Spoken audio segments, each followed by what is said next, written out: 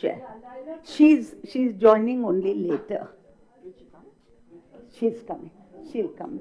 Oh, that's one thing I forgot to tell you about when she comes. Please make some special gesture. We could all give her.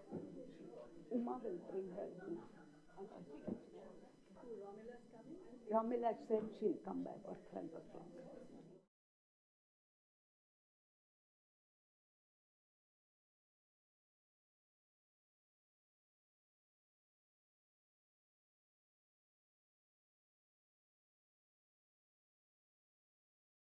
All settle down.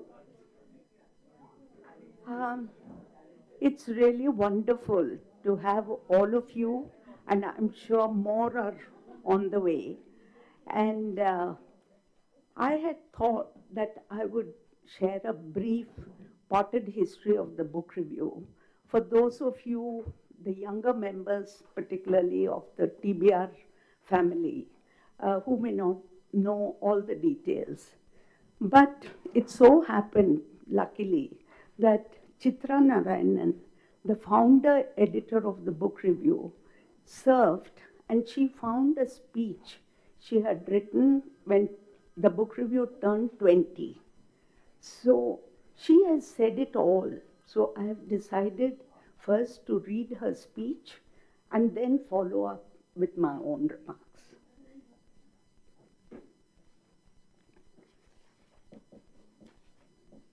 Chitra titled her tribute, TBR at 50, at 20, A Tale of Friendship, Family and Love. So I'm reading what Chitra wrote 30 years ago.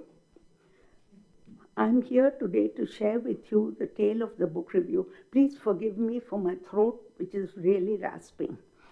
It is a tale of friendship, family and love.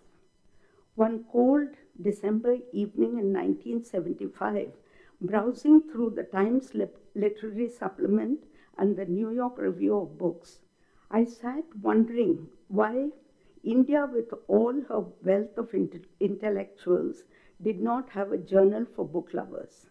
Why not start one here in Delhi? The next morning, I threw the idea to my two close friends, Chandrachari and Uma Iyengar, and the book review was born. To this day, I have a sneaking suspicion that they little knew what they were letting themselves in for. But here I must interject and say that contrary to what Chitra wrote, for Uma and I, and for Adnan and Sucharita and Palak and all the TBR team, the book review, publishing it month after month, continues to be an adventure, a completely joyful adventure. So Chitra Narayanan was not quite right. We don't mind. The strongest support and encouragement came from my parents, particularly my father. This was Mr. K.R. Narayanan, who was our president, a man with a great spirit of adventure. My father gave me the 500 rupees for my share towards setting up the journal. Each of us contributed, and yes, the book review was established with just 1,500 rupees. Right from the start, there was no doubt what we were aiming for. We were very clear in our minds where we were going and how we would do it. In the mid-70s, publishing in India was on the threshold of a major explosion in creativity. Yet, the serious reader was dependent on foreign publications for in-depth reviews of the latest books. It was into this lacuna that the book review leapt. I use the word leapt because there is no other term to express the genesis of India's first journal devoted entirely to the reviewing of books. Before we could appeal to publishers, we had to show them what we had in mind. Family friends were cajoled into writing about the most recent books they had read, and thus the first two issues were born, with our reviewers becoming lifelong book review friends. We could not pay our reviewers and depended on their goodwill. And here again, I interject to say that in 50 years, that has not changed. And we are very lucky to be able to claim a huge family of book review friends who just say yes when we ask them to review a book and do not even speak about payment. So that's something we are all really grateful for. There were two cardinal principles. Primarily, the need for the review article. It was not easy to explain to our reviewers that almost mystical bond between the author and the reviewer, of the fascination for the same subject, and then selecting the right reviewer was as difficult as selecting the book. The second principle of setting the highest standards in selecting the reviewers, choosing the best expert in each field. Looking through the old issues, I think we managed this about 60% of the time. By the time we put together the first issue to coincide with the World Book Fair, New Delhi Book Fair in January 1976, the relationship with the publishing world had begun. The reward was the response from the publishers.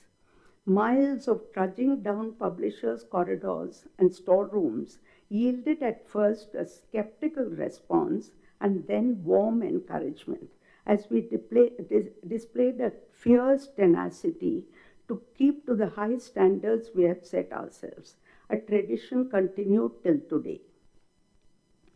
So the long nights at the printing press, the painstaking process of addressing and licking envelopes, the sifting through piles of books and pages of typescript were worth it.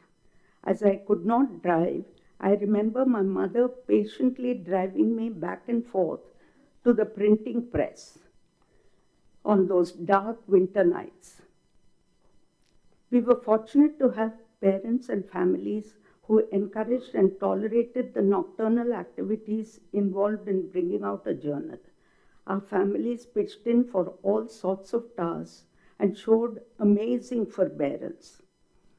Uma's brother Ravi Acharya was our first production manager, introducing us to the mysteries of the printing press, and we were quick learners.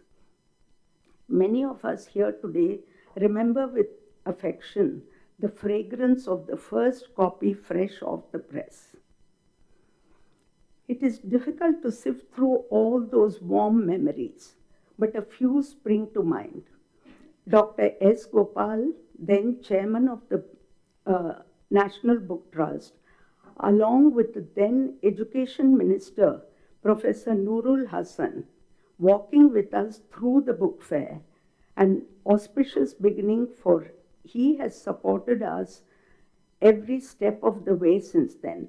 This was written 30 years ago, and Dr. Gopal was still around. The late G.K. Reddy of the Hindu coming home with a generous 100 rupees to be our very first subscriber. The late K.K. Nair, better known as Krishna Chaitanya, enthusiastically supporting the young venture at various occasions, and Dr. Karan Singh with his constant interest and encouragement from the very initial stages, trying to locate a non-existent office to obtain the first issue of the journal after reading Nihal Singh's review of the journal in The Statesman. He wrote a really very warm and congratulatory kind of piece, which appeared in The Statesman back then. And so 20 years ago, we began this long journey. I ceased to be, that is, Chitra ceased to be editor in 1978 and left the journal while Chandra continued for some time with Nikhil Chakravarti, to whom we owe the continuity of the book review. Finally, in 1989, we three came back together to form the Book Review Literary Trust. I want to add a special word of gratitude to the three fathers who believed in their daughters.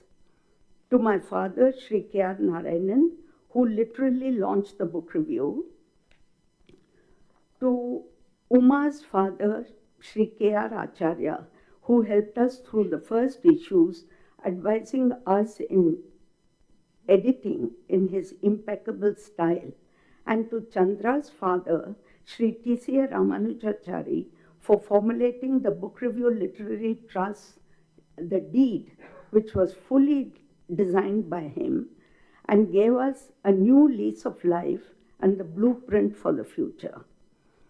I'm proud to have been the founder editor of the Book Review, and prouder still to stand by and watch my two friends, Chandra and Uma, who have made the Book Review what it is today, bringing it to its full maturity while retaining its distinct character. This was what Chitra wrote.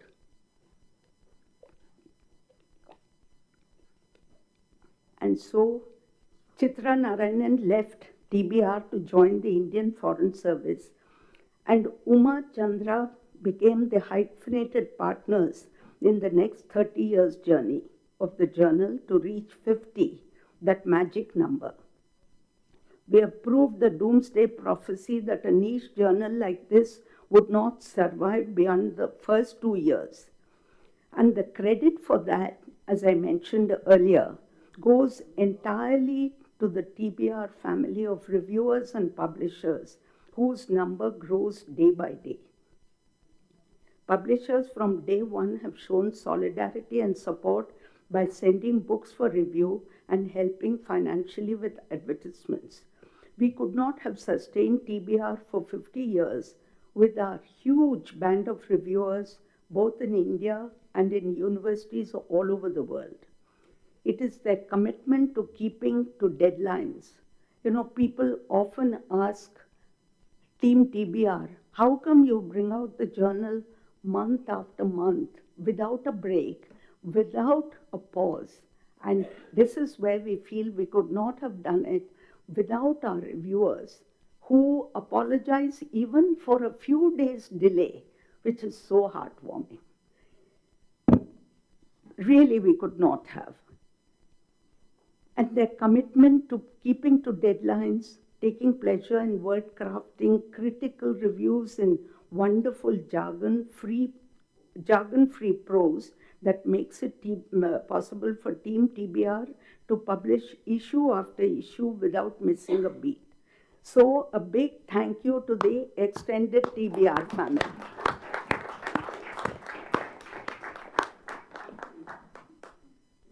Professor Romila Thapar, who joined the editorial board after the passing away of Romesh Thapar, he was among the first founder members, in 1987, has been a tremendous support for Team TBR. Romila has ensured that we continue to maintain the standards set by the founding advisory board members, as Chitra has mentioned.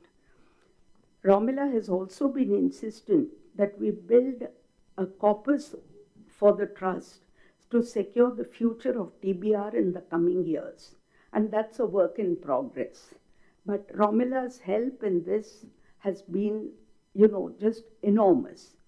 So a big thank you to our guide and mentor, Romila, who has promised to be with us later this morning. She's not very well, but she said today she has to be here. She'll be here around 12 o'clock. The Book Review Literary Trust has been fortunate to have donors and funders who have supported us in our various projects. And I cannot conclude my opening remarks without mentioning all of them and saying a special thank you. Special issues on different themes have been published every year, with individuals and organizations sponsoring them. The digital edition of TBR was launched in 2012. The archive upload project from 1976 to the present was completed in 2019. We owe a special thanks to Nandan Nilekani and TCA Srinivas Raghavan for helping us fund this expensive project. It was TCH Srinivas Raghavan, who launched by word of mouth a kind of a crowdfunding activity without going into the process. And thereby gave us a lot of money to complete the project.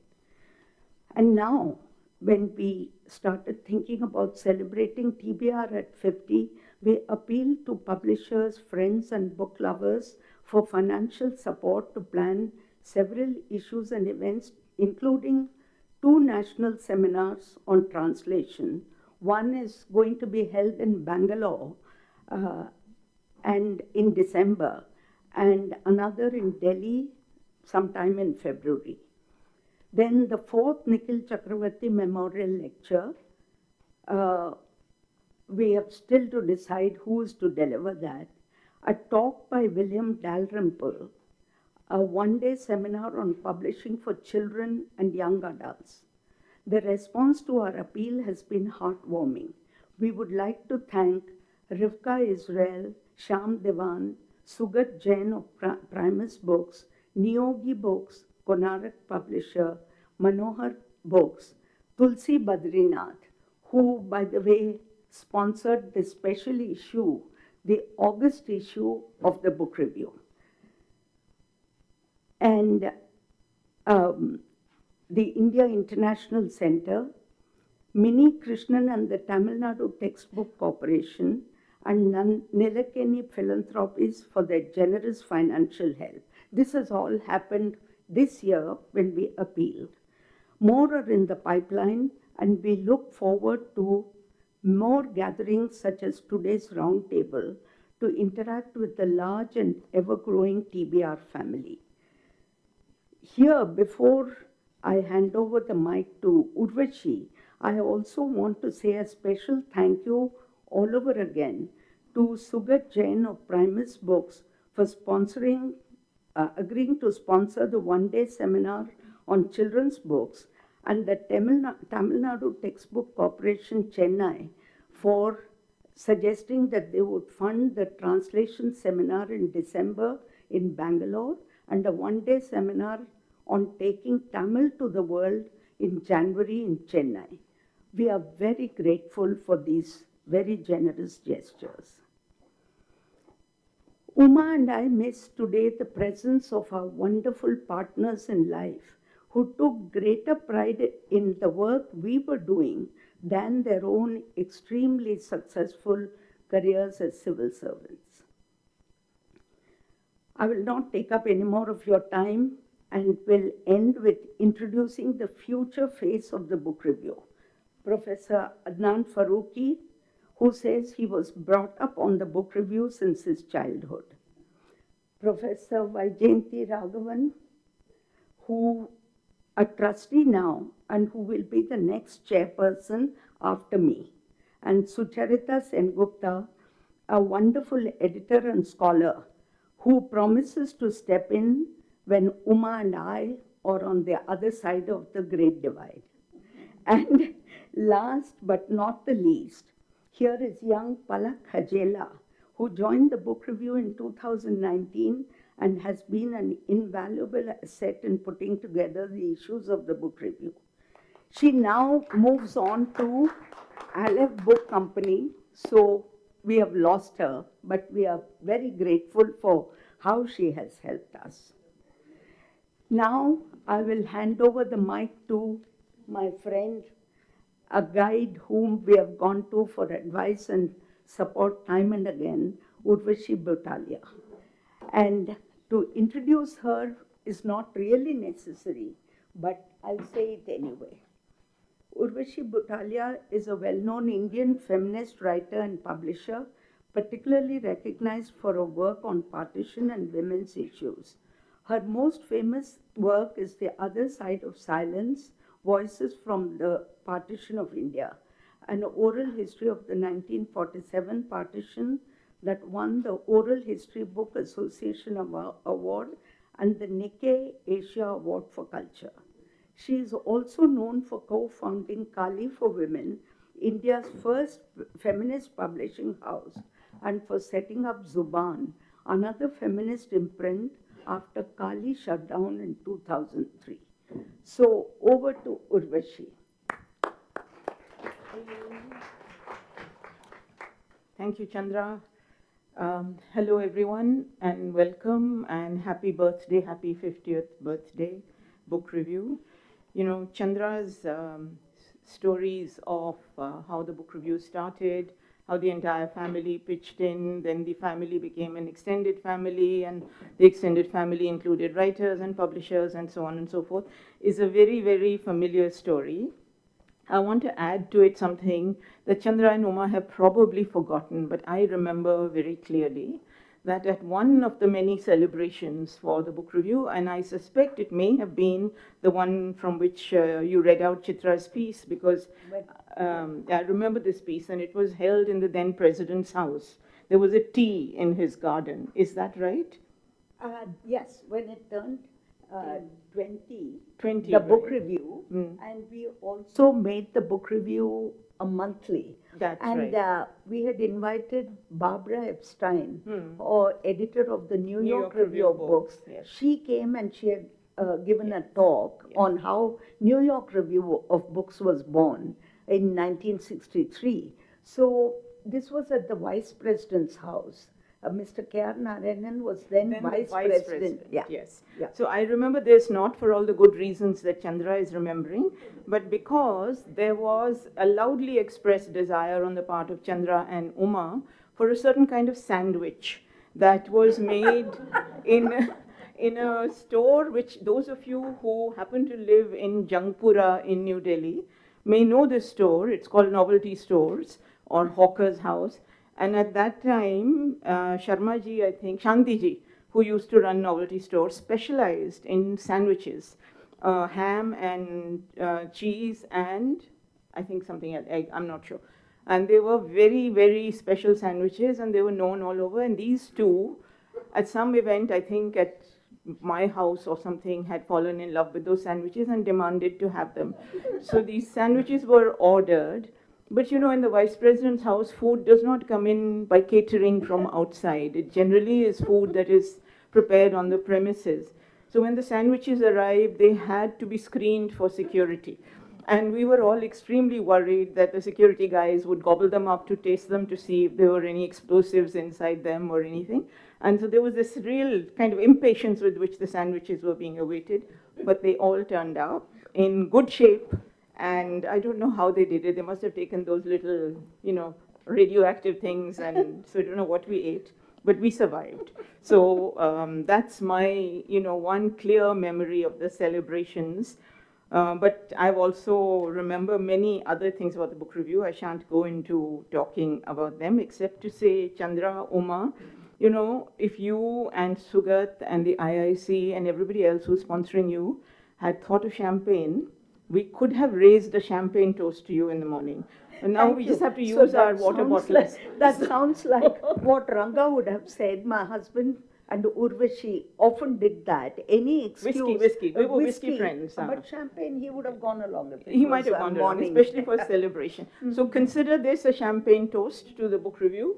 All of you raise your water bottles if you have them.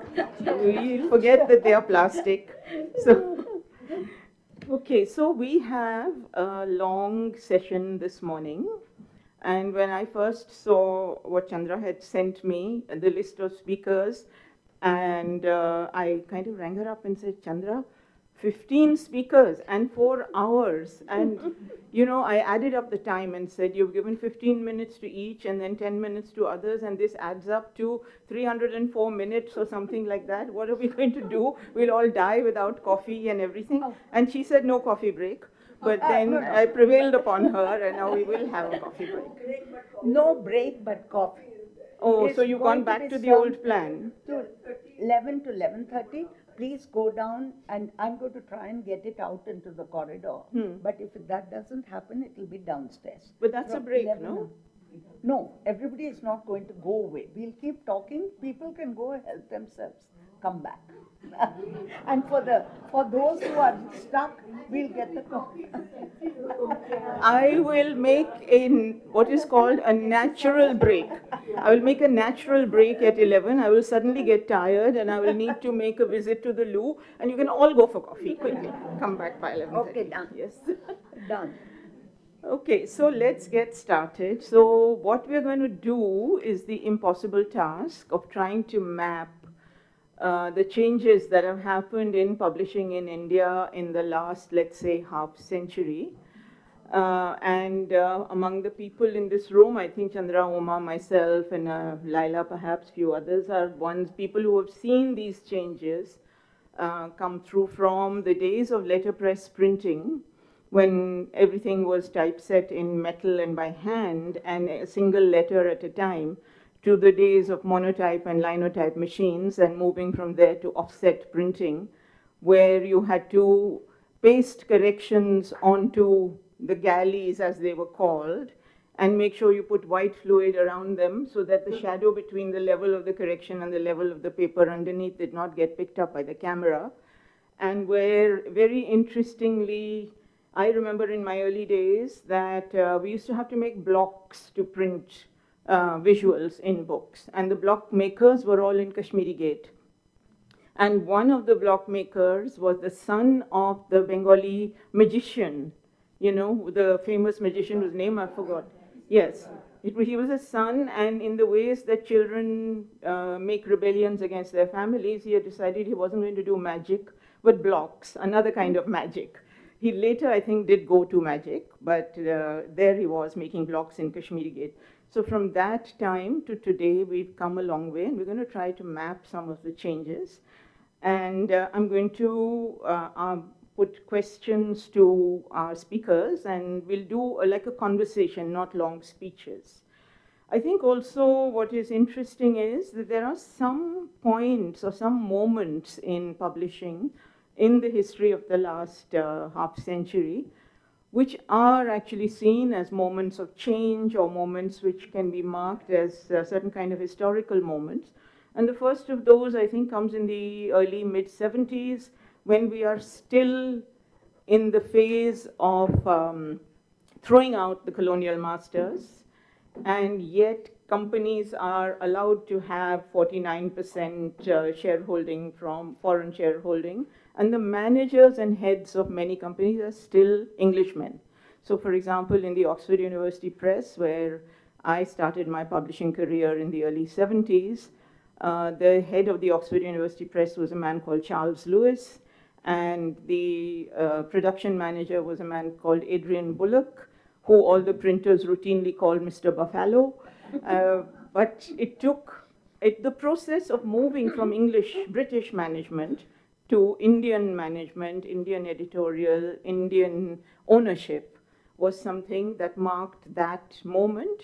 And that was also reflected in the changes in content in the books. So textbooks, which were largely British-made textbooks for British schools, adapted to Indian schools, were now being Indianized, even as Indian authorship was being cultivated to change the face of textbooks. And I'm talking largely about English language publishing, because that's the field that I'm familiar with, and that's the field I think that many of us belong to. Into this scenario, you get Indian publishers coming in and trying to change the face of textbook publishing. And one of the most important interventions in that was made by Ratnasagar, by Sugat's father, Dhanesh Jain. And I'm going to ask Sugat, when we come to him, to speak about that. But there are other publishers also who moved into that, Indian publishers like Orient Black Swan and various others. So that is one moment. And I think the next moment for me that is an interesting moment comes in the mid-80s, early and mid-80s, when you start to see the rise of independent publishers. So Ravi Dayal comes in at that time, Kali comes in at that time, Tulika comes in at that time, and various others start to come in and start to change the face of Indian publishing by bringing in new subjects, new areas, new thinking, etc. And also another change I think that comes about is with the falling of the dollar, the rupee against the dollar, the India, which is a big market for imports, actually starts to see fewer units in imports because it's becoming much more expensive to buy imported books. And that opens up a little space for Indian publishers. And that's when you see a lot of publishers starting to move into areas which otherwise were predominantly monopolies of British publishers, not even multinational publishers. And then you come to the 90s, early 90s, when we start globalizing and when the market opens up from being partially foreign-owned to being possibly fully foreign-owned. And that's when you see the multinationals coming in. And interestingly, they come in not with the agenda of publishing books from their countries of origin, but they start to publish Indian books and Indian authors. And you start to see the market for trade books in India expanding quite a lot as both the independents and the multinationals move into doing kind of fiction, non-fiction, and so on.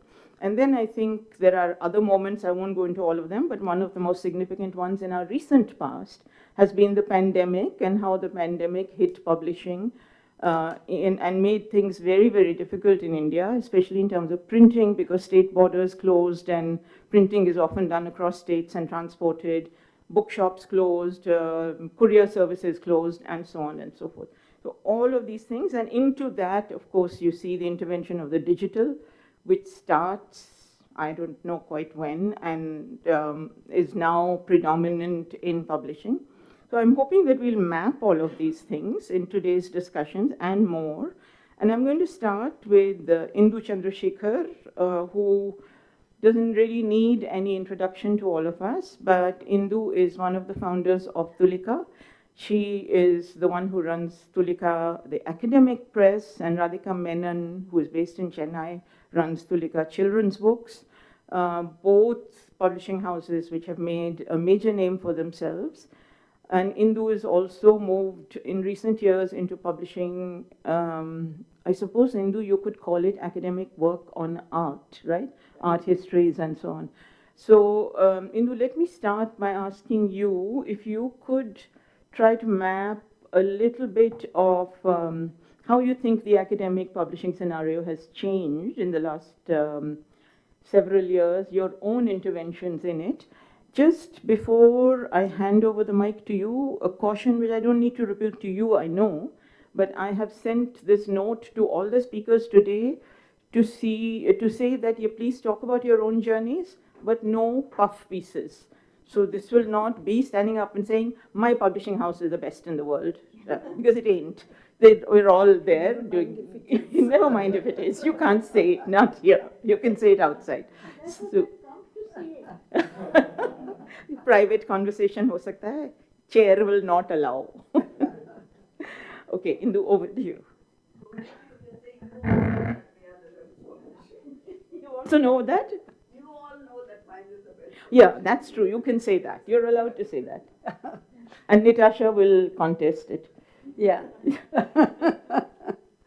Thank you, Urvashi. And thank you especially for bringing some structure into this first session. When I first got the invitation from the book review, I was a little aghast. I said, Indian publishing since independence, good Lord.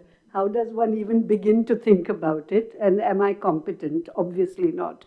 And Urvashi's managed to bring some structure into it in the form of making it a conversation about our experiences in publishing and what we've observed as publishers over the years.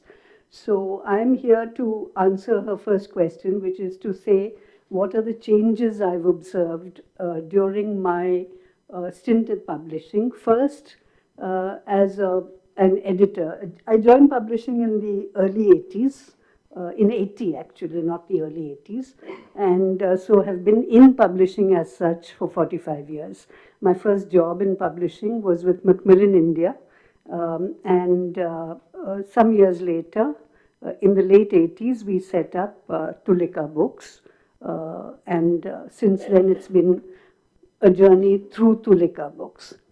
So in the first phase of, and I've been in academic publishing right through. Even my experience, everything I learned about publishing is actually my experience at Macmillan, and the academic publishing division is what I joined. It was in that first phase, which I would say is the first 2 decades of my experience in publishing, the 80s, right up to probably in the first decade, not the first 2. In that first phase, academic publishing was dominated by private publishing houses, unlike and private publishing houses, whereas universities to which these academic publishers catered were state funded, basically, and primarily public universities. So private publishers in academic publishing catered to this, to the curriculums of universities, public universities, at the undergraduate and postgraduate levels, even research levels. And because public universities did not have prescribed textbooks as such, but what was considered essential reading or reference books, or what teachers spoke about in the classroom lectures. Those were the books that we published. In fact, I remember one of the first books I worked on as a rookie editor was Shumit Sarkar's Modern India in Macmillan, which remained a kind of essential reading for history students of modern India for years after that. Tellingly, to establish this link between universities and academic publishers, publishing houses those days, if you remember, Urvashi had what were called higher education programs. Our departments, you know, as opposed to the school textbook programs or the school divisions, we had higher education programs. So the link was very clear between the university system or the curriculums of universities and the academic publishing.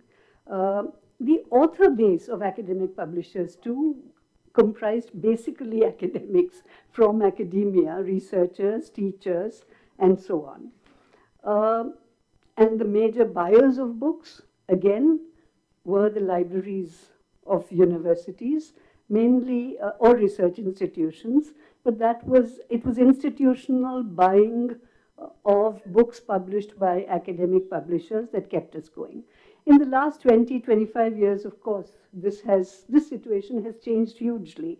And the linkages, the landscape of universities in India, firstly, has changed with the entry of private universities. And I'm not making any moral judgments here. I'm talking about a change that we've had to reckon with, as it were, as publishers, as well as, I think, as academics, among our authors, that is. A growing number of private universities that are with probably a different approach to curriculum development.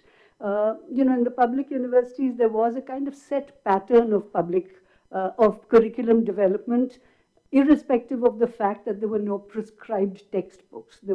Syllabuses were drawn up with certain well-defined parameters in mind. Private universities today are much more flexible in terms of their multidisciplinary approach in some instances. And I'm talking primarily about academic publishing. By the way, I should have stated this right at the beginning, not STM, not science and technical and management books, what's called STM in publishing, but social sciences and humanities publishing. So that is one thing. And the other important change that has happened, I think, besides the curriculum change, is the withdrawal or the reduction, drastic reduction of grants to libraries. You know, so the catchment area, as it were, for the kind of books that we did, hugely reduced. And we were left with a scenario where we had to kind of compete with what was earlier segregated as the space where trade books found outlets, which is the retail market. Our distributors could no longer supply to libraries. Library vendors, even among booksellers, found it difficult to supply to libraries because grants were not forthcoming. And therefore you enter, and in a country like India, which has too few bookshops in any case, it became, I think, a bit of a chaotic scenario to begin with. It's now fairly settling down, but it was also a challenge. And that is where I think the character of academic publishing somewhat changed, and in different ways for different reasons. And I can only speak about my personal experience as an academic publisher. Rather than publish strictly within disciplinary categories like history, economics, political science, sociology, etc., which are curriculum-based in universities. Not that I don't publish in those categories, but I found myself within Tulika having to think of approaches that are not as scholarly within quote marks. Academic, yes, probably in terms of its author base, but not necessarily even that, because artists started doing what Urvashi called academic art books for us. What it means really is that considered long essays which go with artworks or works in the art sphere, which are not necessarily catalogues of visual arts or any of the arts for that matter. So the institutional buyer has a different face now, because publishing strictly academic books is not a safe option, and I have to cater to a more general readership, one feels, through the retail outlets, and venture into the sphere of what I like to call serious nonfiction. Combine serious nonfiction with purely academic books. So that is one major change that has happened. Maybe I'll stop here and then we can continue later. Thank you. Thanks, Indu. Thank you particularly for pointing to the external factors such as the withdrawal of library grants and how that impacts particularly academic publishing, and the changing face of the institutional buyer. I thought that was nice. And what you also point to, the sort of serious nonfiction being an extension, if you like, of what started off as being strictly academic and heavily footnoted, and then moving into something else. I'm going to turn now to Nitasha.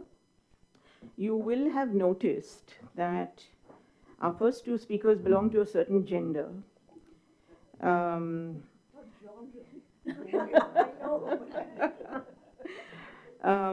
This is a deliberate choice on my part. You're not surprised, given that I am card-carrying feminist.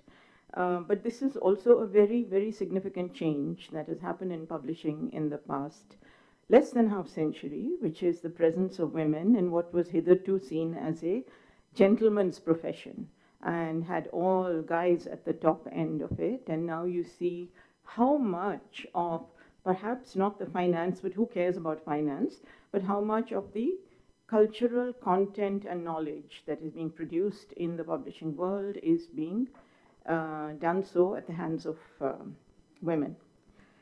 So I'm going to turn now to Nitasha, who is the Managing Director of Taylor & Francis in India and South Asia. Nitasha wears many, many hats, and I couldn't remember them all, so I will read some of them out to you. She's Vice President and the Commercial Lead for South Asia and Africa.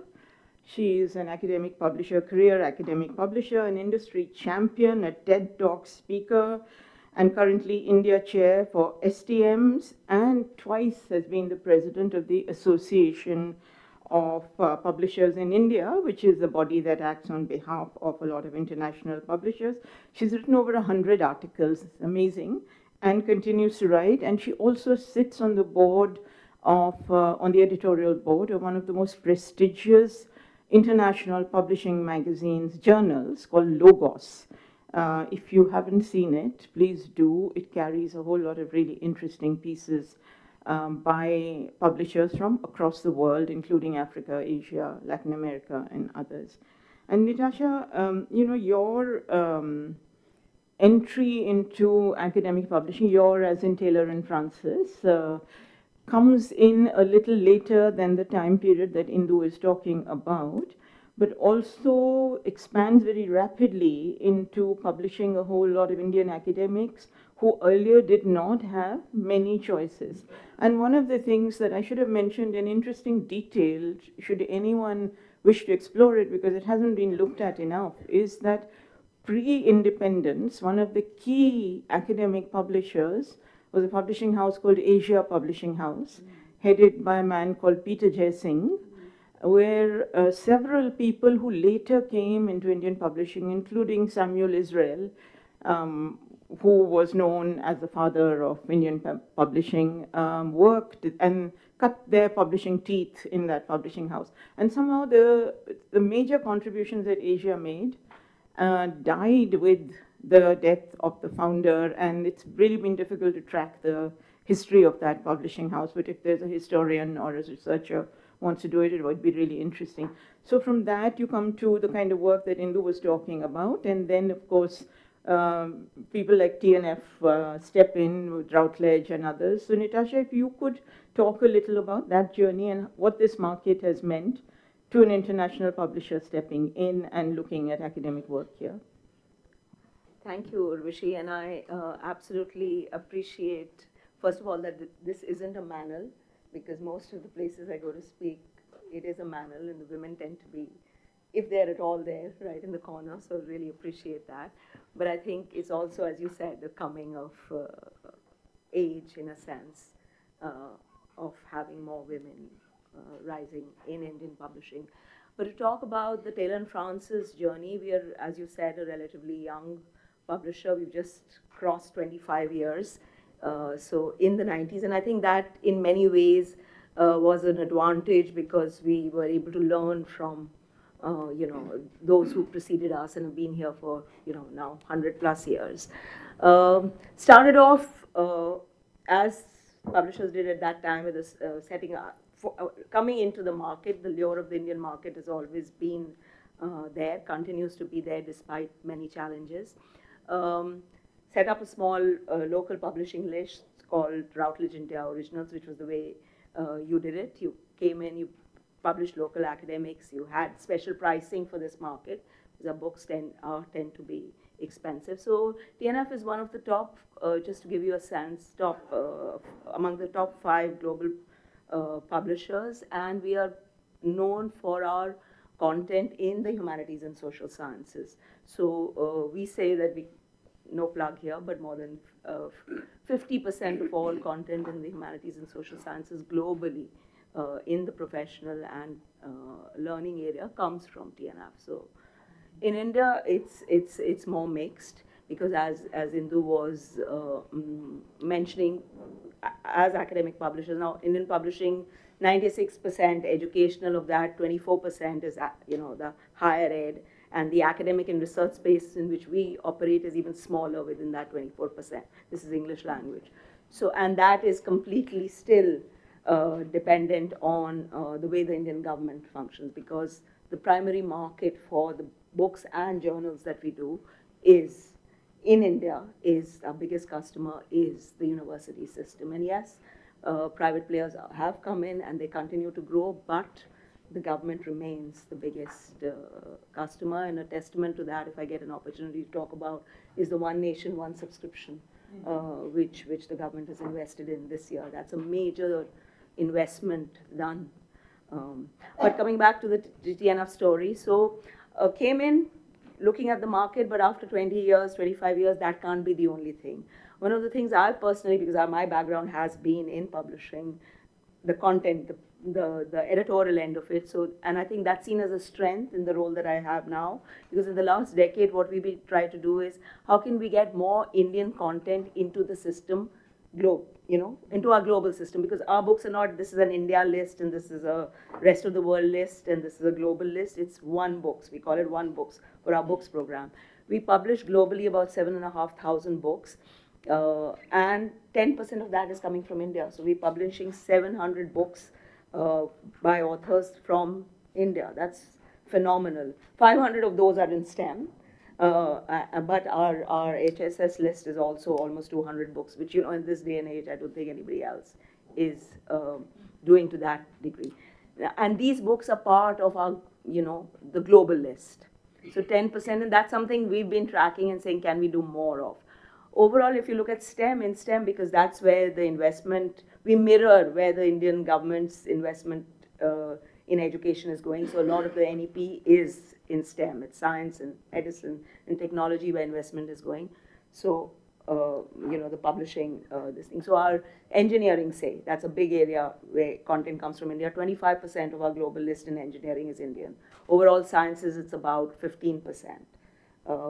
If you look at journals, it's globally, it's about 12% content coming from India across. So that's been quite important because the best of scholarship is traveling globally as part of packages and these things. It's reaching the best universities. It's reaching, hopefully, scholars and students who are interested in it. And it's just not academic monographs. It's also, you know, reference and text and handbooks and that kind of stuff.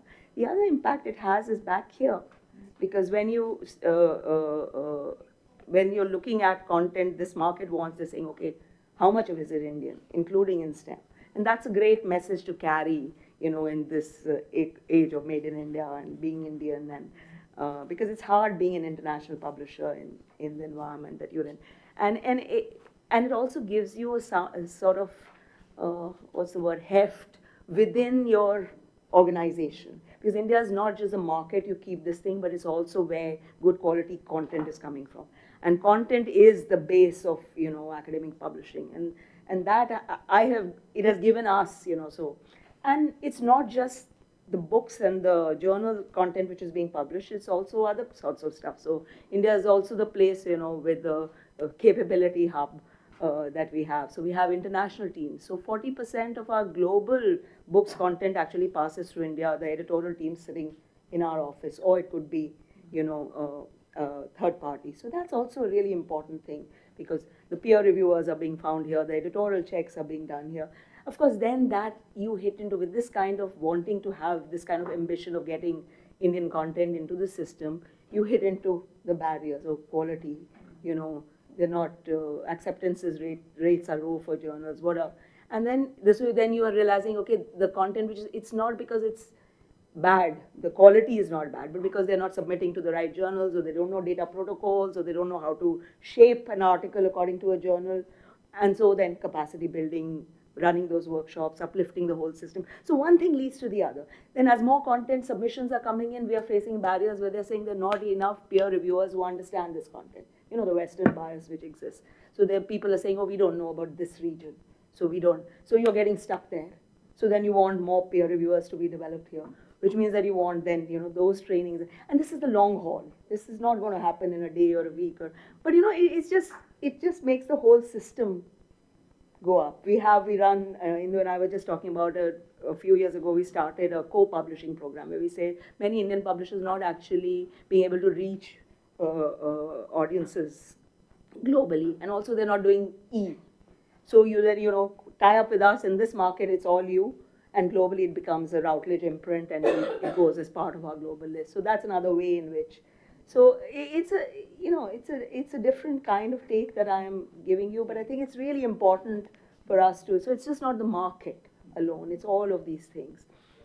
Nitasha, can I ask you, sorry, didn't want to interrupt, but just, I think it's really interesting and useful, but two things, which if you could speak a little about briefly. One, you mentioned yourself, the one nation, one subscription idea, which is hotly contested at the moment. And if you could just explain what it is. And also this whole question of open access, which marks academic publishing internationally. But I'm not sure what it means in India, where universities are not necessarily ready to put up the money for a book to actually get put on open access. So if you could talk about I'll start with One Nation, One Subscription and go on to OA because they're actually linked. So this was the Modi government brought this in, and I think in their first term as an idea about, you know, about access. So you are, if you are not in an IIT or an IIM, you cannot afford these journals, you don't listen. If you are studying a particular subject, you have access only to journals of that kind of subject.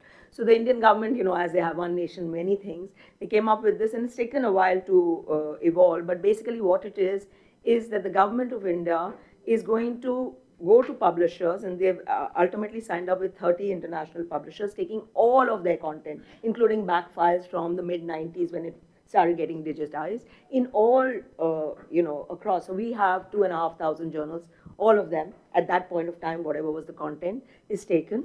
And this is given access to 6,500 there's state and central, they're mostly central universities, some state affiliates, not privates at the moment, but they have a program in which they so this is a 3-year thing. They'll give us a 8% uplift every year. It's the same for all publishers as more content gets added. And so the idea is you have access to everything, irrespective and wherever you are. Now, and it's cost them 600,000 crores. So it's hugely expensive. And now we are in month 4, 5, 6, 7. And they just sent us, because there was a question in Parliament, they've spent a lot of money. What is happening? What's the usage? Where is it? What's the penetration? So they have about 1,100 institutions which are directly linked to the UGC, to the InflipNet, which is, that's the first phase, give everybody access.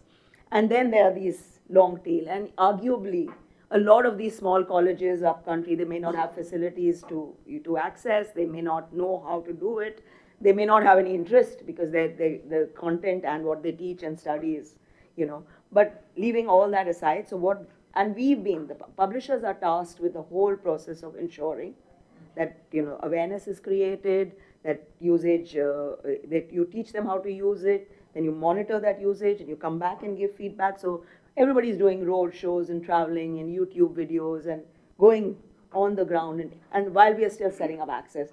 So I think for us, the latest figures, because the government asked for them, is that we've touched 5 million users. So this is about 15 million that they want to be touched. So we've already reached 5 million. And in things like, say our medical journals, I was in a medical conference, so I looked up this data. We have out of those 2,500, we have about 300 medical journals. Already the CSIR labs and the AIMS, and they already got 70-80% usage, but these are the upper end. And then there's a long tail where the usage is 0. So now we have to this thing. So that's the idea, and the kind of critique. So they're both things. Since I work in Africa as well, when I go there is a lot of, they're asking me these questions. How did they do it? What is it? But there's also the criticism that, in this era of free OA, where read is supposed to be free, why are you paying for read? But this is the logic and the notion of it. And the next phase is to get into unless you want to come in with an interjection. I was going to say, if I do want to, but can we hold that and let me move on to the next speaker and then come back to that. Because the next phase for them is open access. Yeah. One question to Nitasha. Yes. You want to ask that now? Or can... There's just a clarification. Okay. You mentioned the number 600,000. 6,000. Yes. 6,000 crores. Okay, I will come back. I think this is a really interesting discussion. I imagine Prabir will have something to say about that also. In a sense, it's got that thing of making things open, but the open access, or at least reaching out, seems to me, is only for the print literate. Because when you're talking about access, you have to talk about access for those who can't, who have no hearing, who have no eyesight, etc. I'm just wondering how that is taken in. And anyway, there are many issues there. We'll come back to those, I hope, in the discussion.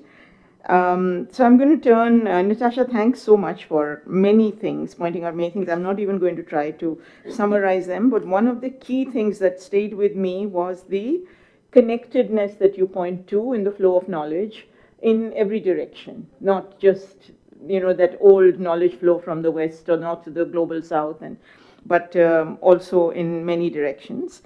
And I want now to turn to Sugat, looking at mostly educational publishing, that is textbook publishing, or rather school textbook publishing. So Sugat currently heads Ratnasagar Publishers, mainly textbook publishers, but within Ratnasagar, two very interesting imprints. One is their academic imprint, Primus, which is on, which looks at humanities, social sciences, and publishes some fantastic books, all of which I want to buy. Yeah. But sometimes I ring up Sugat's editor and say, "Wo kitab mujhe de do," and sometimes I get it too. And also a translation imprint, and I think that's very important because that's one of the other things that marks this moment in publishing after 50 years, which is, I don't know if one can call it the resurgence, but the fact that all of us in one way or the other are paying much more attention to translations than we did before, and translations not only from Indian languages, I refuse to call them regional, into English, another Indian language, but between languages, back and forth. And I can see Minnie looking at me over there, because Minnie, of course, works for this very interesting program which the Tamil Nadu Textbook Corporation and the Tamil Nadu government is doing to push Tamil translations. Chandra also referred to it. And I think Ratna Sagar is also in partnership with them, if I'm not mistaken. So Sugat, if you, and Sugat himself is a tech person as well, and one of the things that he has done since coming into Ratna Sagar in the last 17 years or so is to also look at the digital. So if you could speak a little about the textbook market. We all know that it is the bread and butter and the largest segment. We also know that the NCRT was not supposed to be publishing textbooks, but just creating model textbooks. When they saw the money in the market, they actually took off after it, like everybody does. So leaving a very squeezed, but yet quite a large segment of the market for textbook publishers. If you could talk about that. Thank you, and I would first like to congratulate the book review on completing 50 years.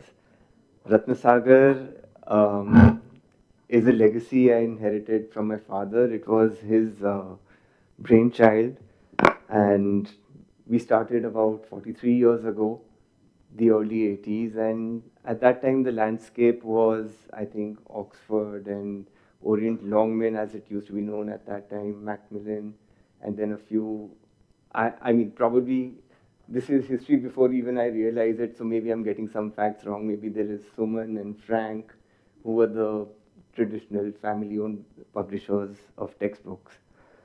And it was at that time my father started, and textbooks used to be two-color at that time. And his focus was excellence, not at the level that normally one would tend to imagine, but taking it a few notches higher. So when we were looking at purple tigers in textbooks, he was coming out with a new science book which was 4-color, and it was double the price of the normal textbooks at that time. When textbooks were written by teachers and authors, the science book, the iconic flagship Living Science that he came out with, had 3 authors, and 2 of them were science teachers, and 1 of them was an English teacher. So, if you know my father, he was a linguist, right? And he understood how language fails the child in understanding any subject. And when you talk about access, this is one aspect of access where we are in a non-English speaking country where, it's probably neither the mother tongue nor the second language, it's somewhere in between, because we all communicate in English, but it's not something we speak at home. These kids, the average child needs to be able to understand what's written. And an English teacher might still know that, what a young child needs to understand, and a science teacher maybe does not have that grasp on English. And that is why he focused so much on making the content both relatable and understandable by the children. And again, this was something that, he practiced throughout his life. Even when we started the Ratna Books translation series, his whole focus was on the quality of translation, that, going from one language to the other, you don't want things to be lost. And I'm sure, many of us understand that very well now, but this was way back, and he wanted to give the translator the due place on the cover where, along with the author, the translator gets a prominent name. And I would be privy to some of those discussions in the office where he would keep discussing with Mr. Sinha, who heads the Ratna books. And the brief to him was that, they would literally argue about each word that, can you use this word in place of this word? So again, that's the whole idea of how he approached publishing and how he thought about it, even in Primus, that, the whole footnote, and there would be arguments about footnotes and so many things. But anyway, coming back to educational publishing in schools, his focus on text, design, production, all of it. I think it's been a long journey because for a very long time, Ratnasagar, in spite of having a great quality, did not, wasn't adopted by many people. So part of it was because we had a small sales team and even otherwise. And then I think in the early 2000s and later on, things started moving a lot for Indian textbook publishing. And I think there was a golden period towards the end of the 2000s where all textbook publishers really boomed. And it was probably around that time that, digital had started becoming a big thing. Immediately after .com and so many things, the CD-ROM became a big thing. And as a technologist, my father would always come to me, okay, should we do this? How should we do this? What should we do about it? And I was studying, I was doing my research in Austin, and I didn't know anything about textbooks. And I'm like, you please figure it out, but I can help you technically, how it works. But then gradually when I came here and when I started working, and there was this whole thing about ebooks changing the whole world, and then print might go away. And, with technology, there's this sort of arrogance that, yeah, we are going to change the whole world. And the realism sets in much later. So yes, ebooks are very much part of our life, but then print is still mainstream. And as a technologist, I would be aware of all of that. But then when we started doing ebooks, as probably a newbie, I would be thinking that, people will take to it, teachers would take to it. But then gradually I realized that, and even recently I was interviewing something, he echoed that sentiment, that a lot of technology is being used in education more often than not. I wouldn't say university, but more often than not for advertising in PTMs that, we are an advanced school. So whereas they might have technology, its usage meaningfully is very little. So yes, there was huge demand for all kinds of adaptations for books, for animations, for interactive stuff, etc. And that still continues. But I think, I will hold back and say that technology is still not mainstream in schools. It still is very traditional in the way transactions in the classroom happen. And that's one more aspect that's really evolved over the years. Probably when we started and right up to the 2000s, publishing textbooks was literally about just publishing that one textbook in that subject. Then publishers were expected to train teachers. They were expected to do workshops. And then we needed to provide them answer keys. And, that was like a big red line we were forced to cross, that a teacher should know what the answers are. Then they wanted lesson plans. They wanted period-wise lesson plans that, I walk into the class with this script and I'm able to say it. They want, of course, digital content. They want question papers. So, a big chunk is hidden from my site, and one day I realized, oh my God, we're spending 60 lakhs on just printing question papers. So, yes, and during this period, we've seen some new publishers come up, and then, when you're giving so many services, some publishers put it all together and they call themselves as curriculum providers. So they probably go to school with a box, a kit of books, and they give you a lot more services where they send experts, subject experts, to sit in classrooms, observe teachers, and so many other things. So yes, textbook publishing also has come a long way, and this whole curriculum idea is really picking up these days. What has also happened is in the last 10, 15 years is that, textbook publishing has become very attractive from the outside, and the barrier to entry has come down. And within this, there has been a lot of participation, a lot of people coming in, including people who have a technology background and who think they can change education, but then they don't know anything about education. When I talked about, the requirements of schools, it also speaks about how probably because of the mushrooming of schools, a lot of the teaching talent was dispersed, and then it speaks about, the people who prescribe textbooks are less discerning, and that's where we face the challenge as a quality textbook publisher, that we have to compete with anyone and everyone who has come into the field. That's quite a challenge these days. Talking about the government, and I'll finish immediately after that, is that yes and no. So the governments sporadically have, like Tamil Nadu, they had the Samachir about 10 years ago, and there was this big fear, we'll lose that market. They went that way, they came back, and again, private books are still going well in Tamil Nadu. We've seen that in Madhya Pradesh and Chhattisgarh in the last few years, that a lot of pressure has been there for using government textbooks, but then there has been a give and take, and even recently, I think in Chhattisgarh, the court said that yes, go ahead with private books. But then on the other hand of that, on the other side of that are Gujarat and Uttarakhand, which have been completely wiped off the private publishers' map.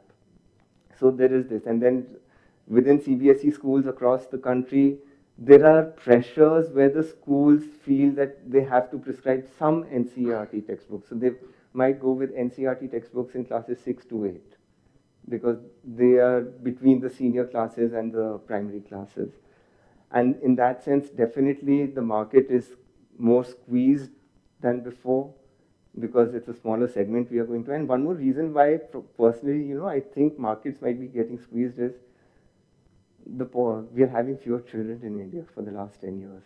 The population is growing, but the number of children we are having is few. And it's not like there is upward mobility where people send more kids to private schools. And there has also been this issue of bag weight, where schools have interpreted bag weight literally instead of intellectually, where they say that the kids need to carry fewer books.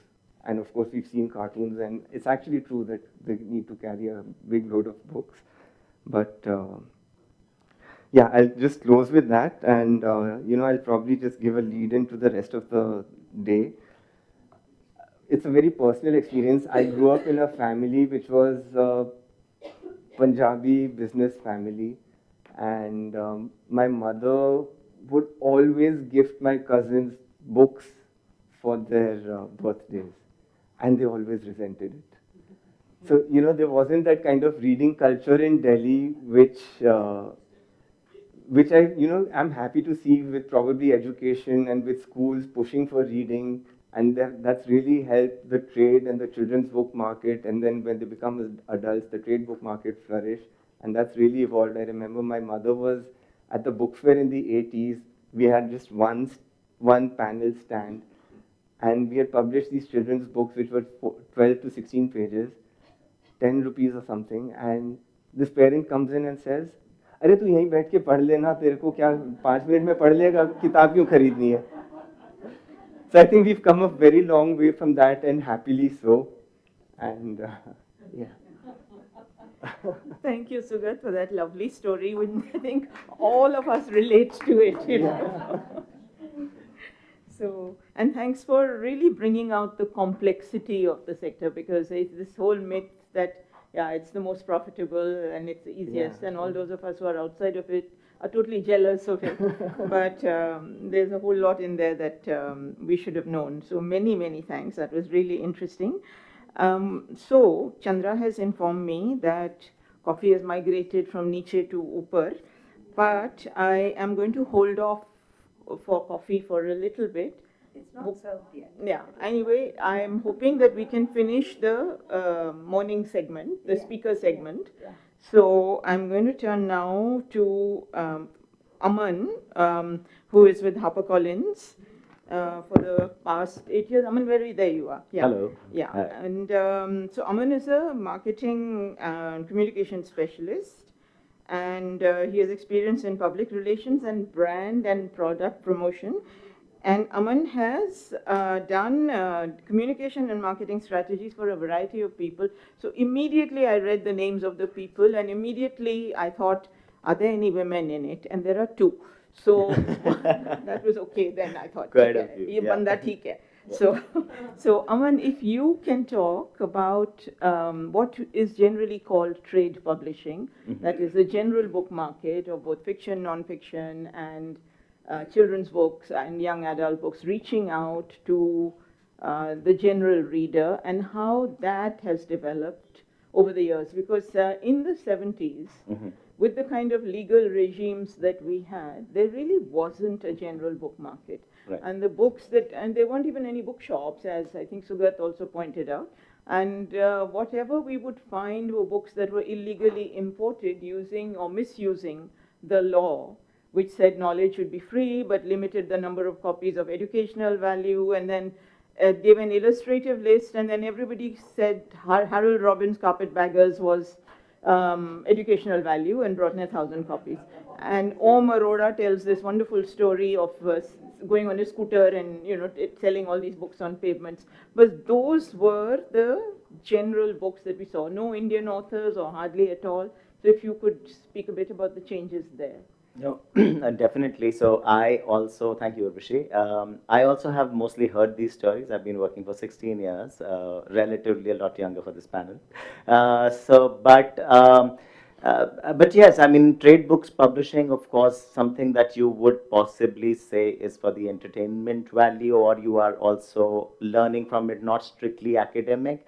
I think you've sort of mentioned them all here, being from fiction to non-fiction to children, young adult.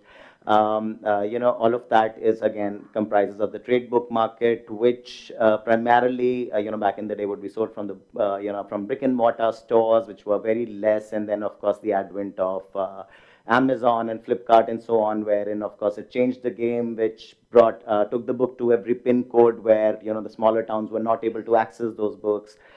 They were able to access those books, and they were read and so on.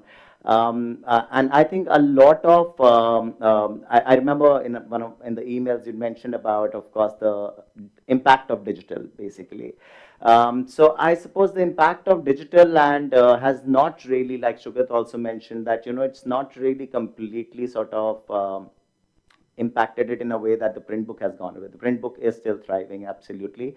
However, the ebook, which I suppose from the early 2000 onwards, has given way to a lot of formats, that you can read in and things like those, and that is definitely happening. That's also happening in a way as to when you have to kind of send copies to people, which were relatively expensive to do that earlier. You could do that in this format, but of course you have to be very, very careful with the piracy issue, which is piracy being, of course, a very, very massive issue for us, which we should address here, is that 50% of what we're selling is exactly pirated stuff in the market. So that is something which most publishers are working with the police on, but have not been able to sort of handle that very well. In the retail space, I suppose the digital stuff has worked well, because in terms of reaching out to people, like I said, but at the same time, the monopoly that we have seen with Amazon, that was created, which was very, very problematic at one point in time. But again, now that we see, and during the pandemic, it was also a blessing in disguise, because as against other businesses, publishing did not get impacted that bad. Because Amazon was still selling. So that was there, but at the same time now, everything that is, of course, had that kind of stronghold takes time. So now again, the brick and mortar is back, more and more bookshops are coming. It's about 60-40 split for trade books that we can see. The format, I suppose all sorts of format, audiobooks have been increasing. Audiobooks, generally India has been an aspirational market, so a lot of your utility kind of books like, say self-help and so on works better in the audiobook space. Say for us, I would not, again, I did not want to stick to a publishing house, but a lot of stuff like, say, a Psychology of Money or a Monica Harlan and so on, that kind of stuff works better in the audio thing. Marketing, the discoverability has increased, immensely through digital, stuff. The reason being that, previously we were just in the culture of having those very expensive book launches, some of them at 5 stars and this, that. And that money has been channelized for creating one global community. Through digital channels, which is social media. If you see, a lot of books are coming out of Book Talk internationally, which we are doing here as well. A lot of books internationally which weren't discoverable earlier unless they had come here. People like a lot of our bookstagrammers, etc., are following those pages. So say a book like Butter or a Morisaki bookshop, which through digital platform is actually helping the bookstores again. Is happening, and that's what people are reading, and it's really going on to do numbers in like 40,000, 50,000, which weren't the case back in the day. So definitely the positive impact is that the market's been growing because of digitization. I think it's a double-edged sword. So that is what I have been noticing. But ebooks is very good again for, say, book to screen. When you take the book to, say, a lot of these filmmakers, etc., you can always cull out a chapter, send it to them. You don't have the whole risk of, people in that certain business would not necessarily read the entire book. So you can kind of make better pitches, give them those, those certain sections to read from and everything. So I think those digital ebook format has been working in that area better. Apart from, I would say absolutely, again, to echo everybody, is that the market's absolutely positive. Children books is growing. Is that what we have been seeing? Translations, like you mentioned, with Banu Mushtaq, with Volga, with Gitanjali Shri, everything is absolutely, I think, Indian language marketing is what market is what we need to sort of, again, invest a lot more on. So yeah, again, and the gift books market is again doing really well. Gradually has increased, is that people are sort of gifting that, for us it was, we've done quite a few books in that space, but something which I would call a success recently was Essential Ghalib, a beautifully produced book, has been doing Anisur Rahman, so it kind of really did really well. People have been sort of, again, the numbers I wouldn't say are something that you would say compared to a very, what we call commercial successes, like a Project Takoli or so on. But this is, again, very, very motivating for one to possibly be investing in those areas. Again, like I said, that, a good story is always what can sell. So I'm not just sticking to, say, Indian language publishing, because I think, like, translations working, Butter, Morisaki, all of these books have also been working. It's the story that stands out. So I think from trade publishing point of view, I think that's what I'd like to sum up. Thanks very much. That's great. And thank you for pointing out to the double-edged sword and the question of piracy. I have to tell you a little story here because it came to me just as you were talking about piracy. So last week, I was doing a lecture for somebody who runs a course in leadership, and I sometimes go in and speak about gender and leadership. And at the end of each speaker's talk, they give you a gift, usually a book or 2 books. So I was given a thela with 2 books in it, and I looked in, and one of those books was a book published by us, but it was a pirated edition. So, I know. So I thought, you know how it is, you're in front of a crowd and some official thing is taking place and somebody's making a speech and giving you a book and you're looking excited, taking it up, thinking, damn, this is a pirated book, what can I do? So I put it back quietly and I waited impatiently till I was in the car heading home. Then I pulled it out and saw, and it is a book we recently published called Riverside Stories, which is writings from Assam. So we do this series on the Northeast from each state, and this was a book on Assam. And it is a paperback copy. We've only done a hardback. It's got everything. It's better printed than the one we printed. Clearly, it's a POD, print-on-demand book, better quality paper. and the person has used the same ISBN as the hardback ISBN, not bothered to change it. So then I spoke to the people who were running this thing, saying, can I talk to you when you're a little free? And then they called me, and I said, where did you buy this from? Did you know that this is a pirated copy? And I was really mystified because they bought 20 copies. Now, why would anybody pirate a print? So obviously it's a bigger thing and it's in the market or somewhere. So they said, we have a vendor. So I said, please call your vendor. So they talked to the vendor, who provided a name of somebody from whom he had purchased the book, and I passed on that name to our distributor, who called, and the person has disappeared. Because obviously the news has reached back. Now I thought to myself, I mean, one thing that made me laugh was that probably never in his wildest dreams would he have imagined that the publisher would be gifted this book. You know, I must have thought, chalti jayegi. So pirates have, I mean. Yeah, funnier is also when they're selling you the same copies on red light. So you'd be possibly looking again, okay, this is doing well, but ironical, you know, you don't want to see that, yeah. So anyway, but many thanks. I know that coffee is served, but there are 2 more speakers I'd like to bring in. Can you hold on for coffee for another 20 minutes? They won't hold on. They won't hold on outside? No, it's between 11 and 11:30. So, Oh, it'll get cold. yeah. All Why don't right. we just get ourselves a cup of coffee? Okay. So we will give 15 minutes. Sorry to be autocratic. If you don't come back in 15 minutes, we'll start anyway. Yeah. The speakers, please come back. Yeah, so coffee. Can you just say who are the speakers just now? So immediately after, we're going to have Karthika, and then we're going to have Kiriti, those 2 speakers, and then we will move on to the authors and tech experts. Yes, tech experts, you hold on till Romina comes. Yeah.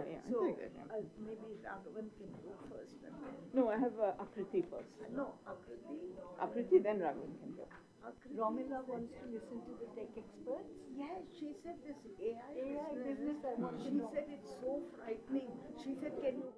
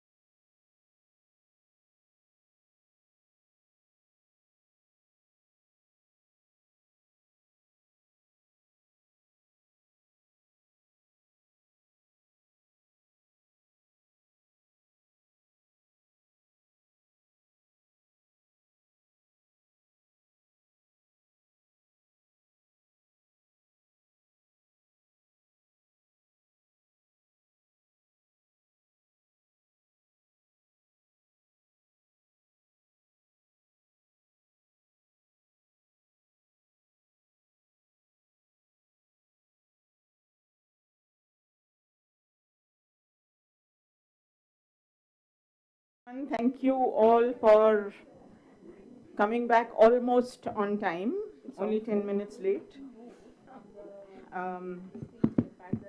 We will go straight into the next discussion so as not to lose time, because there's so many things being said. I think we also need to have some open discussion.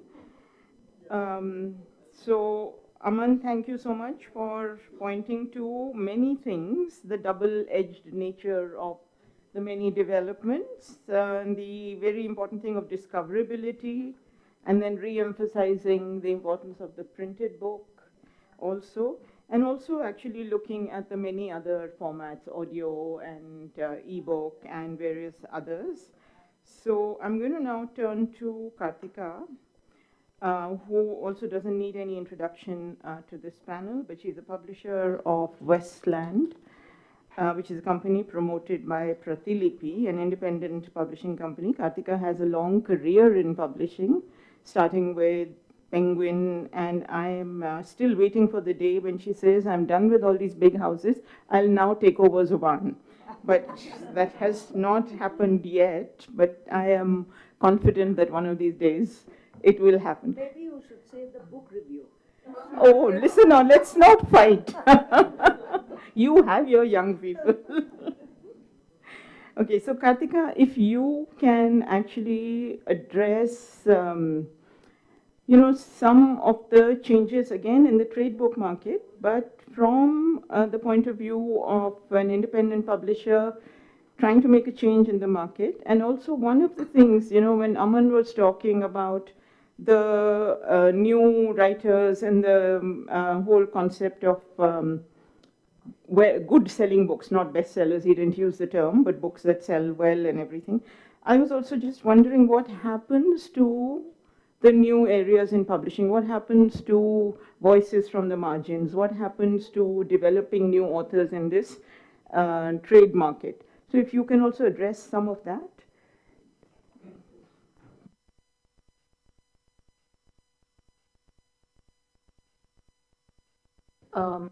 So different from the earlier conversation we had about academic publishing that almost everything that was said there seemed like a different world to someone like me who's in trade. But I think we essentially struggle with the same things, which is pricing, which has become such a big thing at the moment. I don't know if you've been following the outrage on social media with various people shouting about how high-priced books have become and how they can't read books anymore. And of course, most of us as publishers know that that's the reality. You can't increase the cost of printing, paper, labor, all the rest of it. Freight, freight is just completely different now from what it used to be. And yet say that books should be cheap. We also have GST to contend with, which basically is one of the biggest factors now, I think, in that pricing that we have to do on books. We're all hoping that this new thing that the government is coming up with, where they're hoping that they will drop the 18% to 12% and 12% to 5%. Hopefully that will be to our benefit, but we still don't know. So the pricing, the very broken retail market that we still work with, retail distribution, call it what you will, but trade struggles with the size of this country and the few bookshops that service this very large population we have, which is why despite everything and despite all the evils, I remember when I joined Westland, which was then an Amazon company, the CEO of Harper UK was here, and he said, "You've moved over to the dark side." And I said, "I'm not sure. I'll find out if it is really the dark side." And when I worked with them, I realized that actually the sales that happen on Amazon are mostly, I'm not saying sheer numbers, but the proportion of sales that happen from cities and towns that have no bookshops to service them. Without an Amazon or a Flipkart, they just don't have access to books. So I stopped sort of thinking about them as evil and started to see that they're making such a difference to our business. And not just that, at a time when it's so hard to bring cash back from the market. As we all know, we supply the retail, we supply distributors. Many of them will not pay for something like 200 days for a book they've already sold, or at least taken from us. Whereas the Amazons and the online sellers will give us money back in like 45 days. Now, with any company that has cash flow issues, which every company does, especially if you're not like a big multinational, this is just the most crucial lifeline for you. You need that money coming back to you. So that means that we do drive business quite carefully and aggressively towards online. We want them to get more books from us. We want them to sell more because we get our money back as well. And buyers are getting what they want. So there is no real evil here, unlike what booksellers will often say, which is the discounts, discounts, discounts. We say, well, if you really don't want a discount to be such a factor, then try and take less discounts from the publishers. You want 50% discount from the publisher. You want to make your margins, but you don't want customers to have the benefit of those discounts. So it sort of goes round and round with everybody accusing everybody. And I think all of us in trade publishing are constantly trying to balance this and do the best thing we can. So if I've seen any particularly significant changes in the last decade and a half in trade publishing, I think one would be the struggles with distribution not being sort of different, but having fewer and fewer players in it. I mean, we used to have IBH, we used to have IBD in a bigger way, we used to have so much more distribution possibility, but now I think there's very few. I mean, Prakash is huge, of course, and they kind of distribute most of the big multinationals. So it's been shrinking in that sense, the number of options we all have. On the publishing side, I think, of course, we've seen a huge increase in volume in just the sheer number of titles being published. The number of, the diversity on the shelves is incredible compared to what it used to be. Translations we've spoken about, but almost every segment. But also we are seeing that literary agents have become a much bigger factor than they ever were. We have proposals coming from literary agents every single day, multiple proposals. I also know, interestingly for me, over the last few weeks, I've been talking to other publishers and finding out that actually among the bigger publishers, about half of them work with literary agents, and about half are so reluctant to work through agencies that they don't really look at any proposals coming from them. So there's something interesting happening here where it's not like growing in exactly the same way as we had once thought it would, where all proposals, all work would have to be necessarily funneled through agents. It's looking like independent presses are still holding out and saying, no, we cannot offer the kind of advances, we cannot go into bidding wars and auctions. We're going to go find our own writers, we're going to go publish what we can with writers who are willing to see the logic of not high advances but steady royalties. That's the other thing, obviously, that all independent presses struggle with. But I want to say that one part of what I do at Westland is still all of this, and I see that trade publishing is sort of working in this way. But what I'd like to share with this audience is really the Pratilipi part of it, and if I can take 3-4 minutes to tell you about that. Because this was a complete discovery for me. When I joined this company, after Amazon shut down Westland, we kind of moved to Pratilipi, which was already publishing in digital only. They're not a physical book publisher. But what I've discovered working with them is the amazing, the figures are just astonishing. When people say people are not reading, and then I look at the numbers at Pratilipi, which in brief, they work through apps. There's a Pratilipi app which you can download and on which you can read in many, many languages. So they have like 12 languages at the moment. And not surprisingly, Malayalam is the biggest in terms of numbers. And there's Hindi and there's Marathi. And Malayalam has actually overtaken Hindi in the last like year or so. Before that, it was Hindi on top and Marathi and then Malayalam. But the numbers, we're talking about like 100,000 readers in any language. We're talking about the last month's figures, I can tell you.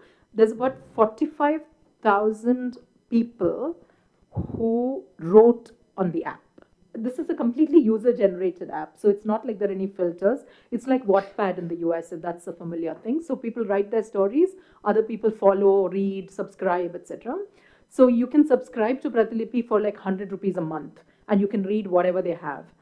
And on the royalty that they give these writers based on how many downloads, how many readers. This month, or which is what, we're at the end of August, so July, I saw the royalty figure and it was 2.5 crore in the month.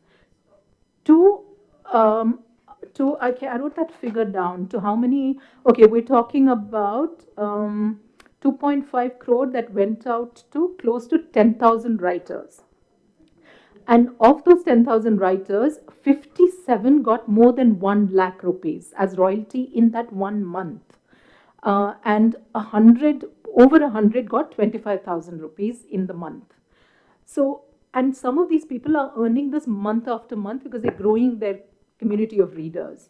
So at the end of the year, you're talking about people who are earning several lakhs from writing stories online, which are short stories. They're like cliffhanger stories very often, serialized, just like the old serial magazines, but now they're digital. That's the only thing. And the other interesting thing I want to say, and I know I have to keep quiet now, is that the number of, the kind of writers who are writing on this, they are mostly women. And these are women who have no no history of being writers or anything. And they have this interesting data they try to mine to see who are these people, where are they. And they discovered there's a certain timing within which these women are writing. So a majority of the women. And they found that they're writing at a time when, say, the kids have gone to school, lunch is done, they're on their own, and then they're writing late night, presumably after the family has gone to bed. And this is changing their lives. These are farmers, these are people who are working in homes. They have access to the phone and they have their own language and they write. And they're starting to make money. And we come across so many stories from within the world where people write and say thank you. Like there was this young woman who said, I took my parents on their first flight because I earned so much money from these stories and I put it all into this and I took them for a holiday. Somebody else who writes and says, I'm a farmer, but my husband is also a farmer. I think she was trying to make the point that we are both farmers, though people keep saying he's the farmer, I'm the wife. But I started writing stories about my house and how what it is at home, etc., etc. And now I earn more than him, and we both together, we earn a few lakhs every year, which is nothing to do with the farming. So we are able to make the farming better.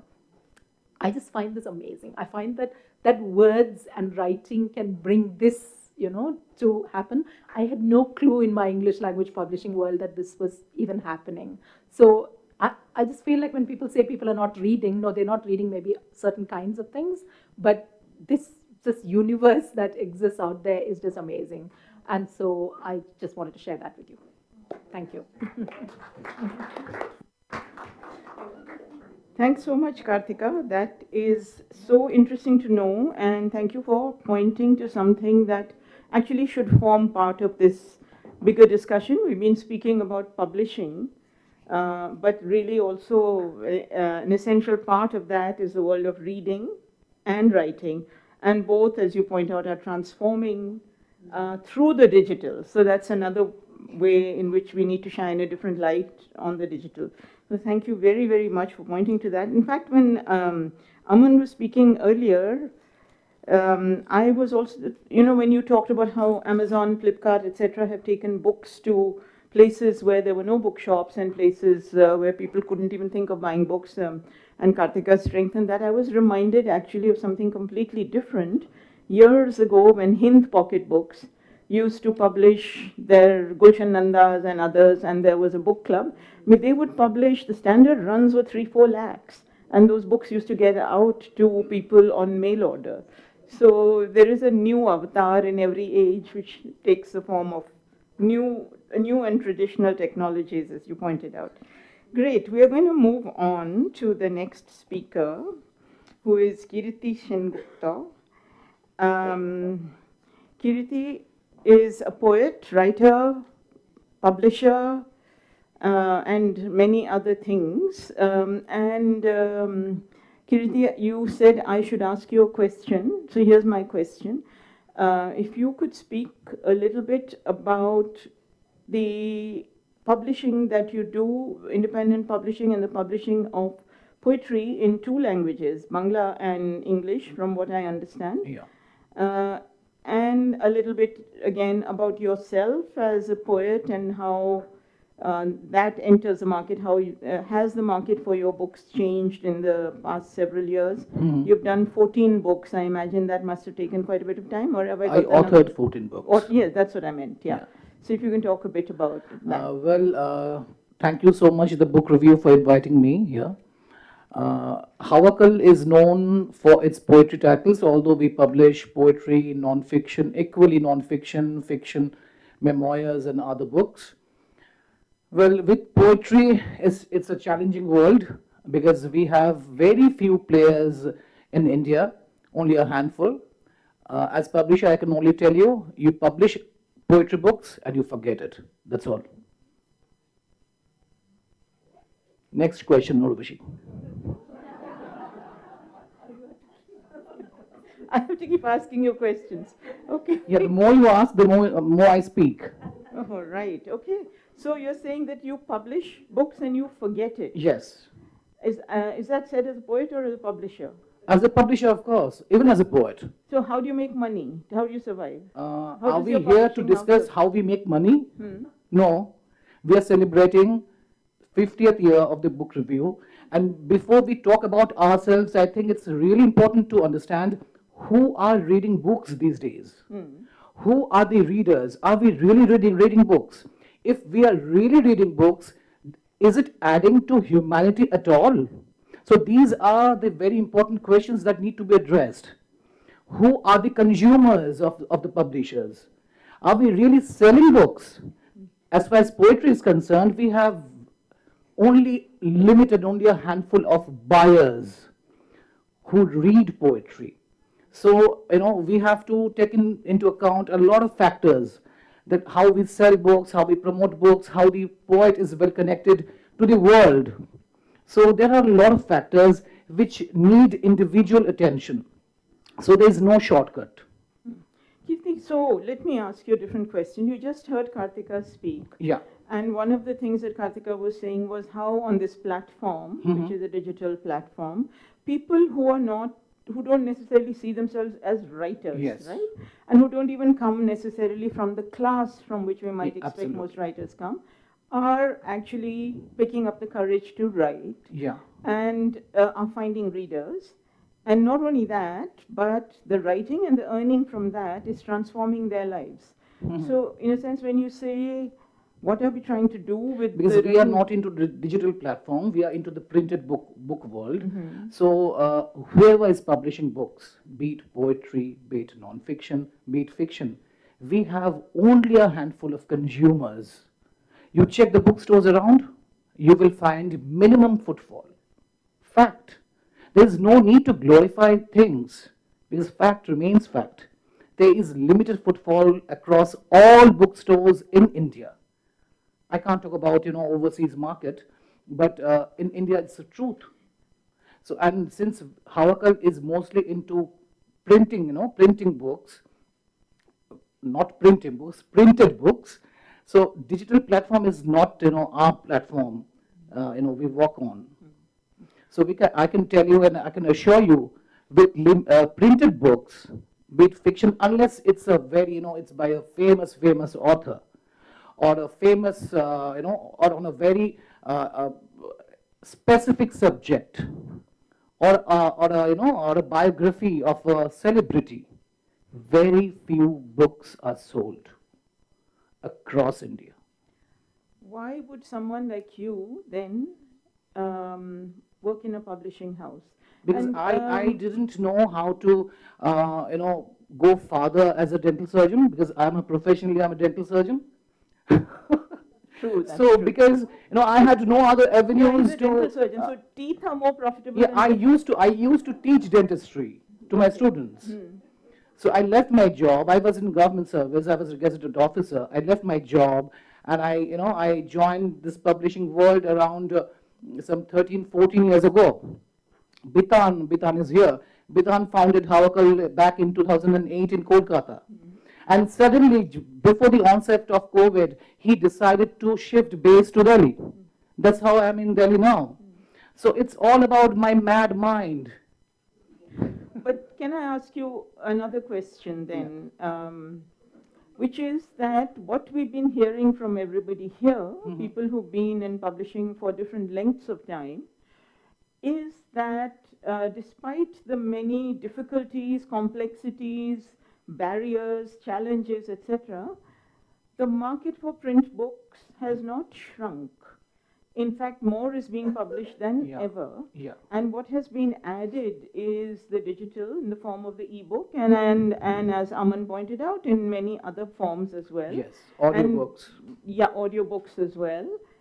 And what the evidence seems to be that despite what we hear impressionistically, readership is not at a standstill. Now, I don't know how true this is because none of us has statistical research data to prove it, but your view seems to be the opposite of this. So how have you arrived at it? Is it through the experience of Abakal or is Absolutely. So far we discussed about sales, but did we really address the issue of returns? The books which are, which are returning from the bookstores to the distributors, from the distributors to the publishers, we don't pay much attention or the desired attention to the return. Authors are happier with the sales. They never ever discuss about the returns. Poets often ask us, why don't you keep books at the bookstores? Bookstores are least interested in projecting, in displaying poetry titles because of the fact that poetry books have extremely limited consumers. And it's, end of the day, it's business. They have to run a business. They have to sustain their business. So if poetry books do not sell that much, one has to be answerable. That's the reason poetry books, very few poetry books, you can see at the bookstores. You won't find, just a random book, a random poetry book at a bookstore. The fact remains the same. We don't love to talk about returns. Kiriti, thank you very much. I actually want to thank you for bringing that perspective out because it's a very important aspect of the bibliodiversity that we are as publishers trying to create in India, where the actors are of many, many different sizes and many, many different vintages and are differently financed. So what you're saying, I can totally identify with. We get huge returns from our distributor after 365 days. One time we got returns worth a whole year's production, and we didn't know what to do with it, 16 or 12 months worth. And just think about the condition of the books in which they are, they are returned. Yeah, they're returned. You can't do anything with it. You can't sell them in the market. And these economic shocks are very difficult to absorb if you don't have deep pockets and if you don't have promoters backing you. But I won't sound too negative because I didn't know Professor Kumar will be here. It's a pretty good thing that we published her book Vanishing Words about 3.5, 4 years ago. And just think, we sold 2 copies of her book this month in the US. And there's evidence to it. I can show you the screenshot. Just imagine, after 4 years, we are selling 2 books in the US, 2 poetry books, like 2 copies of a poetry book in the US. It's a big feat for any poet, for any author, for any publisher who publishes poetry. Congratulations, ma'am. But thank you. No, that is very sobering and very necessary. And I think what Kirti is pointing out to is the fate of all small independent publishers. All of us struggle with this, huge returns, no money, no backing, and we stay in this profession because we love what we're doing, because we are committed to it. I mean, I find myself saying what he's saying all the time, even though I'm not talking about poetry, but the kind of books we choose to publish, the market for them is ever shrinking in the face of the market ever growing for the larger publishers. So to our distributor who would earlier buy 1,000 copies of a book or take them, not buy them, take them on consignment and start paying us after 6 months, now we are giving them 400 copies, maybe 500 copies, and we are lucky if those sell, if 200 of those don't come back after 6 months. So that is something. So for all of you in this room, to exercise some agency to support independent publishers. Please buy books from independent publishers. And please, if you can, buy them from our websites and not from Amazon, because that way we get more money and you help us to survive. So thank you, Kiriti, for putting in some necessary caution into this story. And if you don't have anything to add, I'll move on to the next speaker. Is that okay? Yeah, please go ahead. Sorry? Yes.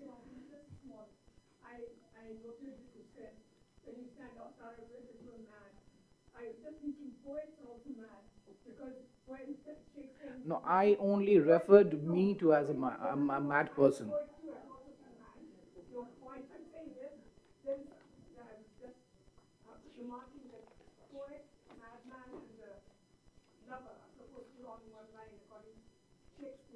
And the point is, there is poetry, Yeah. and it is going to be heard whether, we don't have to give up on poetry because people are speaking poetry.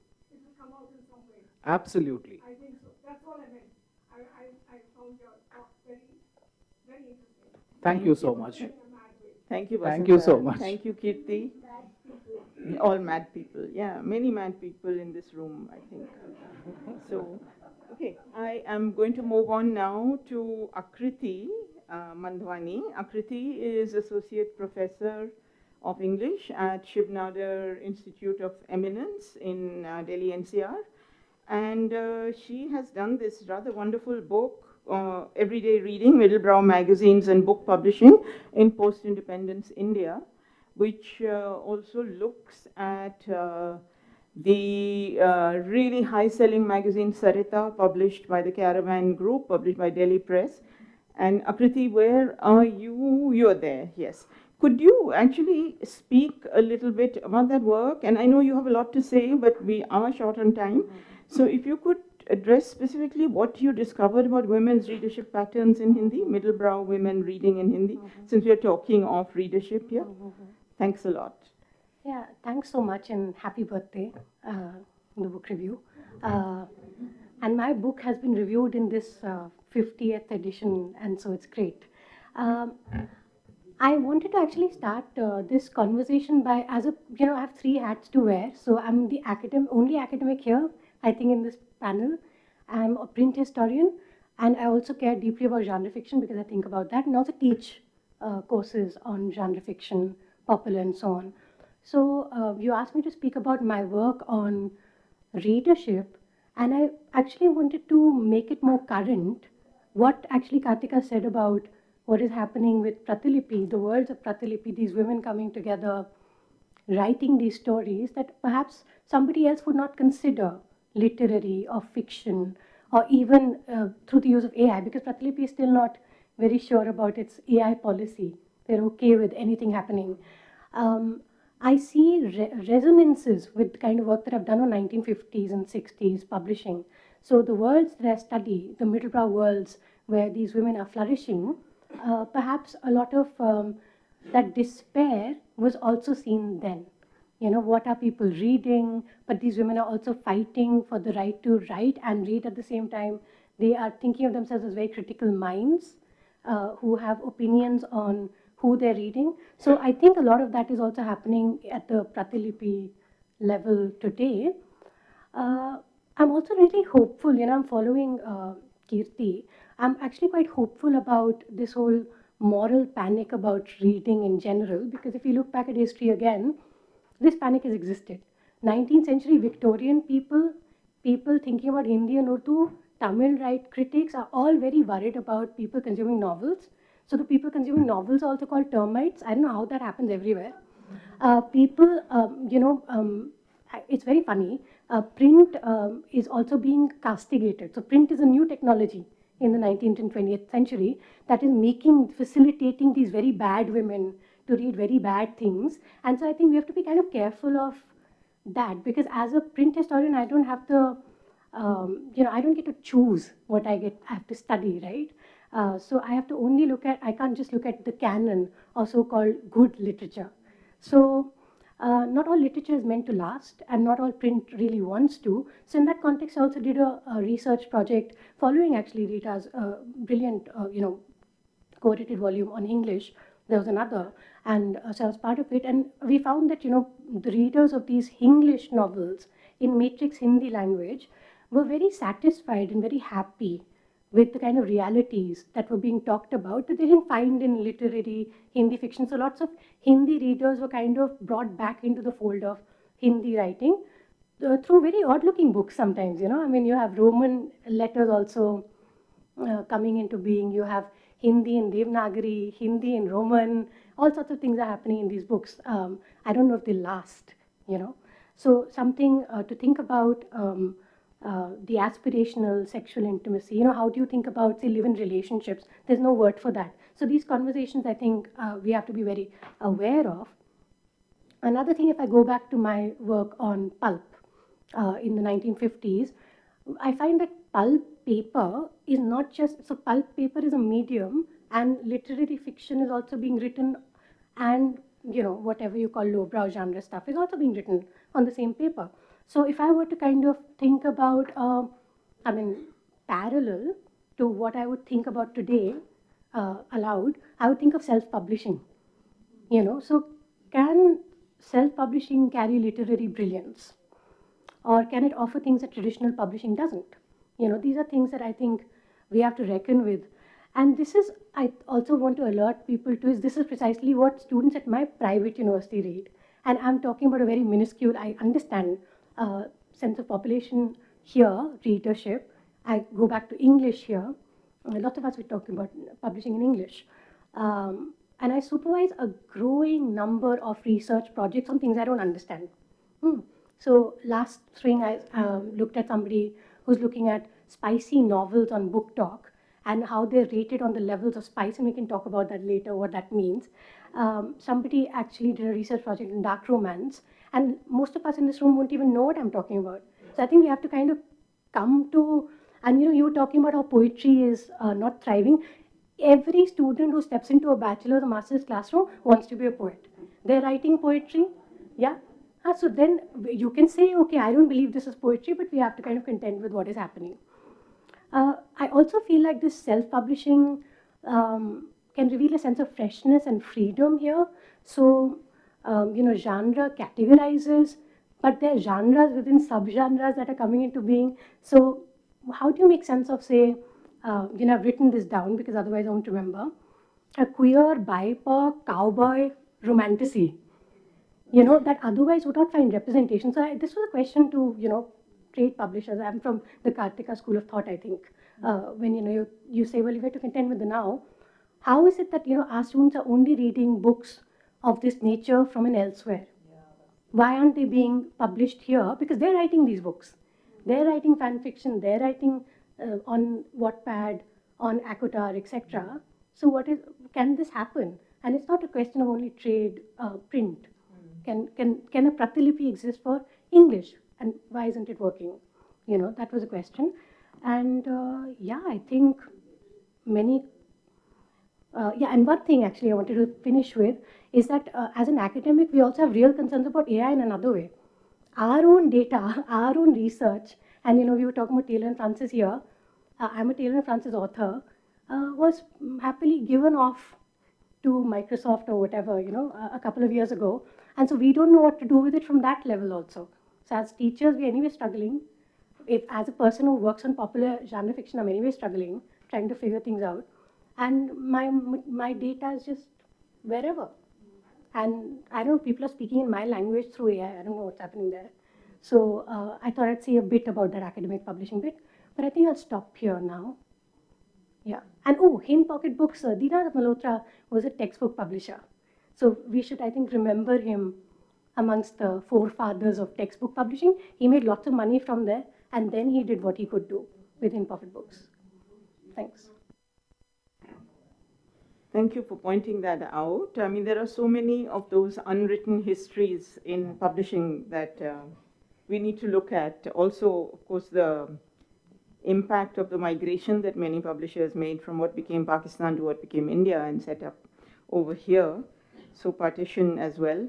So, Aakriti, there's so many strands in what you were talking about, but I think primarily you're pointing to and echoing much of what Karthika and Kiriti were saying about readership and different kinds of readership patterns. And also, thank you for bringing in self-publishing.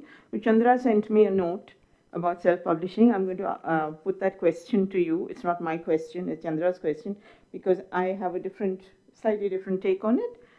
What about quality control in self-publishing?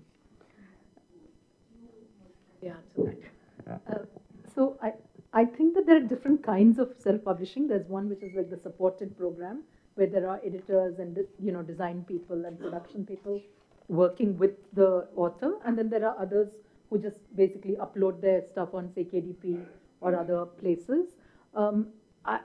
It's a completely different world, and it's not a filtered world in the same way, and so it has its own advantages and speed and pace. And some writers have gone from being self-published to massive bestsellers, being the most sort of familiar name.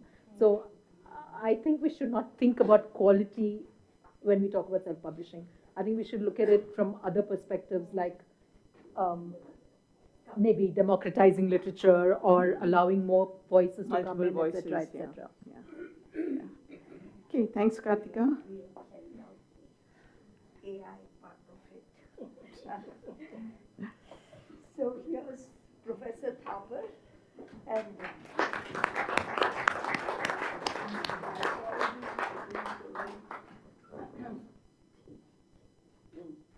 my apologies for being so late and disturbing the proceedings. Please carry on. Welcome, Ramila. Thank you for joining us. It's great to have you here.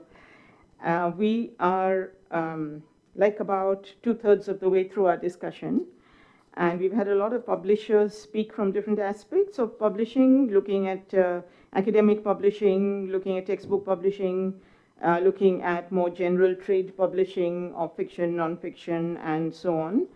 And we are now moving on to speak with a couple of historians and writers, and then to the aspect of the digital and AI and the commons and monopolies in publishing. So you're here absolutely at the right time. And just for everybody to know the sequence, I'm going to now ask Dr. Farooqui to speak, after which I'll come to T.C. Raghavan, and then Prabir, Sinha, and Sharad Raghavan. That's the sequence. Is that okay?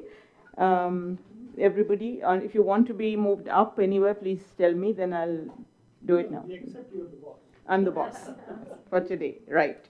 Okay, so Farooqui Saab, over to you. Dr. Farooqui is recently retired professor of history from Hansraj College, and if you read the testimonials that his students put up on the net about working with him and learning from him, they are really pretty amazing. And any teacher who retires with such what should I say? One can't call it weight of goodwill, but one can call it maybe the positive weight of goodwill. But he's not only an author of multiple books.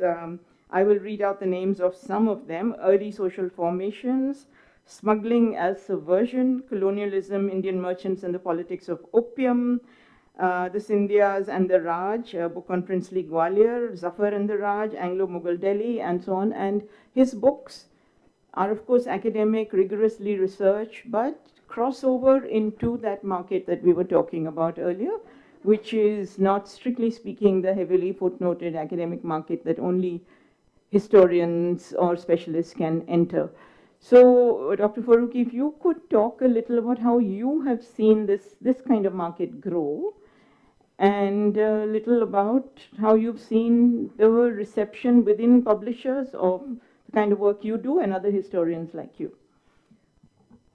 Thank you.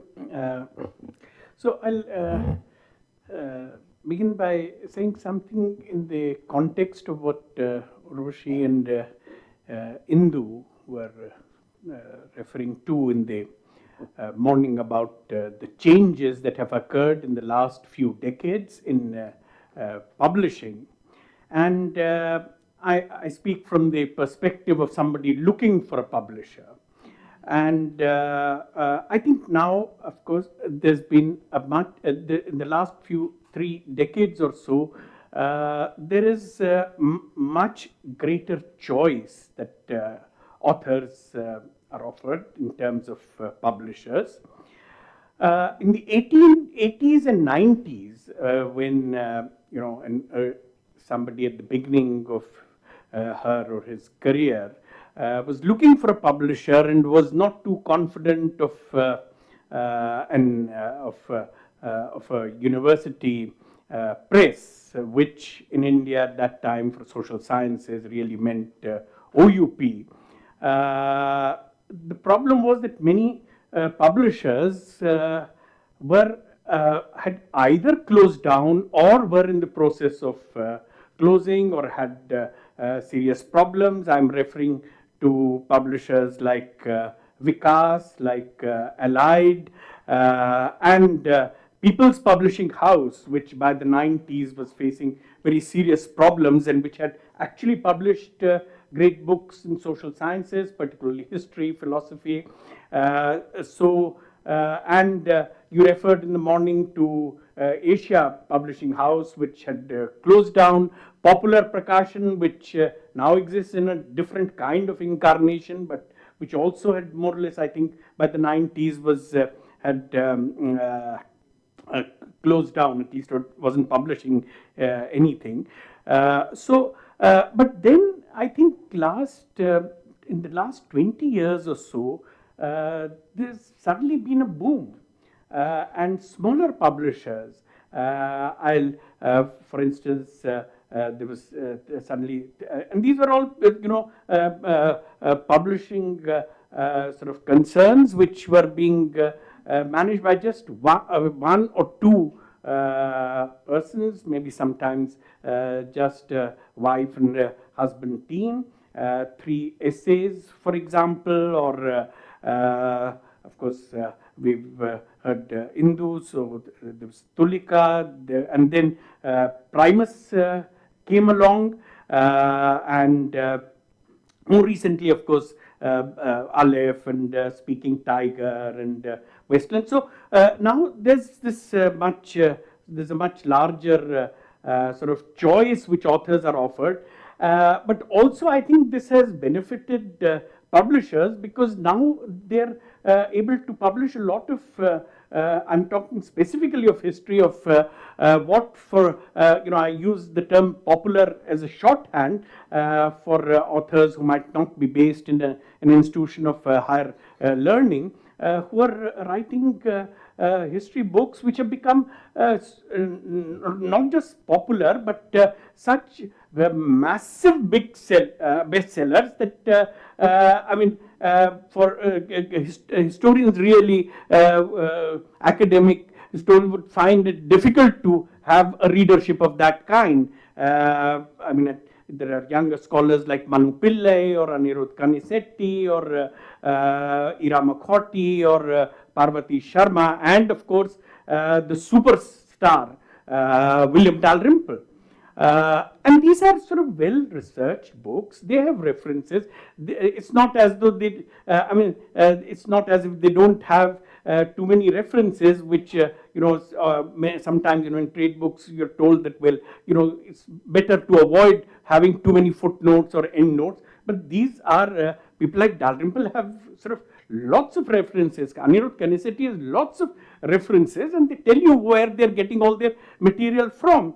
And it is in this context that I just want to make 2 points. One is that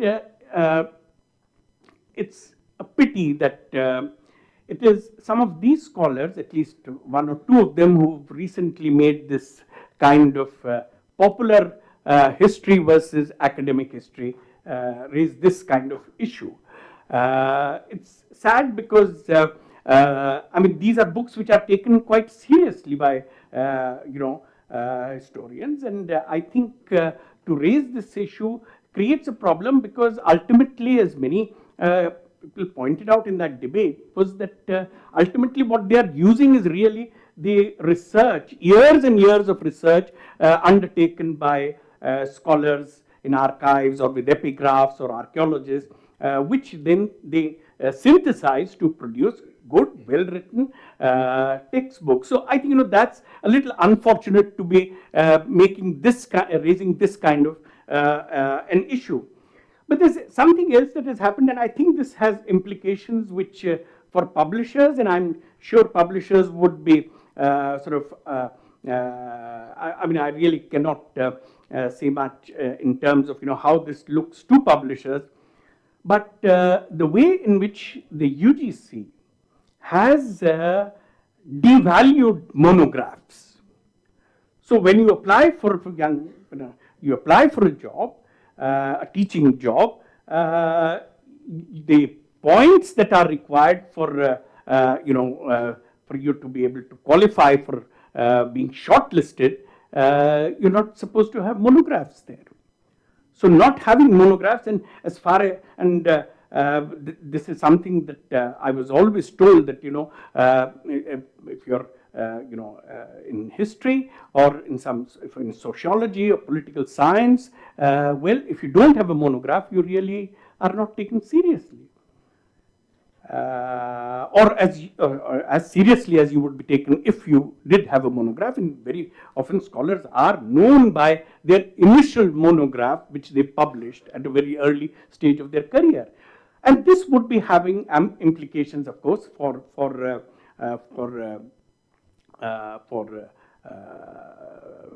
publishers as well.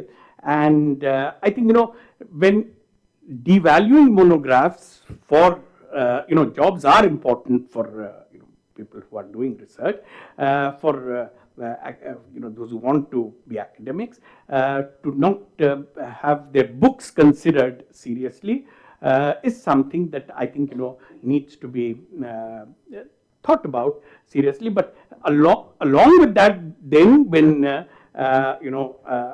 bestseller was to tell you that best-selling author was to tell you, well, that in any case monographs, nobody reads them because they are of no value. They don't have very sort of big readership. I think that further devalues a lot of original research.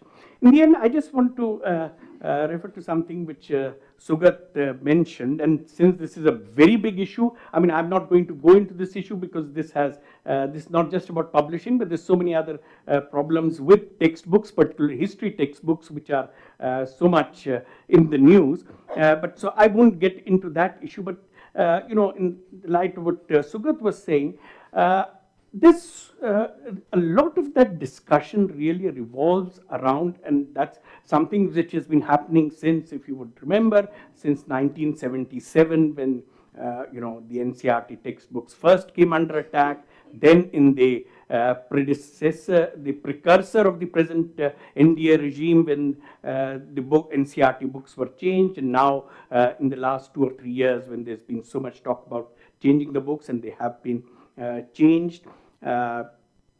It's a lot of the discussion has been around punishing or rewarding rulers of the past.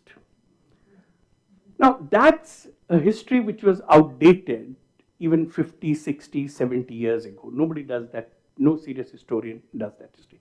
But that is, in the popular perception, the kind of history which is valuable. So good rulers, bad rulers.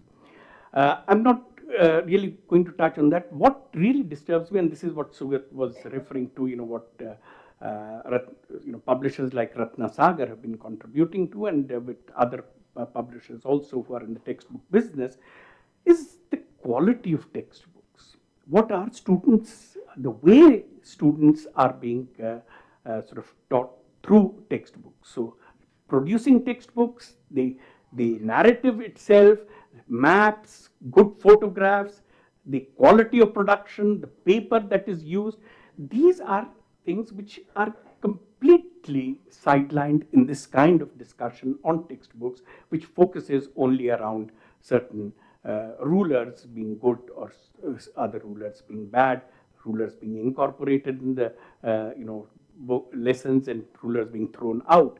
So I think a lot more attention needs to be paid to the production of history textbooks and of course social science textbooks, the way they are produced, rather than just focusing on the question of what the text and the content of these textbooks. Thank you. Thank you so much, Dr. Farooqui, for bringing in that perspective, pointing to 2 or 3 crucial things that actually so far have been kind of left out of our discussion. One of them, when you said the devaluing of monographs, I think you were pointing to a bigger problem, which is how do you, and which you address when you speak of quality, how do you actually produce materials in an overall atmosphere of the dumbing down of so much within the system? Where do these kind of critical questioning works actually go? Where do they find a space? And it's interesting that so far we are at least still able to produce them, and one of the things is precisely because certain kinds of histories, if we're talking of the subject of history, have moved out of the academic space and are able to reach the general reader. So it's an issue that impacts our textbooks. It's an issue that impacts all writing. How do we actually work against that system? For example, I was thinking when we were talking of books entering universities, that will we now be producing books on the new subjects such as happiness and etc. that have been introduced into the university curriculum? Where, what are we going to do with those, and how will that impact also the kind of writing that we do? So thank you for pointing to those. I'm going to turn to T.C. Raghavan, who needs no introduction, I think, but nevertheless, a little bit of background. And 1982 batch officer of the IFS. He's served as High Commissioner in Pakistan and has a lot of experience in South Asia policy issues. And he has headed the Joint Secretary, the Division of Ministry of External Affairs in Pakistan, Afghanistan, and Iran, but also well-known author of many books of different kinds, which inhabit the same kind of space, more contemporary history, more meant for general readership, but thoroughly researched and very relatable to for different writers. So, TC, would you like to speak about the kind of history? I don't know whether you'd call it history. I suppose you could call it current affairs, politics. I don't know. That you write, and what you have found as a publishing atmosphere for that, as a hospitable environment, an enabling environment, or what? Well, thank you very much. And first of all, may I congratulate everyone associated with the book review, and Mrs. Chandrachari and Uma Angar for these 50 years. I've grown up with the book review, and I think the first time I perhaps wrote in if not the first, in the second or third issue, and I've seen every issue which has come out, and it's the first time I was in print was in the book review, quite obviously.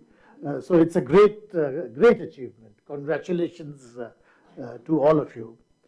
And before I come to your question, since Professor Thapar is here, and we were discussing piracy in the morning, I remember this anecdote dating back to 2004 or 2005, when Professor Thapar had visited Pakistan, and I had taken her in Lahore to meet Dr. Mubarak Ali, who's an old friend of hers. And he's a well-known historian in Pakistan and popularizes history, serious history, and a good historian. And on the way, she told me, somebody's been publishing my books over here. And I've never got a royalty check. And I'd really like to find out who's behind it. And I was a bit worried because I knew who was behind it. But when we went to Dr. Mubarak Ali's house, I think, the first thing he said was, Dr. Thapar, मैंने तो आपकी सब किताबें यहाँ पे छाप दी. And because it's very important that people read your books. I know it's wrong, but I hope you don't mind. So I remember that incident always whenever people talk about piracy, and while it is very bad, but certainly there's the other side which we should keep in mind. Well, about your question, I don't know to what extent my own experience is, Karthika is my first editor, and because of her, I got this very soft landing. My wife, of course, is a publisher and now an agent, so I knew about the publishing world, and I've always found the author's job is really very easy, because we tend to forget what an enormous commitment it is on the part of the publisher in taking on the book and then working on it, the editors, the marketing people, the sales people, everyone who is involved. It's an enormous effort, and for someone like me, it is something which I enjoy doing. It's a pastime, but for them, it's the real world, and I always keep that in mind, that it's really the publishers who are doing the work. It's not, at least in my case, it's not so much the authors. But when you ask about the wider environment, and especially people, I would say I write history, because I don't write so much on, at least my books have not been on contemporary aspects. They're more historical. They are history books, even though they're not academic works. But I would say the wider environment for people writing generally serious, even if not academic history, is so much better than what it was even 30 years ago or 20 years ago. I remember when I was doing my PhD in JNU, you really were in the trenches where archival research was concerned. And now it is so much more easier. I mean, whatever we may say, the National Archives and its digitization program has opened up the archives and made them accessible in a way which we could not have anticipated. So that means there are many more people who can access primary records relatively easily, and if they ask the right questions, you find that they are writing very good books. And I think one reason for that, certainly for this explosion in popular histories, is the easier availability of primary sources. This is both for unpublished manuscript records in different archives. I mean, in the old days, for instance, in the 80s, unless you were a registered, or in the 70s, unless you were a registered PhD scholar and had a letter from a department, you could not access an archive. Today, access is that much easier. Even archivists recognize this category of this interested layperson who wants to do a little bit of digging around. That's a big change, and I think it's a very good change. I remember I was writing this book about Jadunath Sarkar and G.S. Sardesai, and what they faced in the 1920s and 30s when accessing archives. Actually, things had not changed very much even in the 80s. I remember I had gone to this archive, the Madhya Pradesh, the old Central Provinces archive, which was then in Nagpur but has now shifted to Bhopal. But in Nagpur, if you worked there, and I was there for about a month, you could not take a piece of paper out with you. Whatever you had noted down, those notes would be left with the archivist, who would then scrutinize them, and then they would be posted back to you, which was an unchanged system from what G.S. Sardesai faced when he had accessed the Pune archives in the 1920s and 30s. So I think the overall environment, especially for what is called public history, or actually is reasonably serious, rigorous history writing meant for the lay interested public, that has become much more easier. And as I said, that explains the explosion in the number of titles coming out and the interest there is in publishers in that particular field. Thank you. Thank you so much for bringing in that dimension, and I think we are actually doing quite okay on time. If I may, add a piracy story to the one that you told about Dr. Thapar's books and Dr. Mubarak Ali. I won't mention the name, but I also discovered at some stage that the work I had done on partition years ago had been pirated in Pakistan and published in Urdu. And I met the person who had done it, who was quite a well-known activist, and said to him that, why didn't you just ask me or ask for permission, and I would have spoken to the publisher, who's Penguin, and they said, actually, humko Penguin ka address nahi mila. So I thought that was such an ingenious excuse. That was okay. So I said, okay, can I have 10 copies of the book? And I got 10 copies of it. That was it. The book was available in Urdu.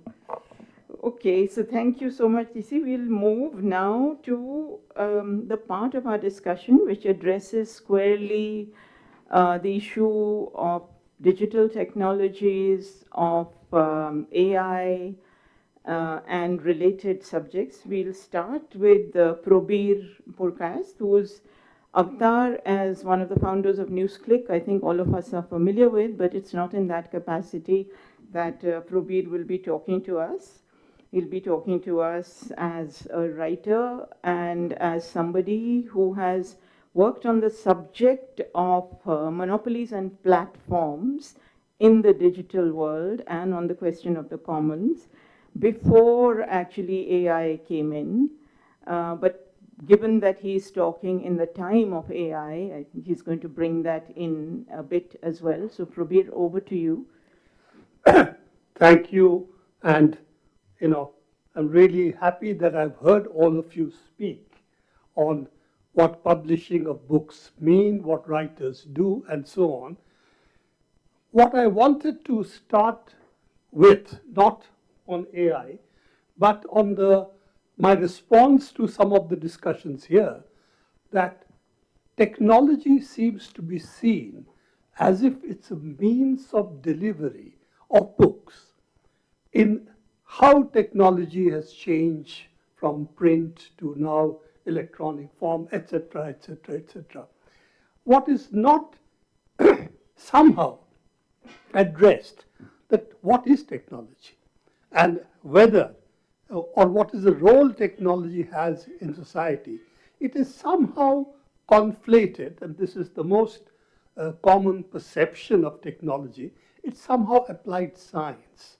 And I want to take this opportunity to at least tell this audience, particularly the publishers, that technology has an independent existence. Science is about understanding nature, technology is about changing nature. And what are the tools we use to change nature? It is not applied science. That's not how technology has developed.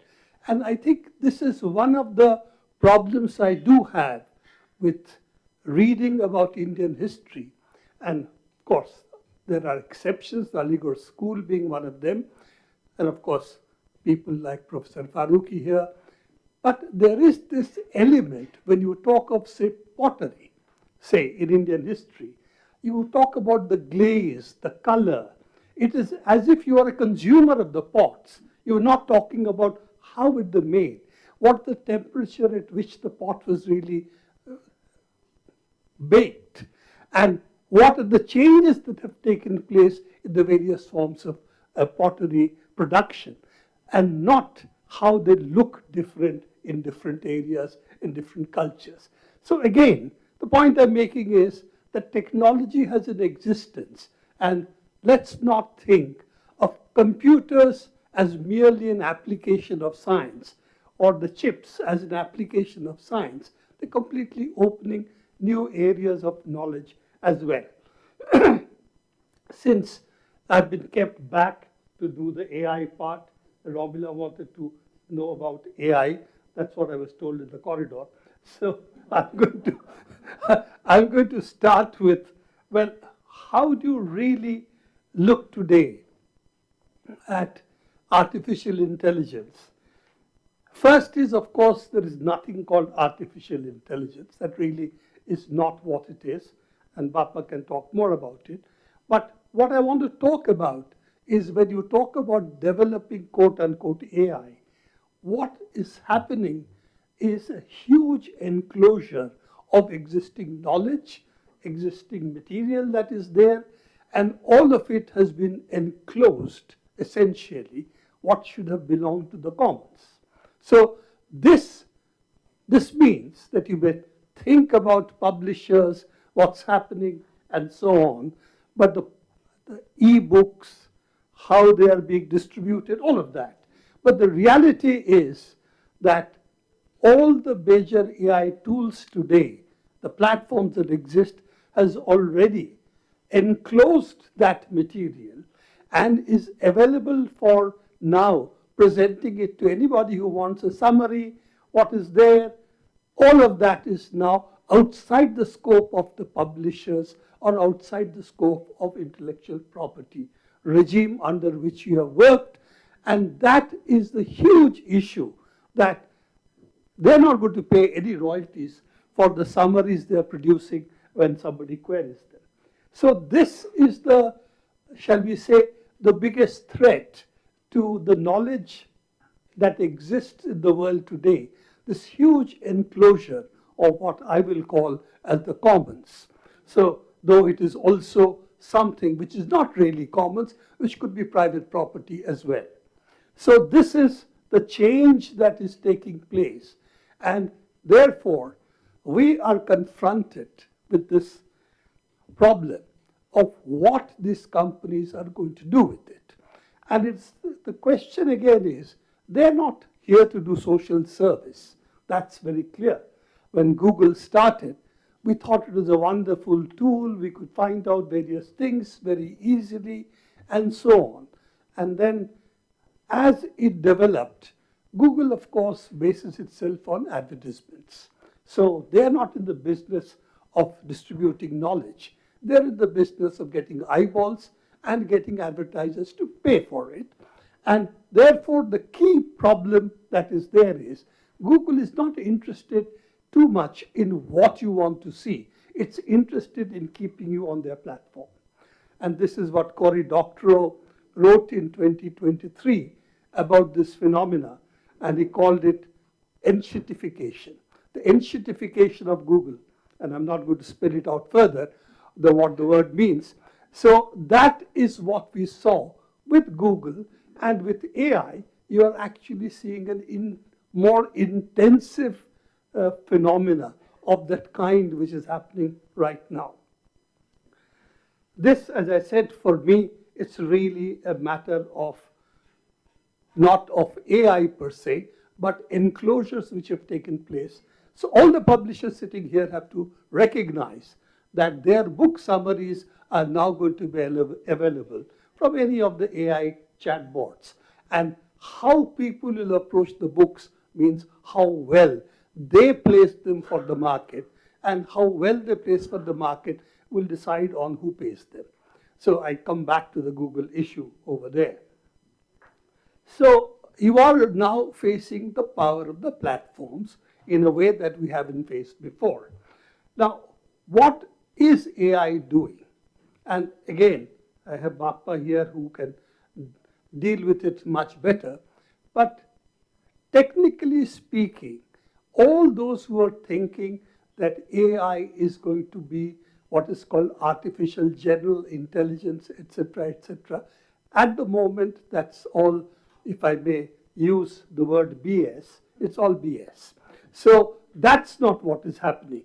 But essentially, problem that is there is, will it lead to a phenomena, well, in which recognition of what is new as knowledge is going to be more and more difficult, because you're going to confront this huge amount of what appears to be intelligence being given to us. And that is, I think, an issue which, of course, every generation has confronted. When we talk about publishing itself, then pulp was supposed to be the enemy of serious literature. But actually both grew together. So quite often, pulp is also good advertisement. So for the larger, shall we say, reading public, enlarging the reading public and so on. So I'm not going to be a voice of doom and say, oh, everything is over. But one thing I will caution you, that we are not in the age that the monstrous AI is going to, evil AI is going to take over our lives and control it. That is still in the domain of science fiction. So we can rest assured that's not what's going to happen. What we have is evil multinational platforms taking over our books, our knowledge, our culture, and selling us to advertisers.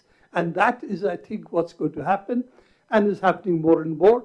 So will it change the kind of professions which are going to be important, which are some people going to be jobless as a consequence?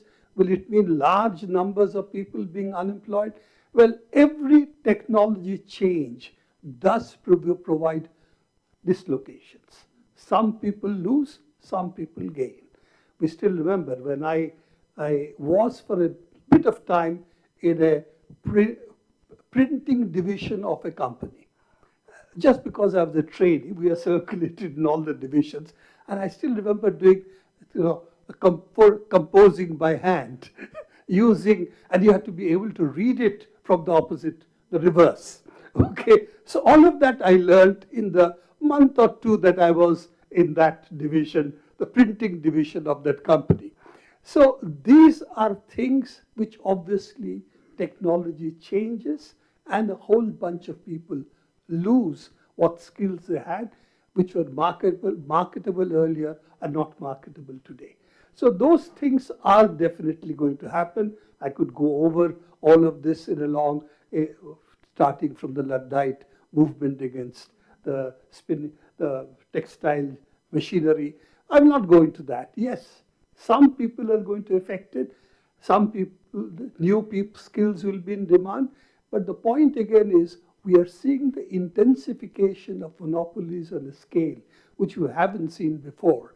And secondly, it also means that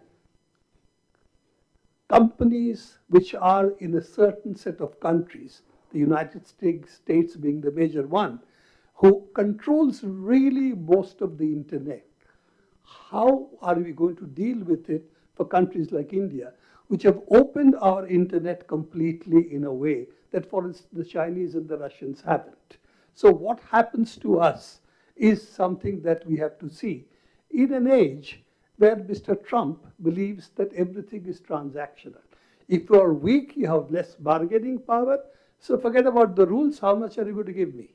If you are strong and if you have some cards in the game, then of course I'll bargain with you as an equal. So this is the arena we are entering into, and AI, therefore, is something we have to think very carefully, because it's a part of the productive forces of society today, and who controls it, which country controls it, which multinationals control it, all of this are a part of not only technology, but of our politics. And I'll end with this and hope that Bappa will take it forward, because he's really the right techie and the pre-computer generation. Thank you so much. Thank you particularly for pointing out that AI in itself is not the criminal, or is not the bad thing, but the evil corporations are the ones behind it. I had a question which I don't want you to actually answer, but just for us to think about. When you were talking, I was thinking, so what if we went back to the whole thing of, because it seems to me at the heart of it lies this idea of profit, right?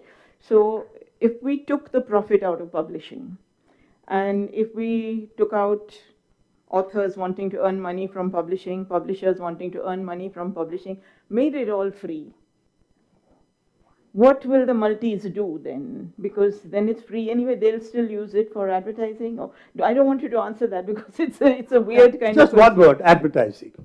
Okay. Okay.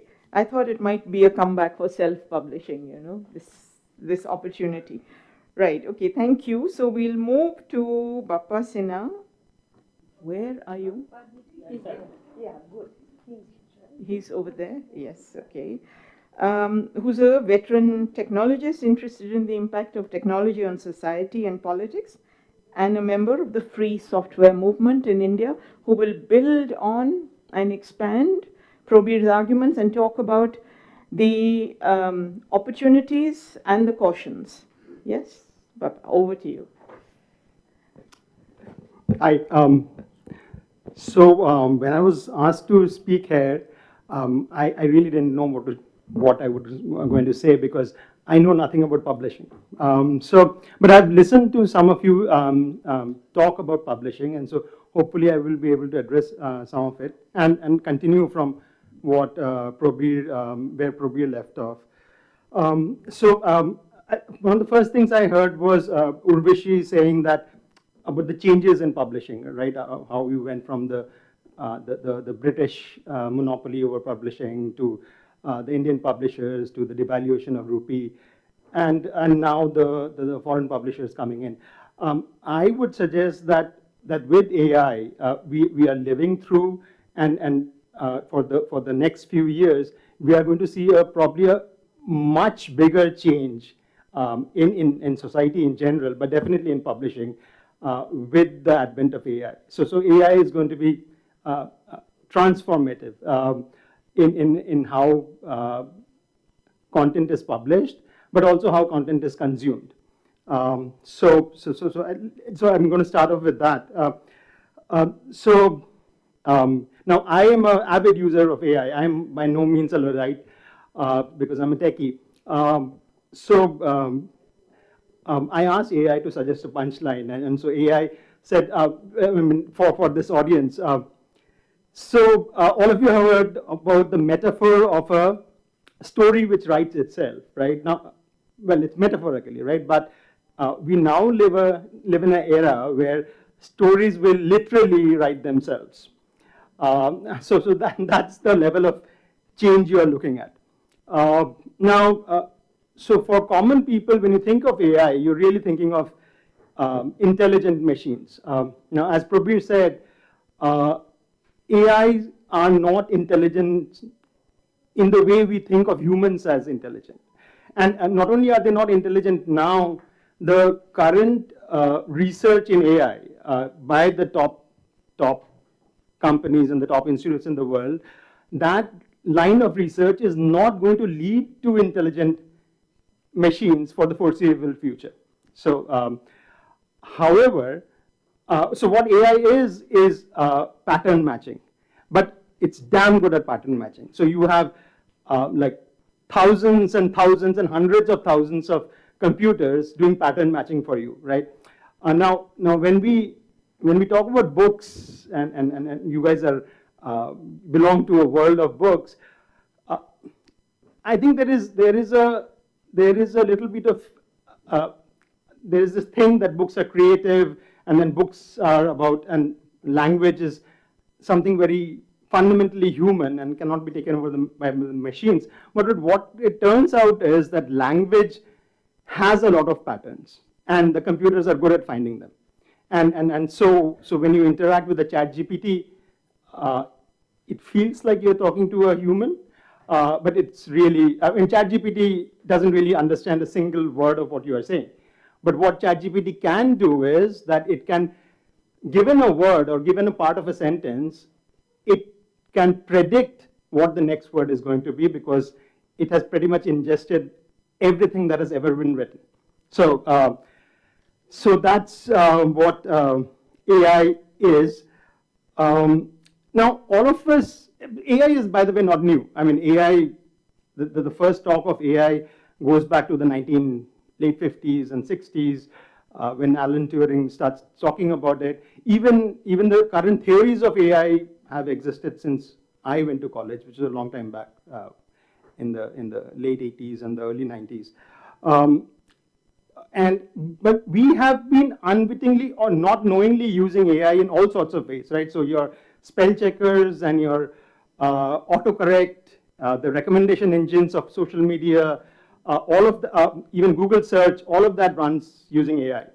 But we were just not aware of it. The current AI, which is really with ChatGPT, which is what we are now, where we are consciously aware that we are using AI, that is different. only on scale. In some ways, it's no different from an autocorrect, except that instead of correcting the spelling, it now can produce sentences and passages and articles and books, right? Because it's just predicting what comes next. But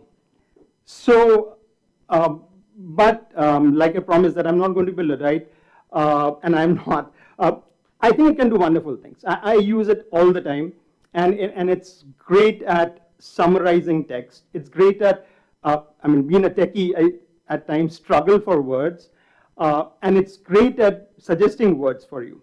So in some ways, it democratizes writing and creativity if you use it properly. There are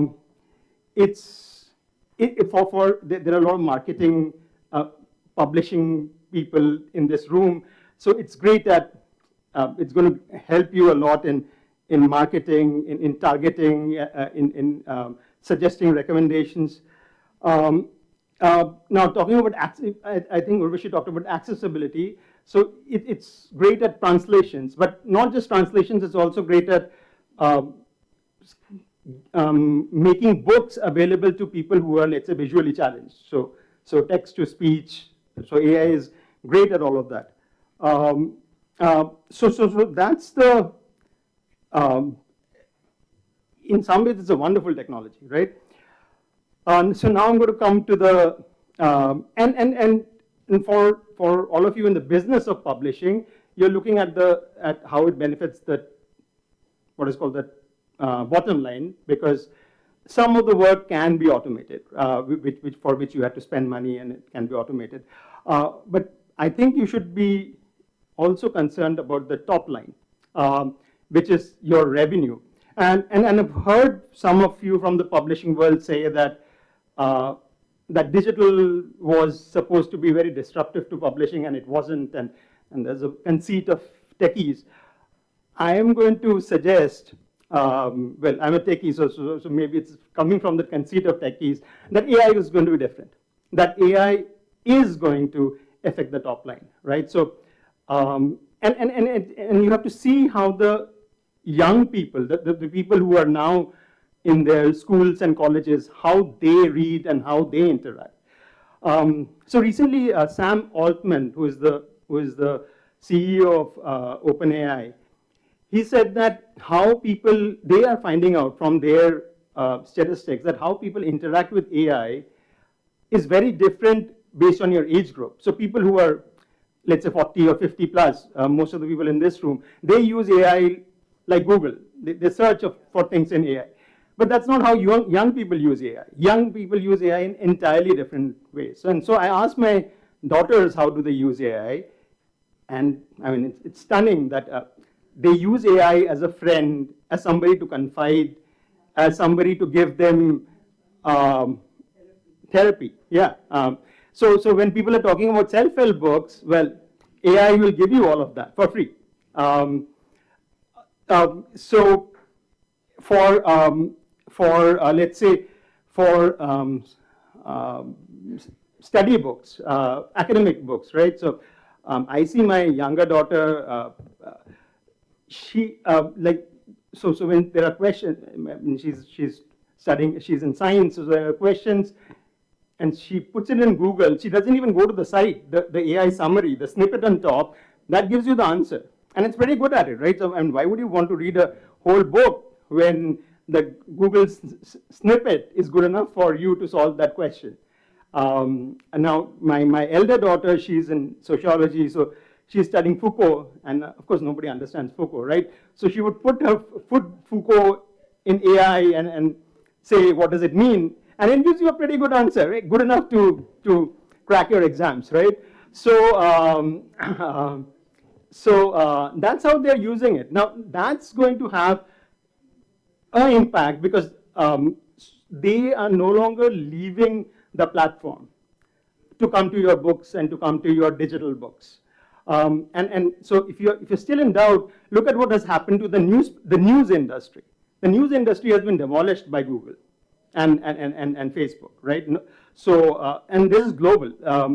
The total ad revenue of the entire American news industry, which is newspapers, cable, TV, all of that combined, Google alone earns more in ad revenues than the entire American ad revenue, the news industry does, right? So the ad revenues of the American news industry peaked in 2000, and since then it has been falling.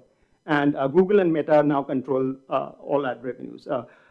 More than 95% of ad revenues are now controlled by Google and Meta. So it is transformative, right? So I don't think we should be under illusions that it's not going to be transformative. It is going to be transformative.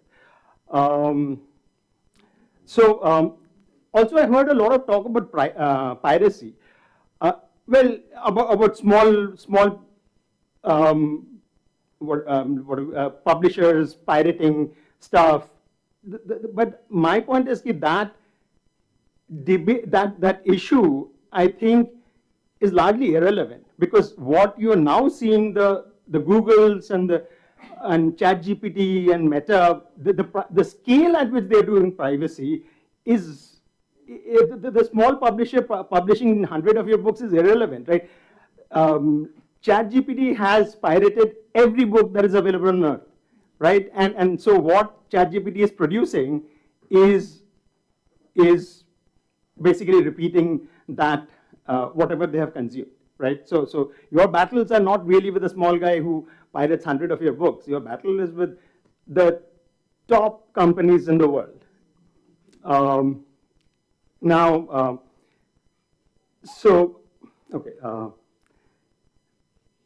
So other than your direct business, so there is also a question of, I think there are two things we have to talk about, which is, one is your viewers and the dumbing down of a generation of your viewers, right? So where people who are the current generation, right? So the people of my daughter's generation who are now being brought up in this world, so they're not going to read books. And so their information is coming from what AI produces, right? And like I said, AI is not intelligent. What it is producing is a statistical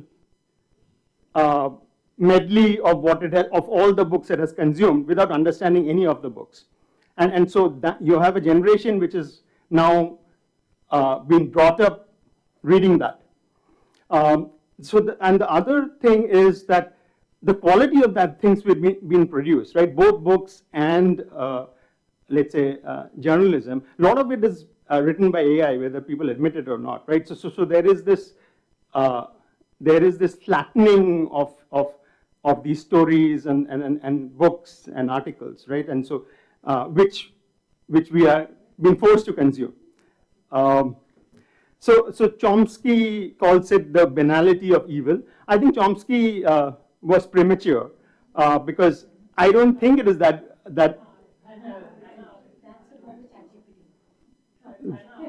Huh? Oh, no, Chomsky. Chomsky. No, I know that, but Chomsky wrote an article in 2023 about ChatGPT, and there he calls ChatGPT as the banality of evil, right? So I think Chomsky has been premature. I think ChatGPT is actually not that banal. It is interesting if you use it properly. So now the question is, I'm just going to sum up. So what is going to be, what are we going to do about it? So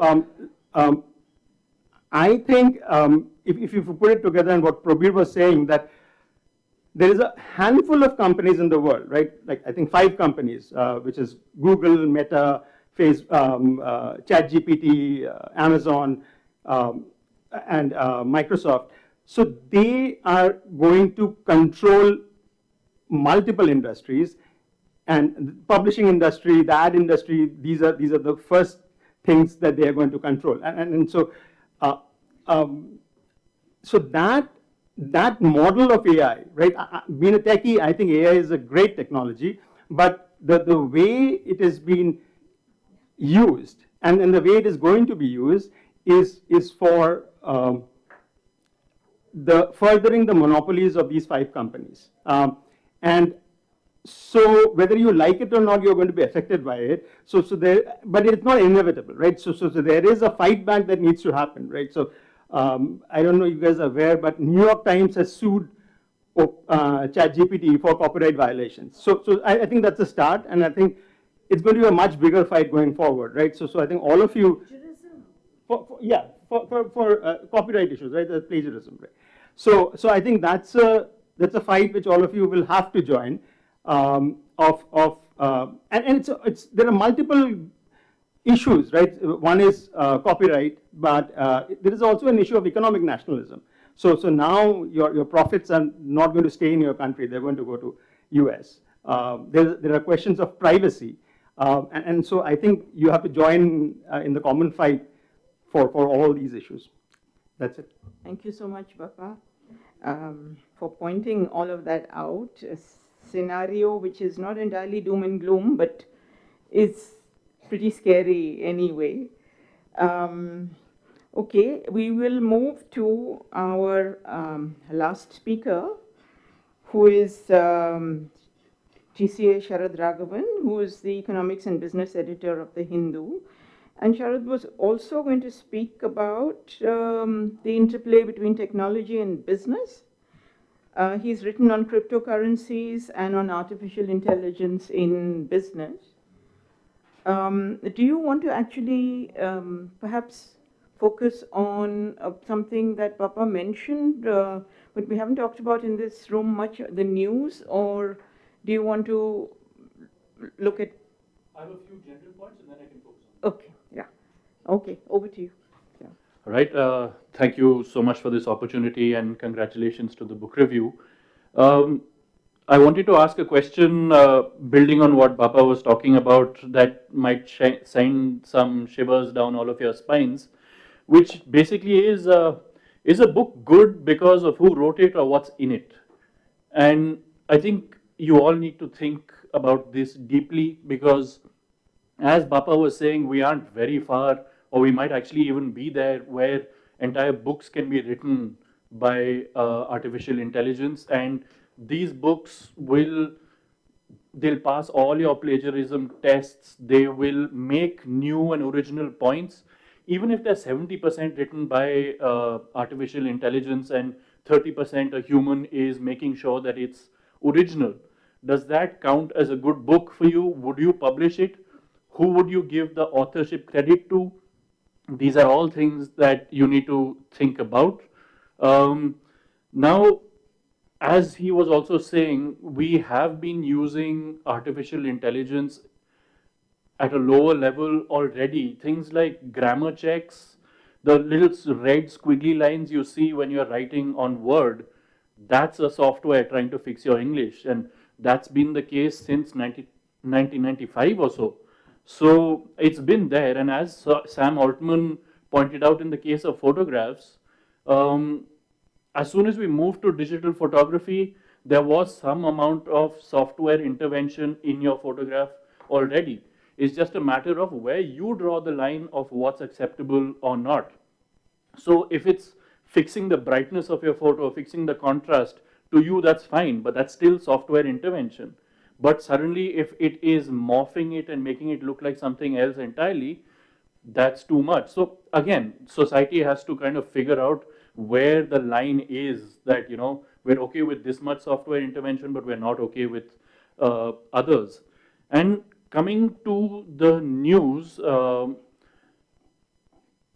far, artificial intelligence in the term, in the form of these large language models have been very useful for, and I've seen this in my experience, for reporters whose first language isn't English. These people are excellent at finding out news, but they can't write very well.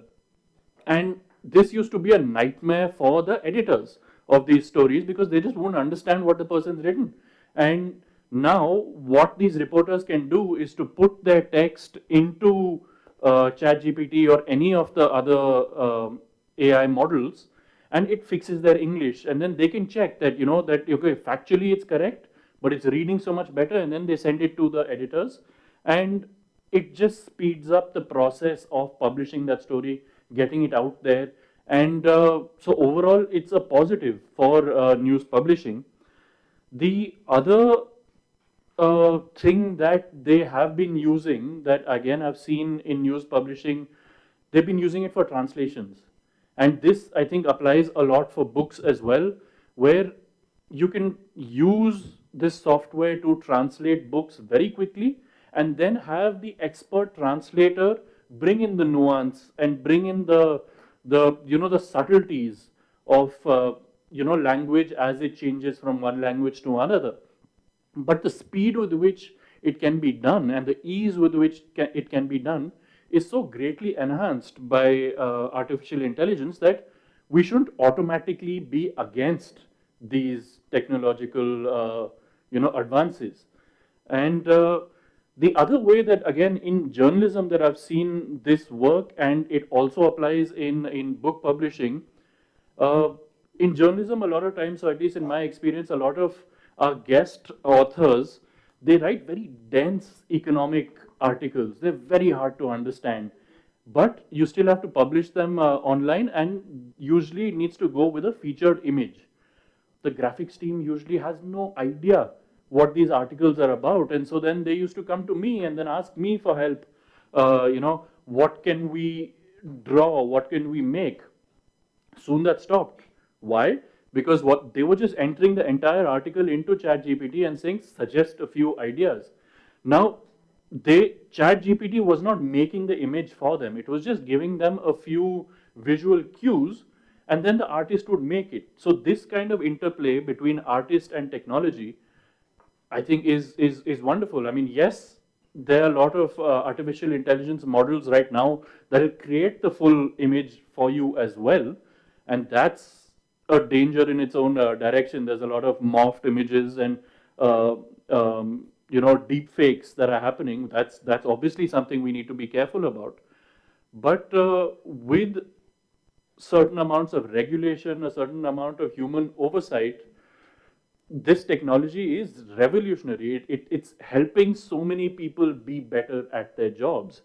And same with books, the cover design, if it can be done in a few seconds by artificial intelligence, instead of you paying an artist to come up with something, this comes back to the points that were being made earlier about the economics of publishing and how, it's not particularly a big money-making enterprise. But if you can use technology to cut your costs, then yes, there is the human element. A lot of people are going to be out of jobs. But as Mr. Purkayastha was saying, that happens with every technology. Some people are going to be shifted out of jobs. They're going to have to upskill or change their skills.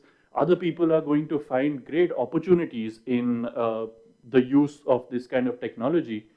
And so yeah, there are a lot of dangers that, especially in news, the advent of deepfake videos, images, text, it's so dangerous because it also creates a feedback loop, right? Like one news agency reports on fake news, and then the artificial intelligence starts picking that up as a source, and then it just starts feeding back on itself, and soon the fake news becomes the fact, because fact is usually what the public perceives it to be. Nobody is really interested in what actually happened. It's what most people believe happened, and that's the danger. And there's also, because it's become so easy to write, to create content using artificial intelligence, there's this flood of substandard articles online, which are just horrible to read. They're shallow, they are poorly researched, quite often they're wrong, but you'll find each website has a multitude of these across subjects, and that's another danger that news publishers and publishers overall are going to have to be watchful of, the dangers of fake stuff being propagated. So even with a book, I think there's a lot of scope for fiction. to be written using ChatGPT or any of the other AI models. Non-fiction, the publisher is going to have to be much more careful about fact checking and things like that. But even now, you give me a week or so, and I can get you a nice fat book, those Harry Potter type books, just written entirely by AI, and it'll be an engaging read. So I come back to my original point, and I'd like to conclude there that what makes a book a book? What makes a good book a good book? Is it what's in it, or is it what's, who's written it? Thank you very much for that. Ending on that question, I don't think any of us is going to attempt to answer it, but thank you. I think it's actually been really interesting to listen to, from the beginning this morning, so many different perspectives. So if all of you are completely confused, join the club. We are all completely confused, but there's lots of things. But something that might help us to make sense of the many changes that we have seen talked about over here, seen and heard talked about, is actually the long arc of history and the long arc of change. Because really, if you look at the way in which books and writing have developed over the years and how the technologies accompanying those, even in the transition from books being written on vellum and on cloth and on palm leaf, and paper when it entered being considered an ephemeral thing and not right for the seriousness or the gravitas of books, and moving from that to the changes brought about by print technology, by the invention of movable type, etc., you are tracing different histories of writing, publishing, and the dissemination of books. So I guess if we put AI in that perspective, it helps us to be perhaps less frightened of it and make a little more sense of it.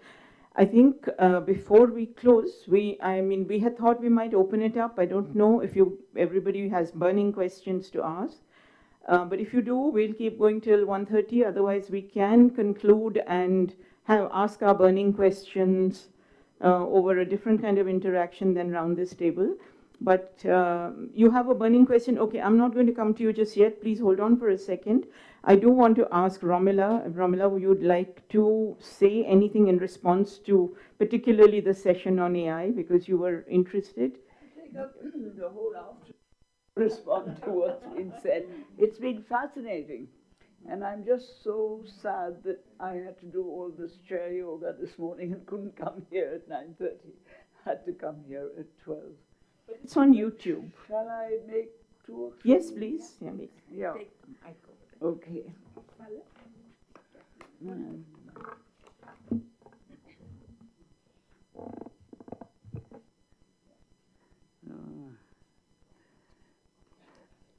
Let me say at the outset that the primary reason for my being here, as Chandra will confirm, is not because I was dying to come here and talk. I was dying to come here and listen, but I wanted to just come and say my very, very best wishes to the book review. I was remembering last night, 50 years ago, when we all got together, Chandra, Aman, and all, what should we do? How should we start this thing off? And it started as a slim little pamphlet, and it then grew and grew and grew. And one of the most fascinating things has been to see how it's taken shape over the years. And one is waiting and to see, I won't be there, you'll all be there, to see what shape it takes in another 20, 30, 40, 50 years. But all the very best. Then. Thank you.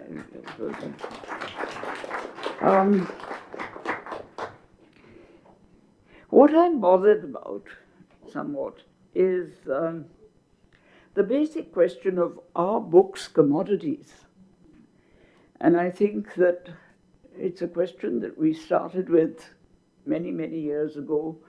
We haven't answered it. Some of us would say no, very strongly. And others would say, well, they sell, they make money, they provide an income. So That's a very fundamental question, and I think that does determine, in a sense, how we react to artificial intelligence and all the new technological changes that have been spoken of this morning. Much of it is speculation, and I think that it's very nice that there is this speculation, and we should go on speculating as much as possible, because speculation opens up windows. The worrying aspect is the commercial aspect, definitely, because books may not be commodities for most of us, but books are taking on a little bit of the character of the commodity. And for that, both publishers and authors and contributors are responsible. And I think we have to assert ourselves much more clearly about what do we want from a book.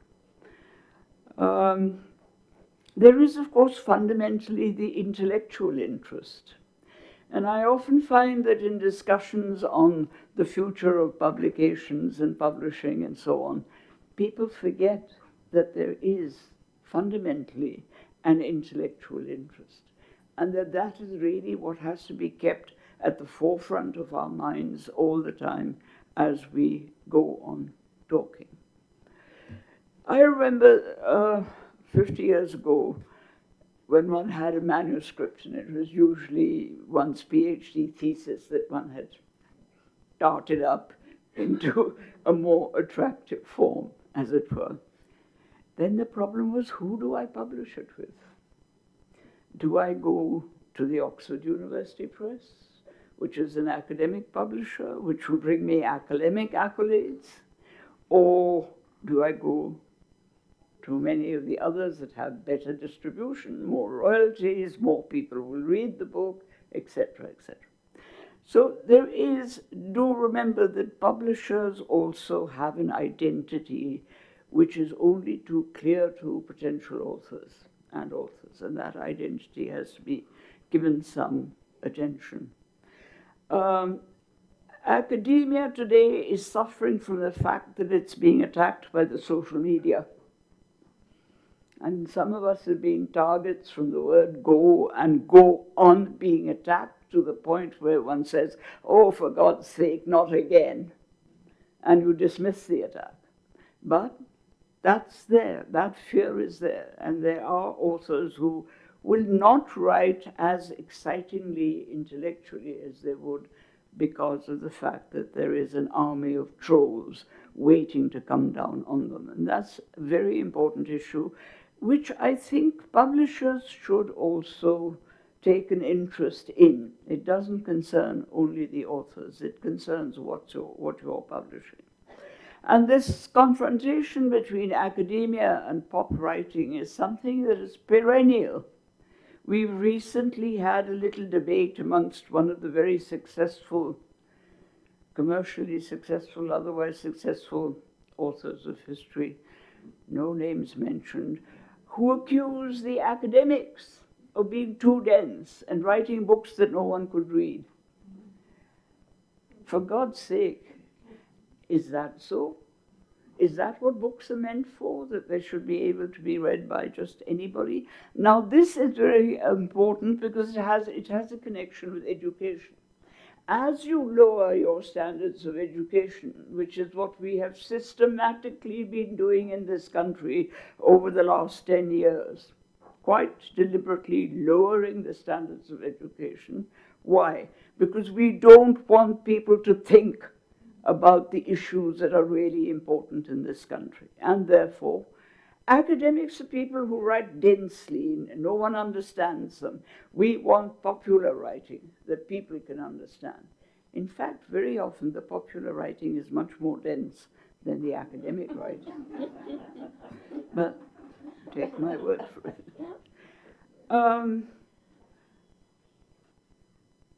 Teenagers, middle school people, that's an audience that publishers haven't touched, really, except for textbooks. Now, it's an audience where I don't mean that you should either have, TikTok and pop this and pop that and so on. but it's an audience where I have come across some highly intelligent teenagers who are interested. And they say, but what shall I read? I must read something that I can understand. And it's an audience that publishers need to think about much more. And then there's the problem of piracy. Yeah. But on the other hand, it's very complementary. I walked into a bookshop the other day, a stationery shop, bookshop that sells textbooks and so on. And I said, can I have the copy of the latest textbooks from NCRT, because I wanted to see what they were on. And they turned around to me and said, वो तो अभी आई नहीं, लेकिन आपकी किताबें हैं. So I said, why have you got my books? They're out of date, they're 40 years old, and they're now not to use anywhere. He says, you have a terrific clientele. And I said, what's my clientele? People sitting for the competitive exams. They're not reading the NCRT textbooks. They're reading our stuff that we wrote 40 years ago, because they say that's a kind of history that puts us into gear, makes us understand what's going on. Okay. So there's that aspect of, and it's piracy everywhere. I mean, a lot of us have books that are just pirated beautifully right through the country. But they get read, they get distributed, so one doesn't complain too much. But it might be worth doing a little study for publishers, a little study on which are the books that are pirated, which are the books that have the maximum appeal in terms of getting publicity. Okay, artificial intelligence. Why did I say ancient? Artificial intelligence, yes, I'm terrified. I am absolutely, it's a nightmare for me to think of what artificial intelligence will do, especially after I met a friend the other day who said that he had an app for artificial intelligence. He called it up and he said, I want you to compose a sonnet in the Shakespearean style on the Indian mango. And he said that within 7 seconds, there was this beautiful sonnet in Shakespearean style on the Indian mango. And then, as it happened that evening, I met a couple of teachers from Delhi University who said to me, मर गए हम लोग. And I said, क्यों क्या हुआ? कि when we set an essay question to the students, they go to artificial intelligence, and you have, 50 essays that read the same all the way through, because they're all being written by artificial intelligence. Now, this is frightening, because let's get back to the fact that publication has to do with the intellect. That's something we mustn't forget. Whatever commercial advantages it may have, whatever distributional advantages it may have, the intellect is very important. And when I hear about the problems of translation, it can't be automatic. You cannot automatically translate good literature from one language to another. You have to have a sensitivity. You have to understand the idiom. You can't do it through artificial intelligence in the same way as you cannot use the translation channel of the computer to understand exactly what an author is saying. So that's one of the problems that's going to come up. Secondly, we don't know how technology is going to change. Everybody's talking about the advantages of artificial intelligence. How is that technology going to change us? Our ways of thinking, our ways of ordering ourselves, our ways of behavior, our ethics. And ethics is absolutely fundamental to these questions. You cannot get rid of ethics. You cannot say we have a society that doesn't care about ethics, because everything you do is either ethical or unethical, and you have to decide whether you're being ethical or unethical. That's really basically all I wanted to say as by way of a reaction. I hope you can find some solutions to these questions.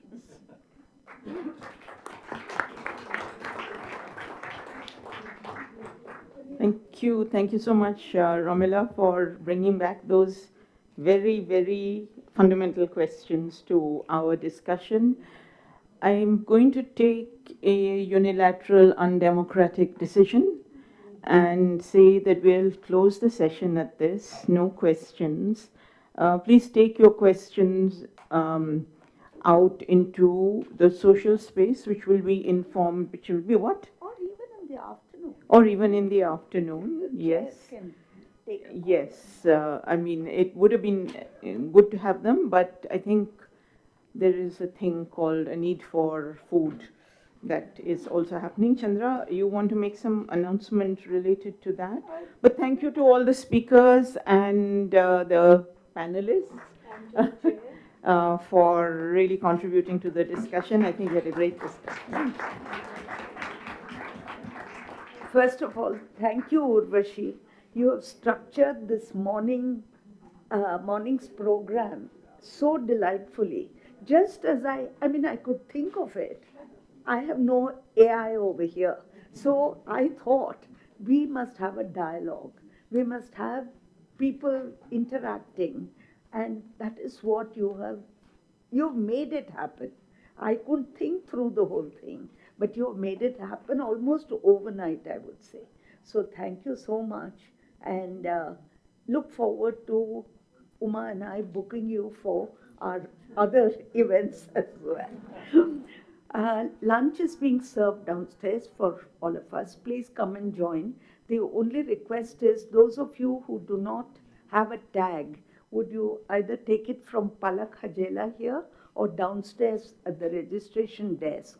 This is just to make sure that it is our own people who are going there to pick up. Okay? Yeah. Well, we have not really had a problem ever, but now we were told, why don't you do it? So, oh? No, here, Palak. Palak. For Urvashi also. I hope I didn't offend you.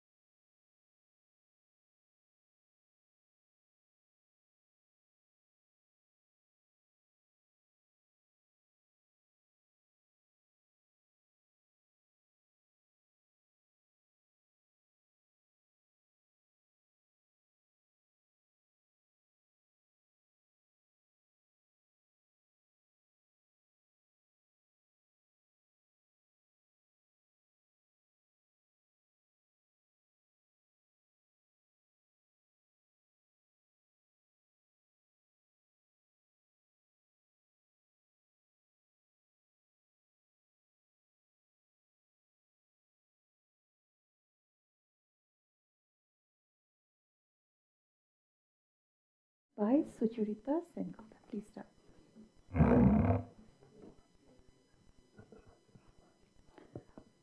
A very good afternoon to all speakers, panelists, and guests. Thank you so much for joining us today on what is a momentous and a very happy occasion, the celebration of 50 years of an iconic journal, the Book Review. I have been entrusted with the formidable task of making the opening remarks for this session that will reflect upon the place and significance of writing book reviews. At the very outset, if a book is a conversation, a book review can be thought of as an extension of that conversation, and therefore it serves as both an intellectual and a literary device. It animates the world of ideas, whereas other types of texts, particularly academic texts such as research papers, are far more tightly structured. A review of a book becomes comparatively more fluid and a creative space to engage with ideas and arguments. Reviewers bring their worldviews and professional training to a review, and it is highly unlikely that if 5 different individuals read the same book, they will understand it in the same way. In addition, therefore, to creativity and fluidity, a review brings in yet another scarce resource, that of diversity. I'm certain it has not escaped the notice of the audience here today that one can think about a book review in the exact same terms as one thinks about a democratic polity and a society. A book review makes a very personal act, that of reading, essentially a deep engagement between the author of a book and a reader, far more public and visible. There is much to be said in favor of the comforting intimacy of reading a book in private. However, those of us who are in the business of communication also understand that besides being a pleasurable activity, there is a responsibility of a deliberative, intellectual, and public space. A book review is a crucial contribution to creating just such a space, because sometimes words floating around in a tea room or a coffee house are just not enough. Recording in-depth engagement with books is akin to leaving intellectual markers for history to make a note of, to attend to, and to analyze. It is in no small measure a shaping of minds, despite all the pessimism that is often attributed to the utility of a review. If book reviews were truly lower-order intellectual tools, as several skeptics wish to believe, then real-life evidence points to the contrary. It is a testament to the heft of a review that the journal we are celebrating today has not only survived 50 years, but has thrived, grown, and is continuing to grow as we speak. This is, of course, the traditional format, the beloved hard copy. However, the book review as a tool to communicate and inform has transcended the scaffolding of traditional media. It has been wholeheartedly embraced by newer media formats, particularly digital platforms. Several news and media platforms have dedicated space to the book review. Now, while I cannot back this claim up with any data, however, it has made access to the world of books far easier for a wider swathe of readers and perhaps also a younger set of readers. Book reviews in snappier, shorter formats, accompanied with aesthetic photographs, have found their way onto popular social media platforms. I'm talking about Facebook, X, and also notably Instagram. Here, they are gathering steam among young future readers, enabling the creation of a new band of book readers and lovers. Admittedly, the style and format are distinct from the older ones, but here at the Book Review, we roll with the times and embrace the future. Therefore, it is in many ways in the natural order of things that we will continue to cheer for book reviews in newer forms. Our aim is not in gatekeeping of knowledge, neither is it to keep things inscrutable. Despite these encouraging trends, questions must continue to be asked in all fairness. Some that occurred to me, and I hope our speakers and panelists will be able to address and raise further questions. Why do reviews continue to be seen as a lower order intellectual exercise? This is particularly true in academia, where the research paper gets greater importance than the book review does. The task of reading and engaging mindfully with any text is a huge amount of hard work, and yet it sometimes just does not feel rewarding enough. How do we deal with thorny questions of positive and negative book reviews? How can writers and reviewers remain civil while evaluating a book? How far can a reviewer go where a book is either badly written or forwarding ideas that may range from absurd to pernicious? What should be the terms of this debate, and who decides? Are reviewers truly an intellectual exercise, or are they in danger of becoming marketing tools, especially in the newer format, often appearing with star ratings? Is a book, therefore, just a product to be consumed, and that consumption flaunted by a readership wanting to appear clever? What about the divide between fiction and non-fiction, academic and popular books? Which of these appear higher in the hierarchy of review writing? The power dynamics encapsulated in all these questions do need to be examined. With this, I would like to hand over the session to our chair and to the panelists and speaker. I really look forward to this afternoon. Thank you.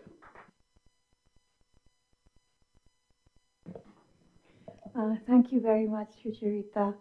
I think so many people have said that it's so wonderful to be here today, the 50th birthday of the book review, and I have seen it through its many avatars, and it really is an extraordinarily outstanding achievement.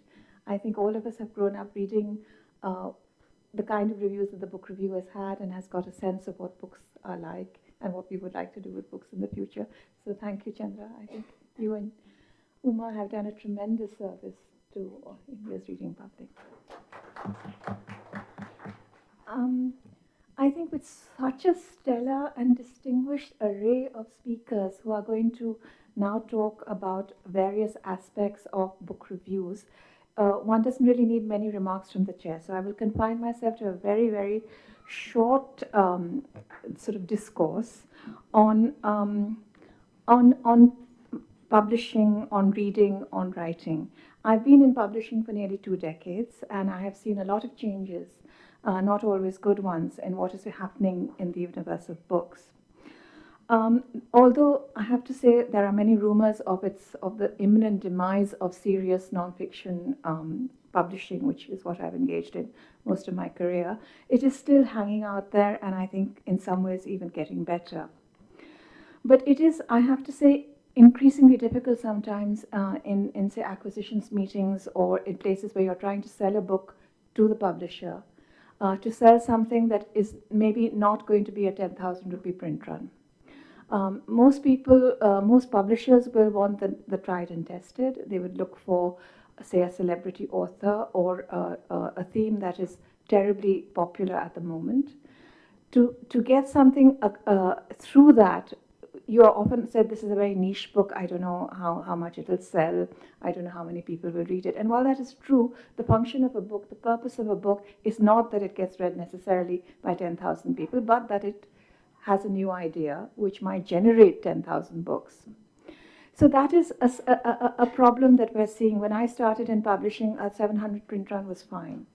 But now they say the amount of investment of time and effort, and as Karthika was pointing out, the kind of money you spend on books to make a book. Obviously, people are going to say, why not do a bigger book which will get back better returns? So this is a conundrum I think many publishers do face right now. And I hope at some point with digitization, with ebooks and so on, it will get resolved. But it is something that it does dog the industry a bit. The other thing I just want to mention very briefly is the importance of how certain trends take over a lot of publishing, something like self-help, sometimes translation, sometimes popular history, sometimes. The thing is, these have always been popular. Every now and then you get a book that does incredibly well, so then everybody wants to publish only that kind of book. I think that is one of the dangers that publishing is prone to. And I think a lot of book reviewers, to come back to the book review, sort of see this and try to put it in the context that, okay, it's popular now, but this is not necessarily going to be the case forever. Finally,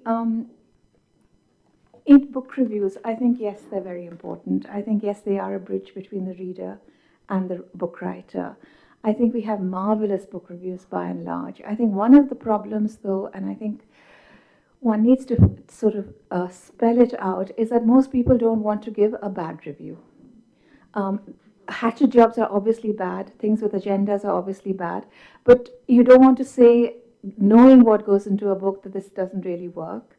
And at the same time, maybe if it's a very influential author, you don't want to criticize it unduly because, that might have repercussions further down the line if he's influential or she's influential. So I think that is also something we need to tackle when we look at how people deal with what they are going to say about books. But on the whole, I think the history of book reviewing in India, English book reviewing in India, has been a fairly spectacular one. We've had enormously engaging book reviewers who are also writers or people who are just book reviewers, and I think all of us have benefited enormously from this situation. Thank you. So now we get started on the speakers. We will start with Laila Taibji. Laila needs no introduction. Everybody knows has been to Dastakar. She is not only a person who has transformed India's craft scene, but she is also a great writer. I don't know how many of you read her Facebook posts, but they are enormously interesting, engaging, and we hope a book will come out of it sometime. Laila. Thank you. Well, let's not be pessimistic.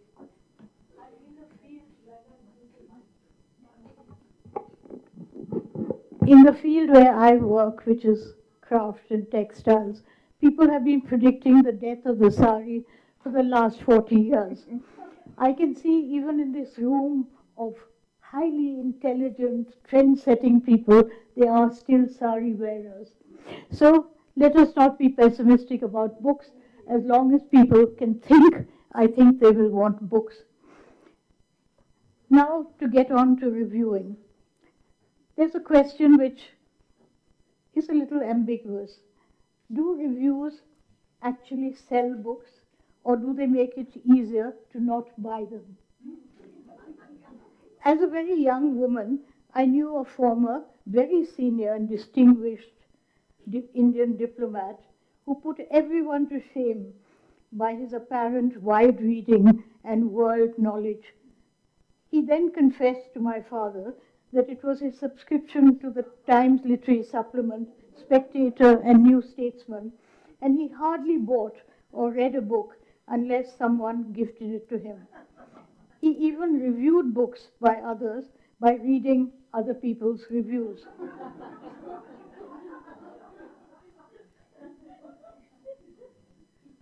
I've been writing reviews for well over half a century and writing for the book review for about 45.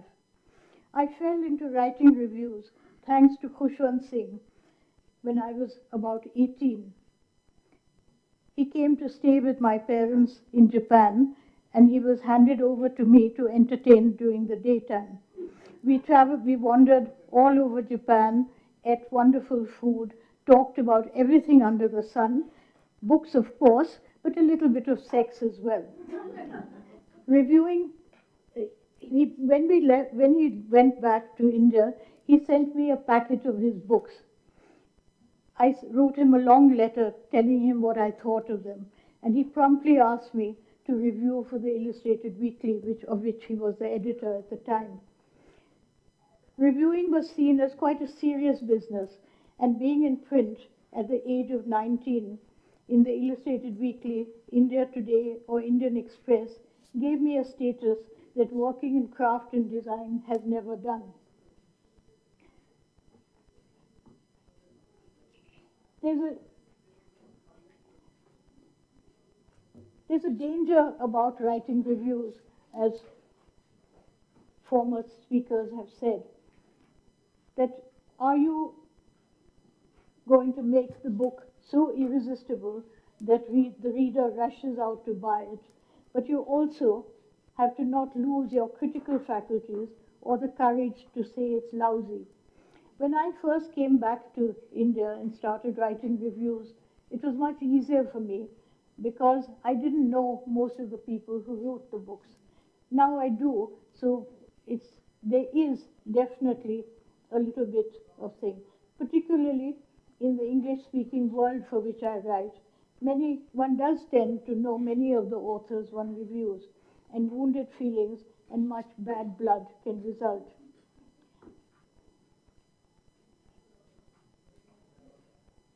We talked earlier about artificial intelligence. In a way, book reviews fulfilled the function that artificial intelligence does today, summarizing a book so you don't have to read it. But I think that we would be making a great mistake if we thought that a review told the whole story. It is just a taster. There's so many more books around than there were when I was growing up. So many published by Indian imprints, which gives me so much pleasure. Beautifully produced and wonderful art books, books on quite esoteric subjects and genres, cookbooks, translations from vernacular languages, biographies of relatively unknown figures. So I think that this is something that is so, so wonderful. And I do hope that people read them. I notice one very good thing about reviews today is that they so often are reprinted in the social media and in the digital media. And I've encountered people in the most obscure places all over India who have read something that I've written and said, oh, I immediately ordered that book, because really the bookshops very often don't have the books that people want to read. And this thing of bestsellers and self-help groups, self-help books, does limit the kind of space that booksellers give. I was a snootily highbrow child and preferred books to comics. Asterix and Tintin were the exceptions. So it's both ironic and special that at 78, I'm now a character in a comic book. It shows that publishing in India is alive and kicking. As for Chandra and Uma and the book review, they've been a part of my life forever. To be asked to write for them was a great honor to me when I first arrived in Delhi. I'm not quite sure how we made that connection. As they said this morning, they don't pay, but take the trouble to find the kind of books one wants to read and possess. They don't make unnecessary editorial changes, and most importantly, they make you feel like the best writer in the world. So thank you for that, and carry on for another 50 years, please.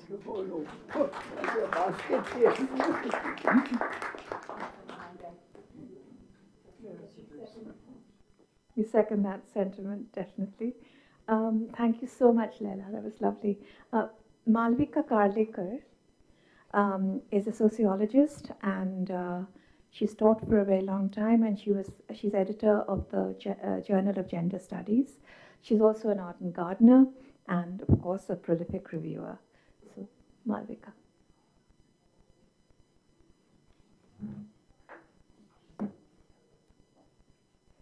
Thank you, Ranjana. I shall resist, and I shall call you Ranjana. Like Leila, I've been around forever, reviewing. I must have been one of your first reviewers, I think, Chandra. And I've also forgotten exactly how one got to know about the book review and start reviewing, but yes. And let me start by saying, or continue by saying, that I love writing book reviews. And one does dither if it's a book that one has second thoughts about, and I've been a coward. If I don't want to say unkind things, I've returned the book. And I think that is cowardly, and one should have the gumption to go ahead and do a critical review. But then I'm a coward, let's face it. The first review I wrote, is it all right, Ranjana, if I go back a little bit? And yeah. I've written book reviews, I calculated, for 58 years. So I've beaten you at that, Lila. The first review was perhaps in 1967 for the Weekend Review. I don't know if anybody has ever seen that, which was edited by Sri Mulgaonkar, S. Mulgaonkar, and then you would probably remember him, Ritu. He was really a formidable man to work with. And then I reviewed for The Statesman, again for a redoubtable editor by the name of Lindsay Emerson, who would have his little Lhasa Apso sit on the table and take it or leave it.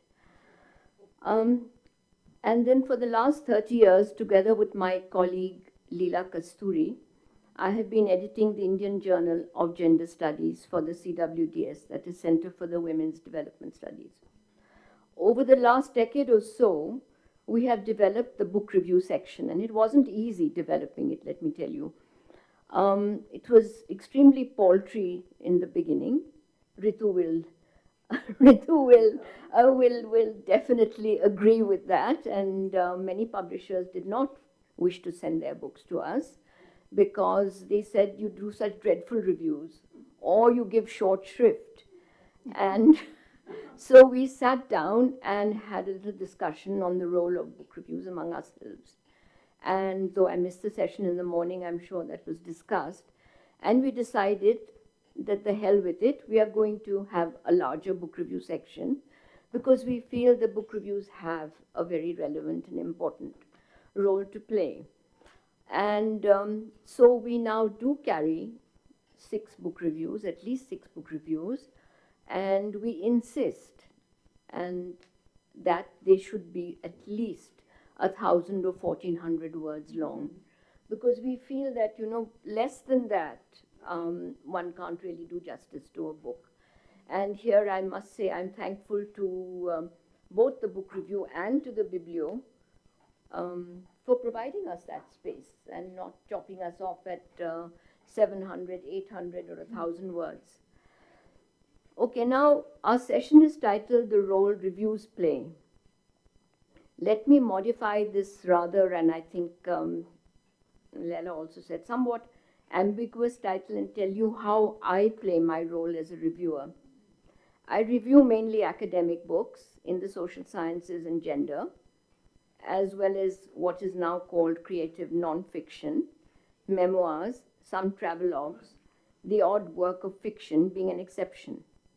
A book that comes for review is generally just out, hot from the press. It gives the reviewer an idea of what is being published in the field, important for an academic and the editor of a journal. And here I would say it's extremely relevant for us that we should know what's going on in the field, and nothing does it better than a good book review. I try, and this I'm speaking personally if I may, to the best of my ability to provide not a chapter and verse rendition of a book, but a thematic, perhaps analytic discussion of it. I conflate chapters looking at ideas and thoughts, empirical data, philosophical discussions, and so on. Of course, I do mention chapters by name or number, and if it's so that everything doesn't become a congealed mass. But I don't know how others feel, but I find book reviews where one starts in chapter 1 and in chapter 2 and in chapter 3 a little wearying. And this is my own personal predilection. Maybe, I mean, others think of it differently, because if you do go chapter by chapter, you actually do give a very good idea of a book, but it can become a bit tedious. It gives the reviewer an idea of what is being published, as I said, in what's latest, and this is very important for us. And sometimes it's a topic on which I have read other books and articles. I do try to weigh these in and providing context and perhaps criticism. Occasionally, relevant quotes help make a point. Cross-referencing is always useful in academic texts, while analogies or descriptions from other memoirs and travelogues provide context. I've found that a well-written memoir or a travelogue provides insights into other places and different lives. And please don't think I'm being a voyeur when I say that juicy bits always liven up such books. Books also provide insights into writing styles. I think that's very important, you know, and a good book review also gives you an insight into different writing styles. And if you're a writer or have aspirations to being a writer, I think a well-written book review is an enormous help. If all of this sounds somewhat heavy-going, some books more than others do require substantial work. Others allow a review to be pithy and crisp, but not necessary through a chapter-wise summary. A review should give the essence of a text, encourage you to mull over what the book is saying via the reviewer. It might encourage you to rush out to the closest bookshop or to your computer to buy an e-version if it exists. Or even if it's discouraging, you might like to read it to be the judge yourself. Either way, and I feel this very strongly, even when a book is trashed, then you would have succeeded in its aim. Thank you. Thank you very much, Malvika. Lots of things to think about there.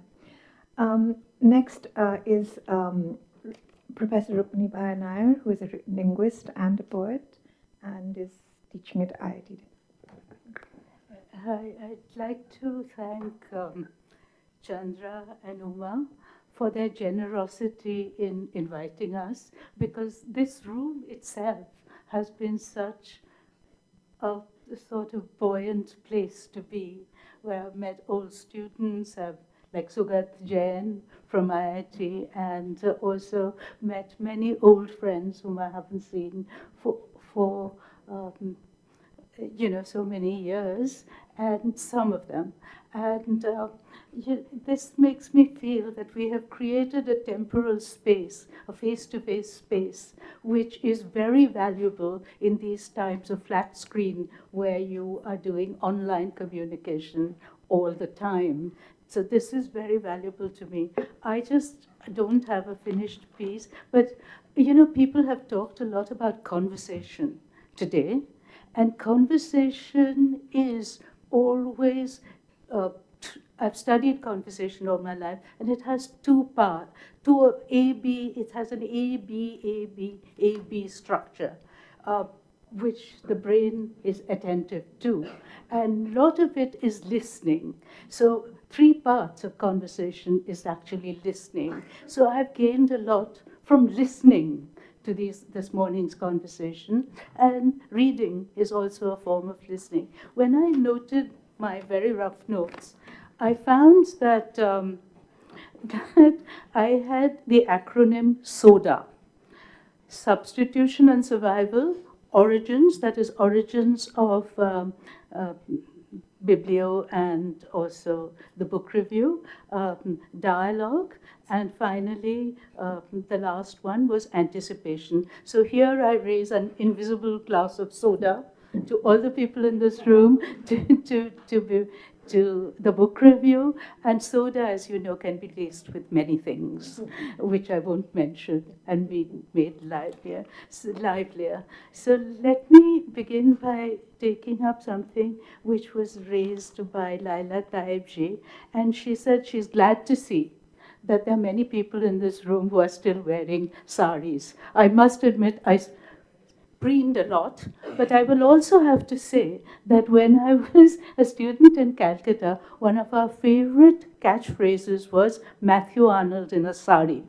And we had to interpret Matthew Arnold in a sari. And I wonder, when we're looking at Biblio today and also the book review, very much the book review followed by Biblio, then I think that they're both English language publications. So I begin now with, I'm here not in my persona as a teacher or poet, but as somebody who's been with Biblio for a long time. I'm here representing Brinda, who is the heart and soul of Biblio.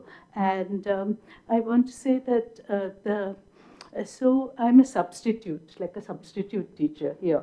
And that I want to note some of the similarities and differences between the book review and Biblio. First of all, the Matthew Arnold in a sari dilemma. These are both English language publications, and they have been located in our capital city.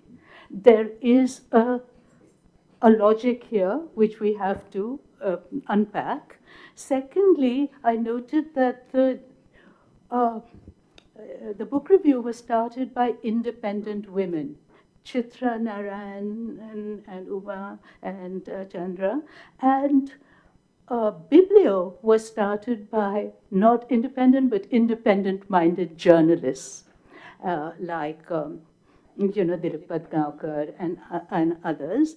And this led, I think, to a division of subject matter, and also of audience, and also of aesthetics. Subject matter, how? When I look at book review, for which we've all written, what I feel is it's really close to my heart, because why? It is literary and language-based and region-based. Biblio is much more global and urban, global. It has headings like focus on caste and law, the environment, focus, and so on.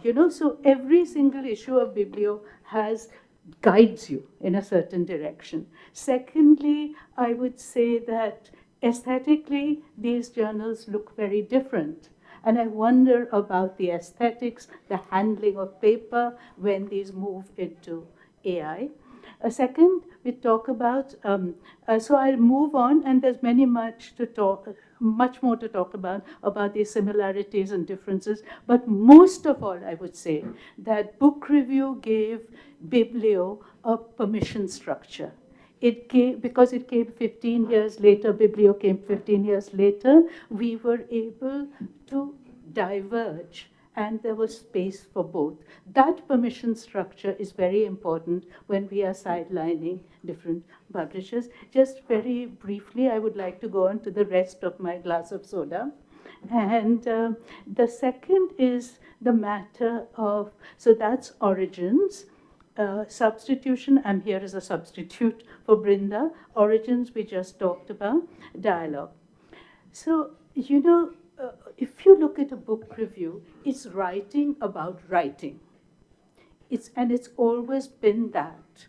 This gives it a kind of layering, and if you look at old traditions like the modern review in Kolkata, started by Ramananda Chatterjee, which spanned the whole thing, or even older traditions like that of the Bible and so on and so forth, there were a few texts and hundreds of commentaries. And being a scholar meant reading through those commentaries, understanding them, and so on.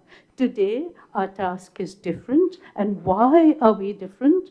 Because today, we have hundreds of books, and so that it's not just one book, the Bible or something. So we have to guide. The book review journals have to mentor and guide the reader, send them in different directions. And this task of mentoring and guiding the reader in a very chaotic world is very important for us to think about. How do book reviews, how are they pen philosophers and guides for the thing? Finally, my last point, which is the future. And here I want to say that there's a lot to be said, but let me just respond to two comments which were made in the morning. And the first one was, nobody understands Foucault. And nobody often understands academic books as well. But this is what Foucault, I remember from memory, said about books. So it's from memory, it's not exact. A book is not the little parallelepiped one holds in one's hand. Its unity is variable and reflexive.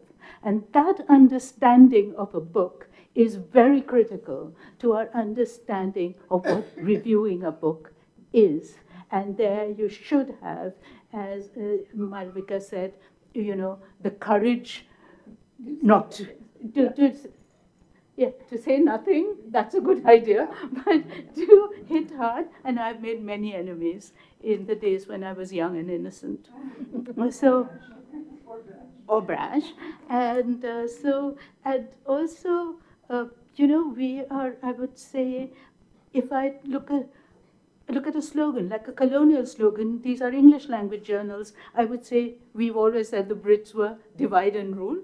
And now I will say that we have entered a space, a very tempestuous technological space where we must diversify and survive, not divide and rule. So the problem of diversification, entering a podcast space and all that, is the critical part of what we have to do for future, because this is a space of populists and popularizers. Populists are all the governments we have in the world. I won't name them, including our own, Trump and so on. And the popularizers are people like Yuval Noah Harari, Dalrymple, and so on. And to resist the weight of the populists and popularizers is the way where we take the slogan of divide and rule. I'll end there. Just want to share something about myself, which is when I think, is it Kiriti Sengupta, the very altruistic publisher, who says he publishes for the, I want to tell him that he said he was a dental surgeon, right? So my first book of poems, Hyoid Bone, was always in the dental section because only dentists knew about the hyoid bone. Nobody else knew. So it had to be rescued from there for years and years. So I will end with the fact that reviewers can also laugh at their own role. Thank you very much. Thank you very much, Rukmini. That was really illuminating. Now we have Ritu Menon. Ritu is the publisher of Women Unlimited. She's a writer as well as being a publisher and, of course, a long-time constant reviewer. Thank you. And of course, congratulations to Uma and Chandra for this extraordinary feat. Anybody who has been in publishing as an independent and as a small, almost cottage industry knows that success equals survival, or survival equals success. And to have survived for 50 years is an extraordinary achievement. So to both of them for having persevered, because really it is a commitment made to the book and to authors that has sustained them, but it has also sustained people like us, small publishers, independents. And when I say small, I mean it in the Schumacher sense of small is beautiful and less is more, and not in the sense of niche. I hate that word. When people said to us when we started Kali, oh, that's a niche publisher, we said, no, it's half the human race. So this term niche I find extremely insulting, because what it does is that it reduces something of value and it makes of it something diminished. And I'm saying that now because that's often how we look at book reviewing, and how we look at this whole endeavor. And it is an endeavor that people like Brinda, Rukmini, Manisha, Uma, Chandra, and others are engaged in. A question that came to my mind while Laila and Malvika and Rukmini spoke is, and it is of course English language periodicals, book reviewing periodicals, why do we only have 2? Why in 75 years of publishing in this country, in a language that has, okay, even if it is only 2% reading in English, it's a vast readership, where all higher education is in English, where it is a language of aspiration, where there is an explosion of writers and an equally large explosion of books. Why do we only have 2 book reviewing periodicals? We did have a third, the Indian Review of Books, which came out from Madras, which had to close. But the question here is one that is actually intrinsic to what I feel is what has in fact been a malaise in the publishing environment. Everyone knows how difficult it is for a book reviewing periodical to survive. What does it survive on? It survives on subscriptions and ads. Who are the advertisers? Who are the people who can afford to advertise books? Who? I certainly can't. I don't have the kind of money that I can put into an into a book reviewing periodical which has a subscription of a few thousands, when I know that that money can actually go towards something else that is much more urgent.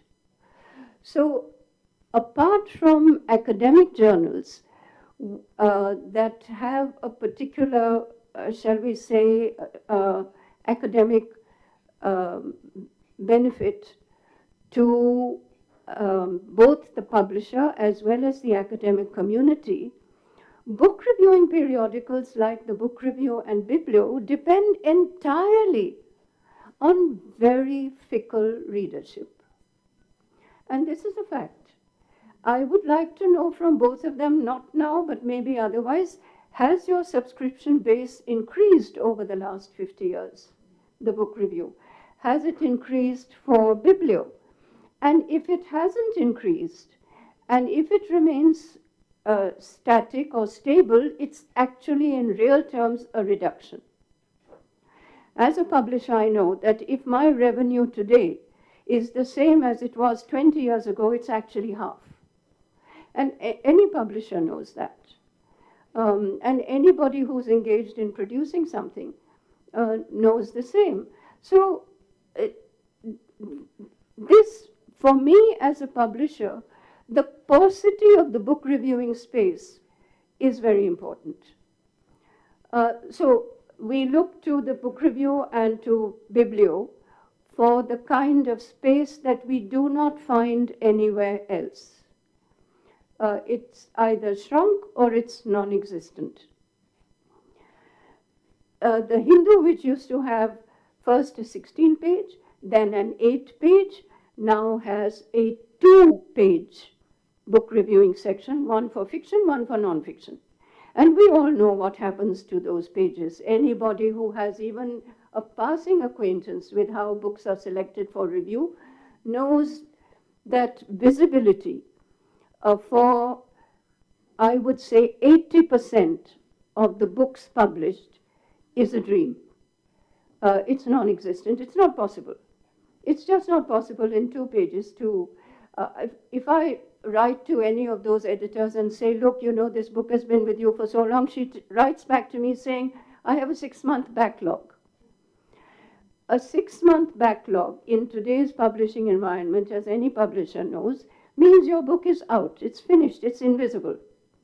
There is no prospect of it ever getting the kind of visibility that you need. Now, I'm speaking only as a publisher, but at the back of my mind, I'm also speaking as a writer, because I have suffered from that. I have seen that this is something that works against any book that has a longer term lifespan. Not the short lifespan of 6 months, but let's say a longer lifespan of 6 years. Ramina is not here today, but we published a book of hers 25 years ago. That's what I call a long lifespan. I can't remember any reviews that it received. And I will say, certainly as a publisher today, our most successful books, by which I mean the ones that are in print 35 years after they were published, didn't get any reviews at all. What does that mean? What does it mean for me as a publisher, but also as a writer, to say, while I support and mourn the loss of book reviewing space, what is it, does it actually mean very much? I mean, am I losing as a result of that? Am I losing as a writer? Am I losing as a publisher? How important is that space for me, both as a publisher as well as a writer? So let me just say this. What it means is that you have visibility, if you're lucky enough to get there, in the first few months of publication. If you're not fortunate to get there in the first few months of publication, it doesn't matter whether you're reviewed or not. It makes no difference. Not to readership, not to sales. What matters after that time is word of mouth, which does not need a book reviewing space. But yes, visibility in the first few months after publication just puts the news out. It just says there is this book that is available. Now, today, we can all do that as publishers. Put it on our website, put it on social media, put it out on our mailing list, put it out here and there. It is not the same thing. Because what we do in our individual capacity has a limited spectrum. So, for me, the greatest value of Biblio or of the book review is that it offers that space for a much longer period of time. Where, yes, if 6, 8, 10 months later I get a review, there is a fighting chance that there will still be a reception for that review. We haven't spoken about that at all. How is a book review received? I don't know, I'm an avid reader of book reviews. I subscribe to 4 book reviewing periodicals on a regular basis. I spend half my time reading book reviews. I do. The other half I spend editing. So what I'm saying is that in the general, I would say, reading environment, I really wonder how important that book review is. Except to me, as a writer, yes, if that book has actually been read. Both Malvika and Ranjana spoke of bad reviews. I just want to elaborate on that a little bit. And I am sort of like, a cat among the pigeons here. I will say that the majority of reviews I read are indifferent. Not because they are bad reviews, but because the reviewer has not bothered really to read the book. And when I say read the book, I mean read the book, not read the introduction, the blurb, and then the acknowledgements. Everyone knows, every book reviewer knows that the first thing you do is you read the acknowledgements. I certainly do. Yeah. But who is this person thanking? Who read it? Did Dalrymple endorse it? I never want to hear that word ever again. Dalrymple. I call him Damn Rimple. No, why? Why do we have these sort of false expectations? So I'm saying that this shrinking space, the generally, to me, disappointing quality of the reviews, generally. I mean, nobody says this, but I'm saying it because we are a community of readers, writers, and publishers, and I can say that.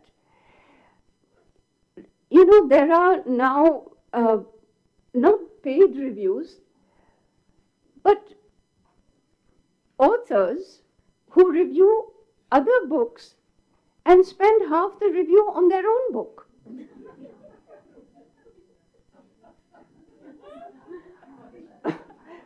I mean, it's a little bit like the diplomat Laila mentioned, you know. But what is deplorable is that the periodical allows it. Why do they do that? Because actually, the book review pages in most papers are at a complete discount. That is also the reason that you find the same books reviewed by the same periodicals across the board. If Srinath Raghavan is reviewed by the Hindu, is going to be picked up by the New Indian Express, by Tribune, by Mint, by HT, by Statesman, by Telegraph, by everything. If Srinath, and then they will be competing with themselves for who reviewed him first. Hello, is this important? I mean, is that the purpose of the book review? Is that what the book review pages should be doing? And I'm saying that this particular phenomenon, this particular sort of,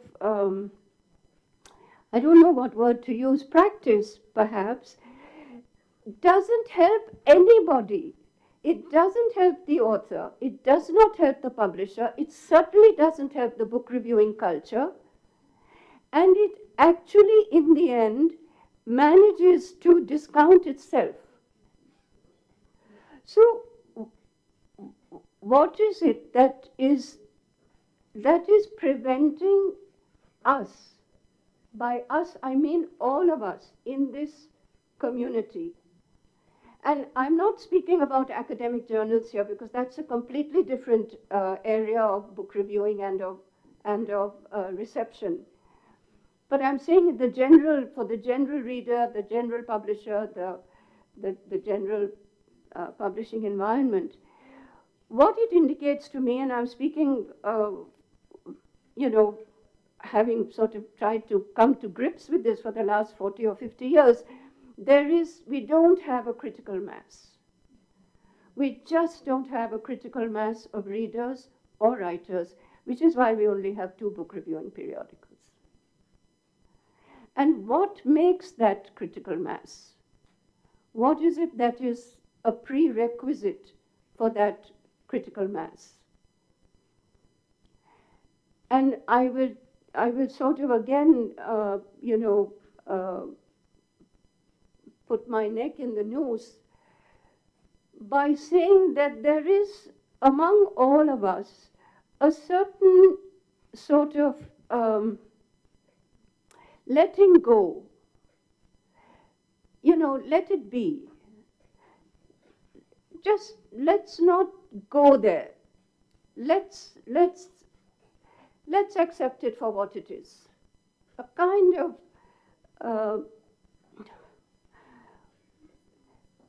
I don't see an attempt to change. I don't see this. We are being forced into it by social media. Social media reviewing is one Instagram and one social media and one Facebook post and it's not a review. I met a young writer, a very successful young writer, who said to me, now I won't take names, she said to me, how many reviews did you get for your XYZ book? Asking me personally. So I said, I don't remember, maybe 5 or 6, 10. She said, oh, only? I said, yeah, I don't think there were more than 8 or 9, perhaps. She said, I have 200. I said, really? 200? I didn't think we had 200 reviewing spaces. Where were they reviewed? She said, no, all Insta, blogs. So I said, yeah, well, I'm very glad for that because obviously this is what I mean. Social media is today's word of mouth. We don't have all that. As publishers or as writers of our generation, we don't have that. And talking of generation, my last point, sorry Ranjana, my last point, and I have said this repeatedly, there is a gender generation gap in what is reviewed. This is a fact. This is a fact of life. And it is a fact of our situation here. There is a gender generation gap. Manu Pillai will get reviewed in a particular way that Malvika Karlekar will not. It's a fact. And everybody knows this. It is one of the most well-kept secrets of the publishing world. And I'm saying, taking this name again, Sam Dalrymple, who has written one of the most ordinary books in recent memory, I'm saying it publicly, gets 3/4 pages. Why? Young, white, son of. What are we talking about? No, this is the world in which we operate. This is the publishing environment in which we are operating. So I'm saying, actually, it doesn't matter if my books don't get reviewed. Really, it doesn't matter. Because, as I said, our most successful books, which have been selling for 20, 25 years, have never been reviewed. What does that mean? No, what does it mean to me as a publisher? What does it mean to the authors? Do they care? that, the New Indian Express didn't give them 3/4 page? They don't. So I'm very grateful that Biblio and the book review are around, but I haven't had any of my books reviewed in Biblio for many years. Doesn't matter. I mean, I curse Brinda for it, but it doesn't matter really. Honestly, she's still one of my very close friends. No. Sorry, that's it.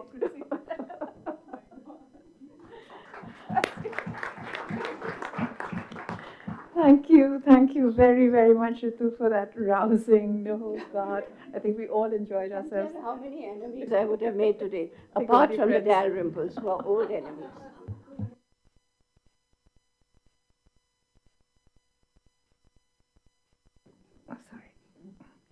Next, we have Mandvika Maheshwari. Mandvika is a professor of political science at Ashoka University, and she is going to talk about the role of reviews and the kind of changes, inadvertent and otherwise, that they can make.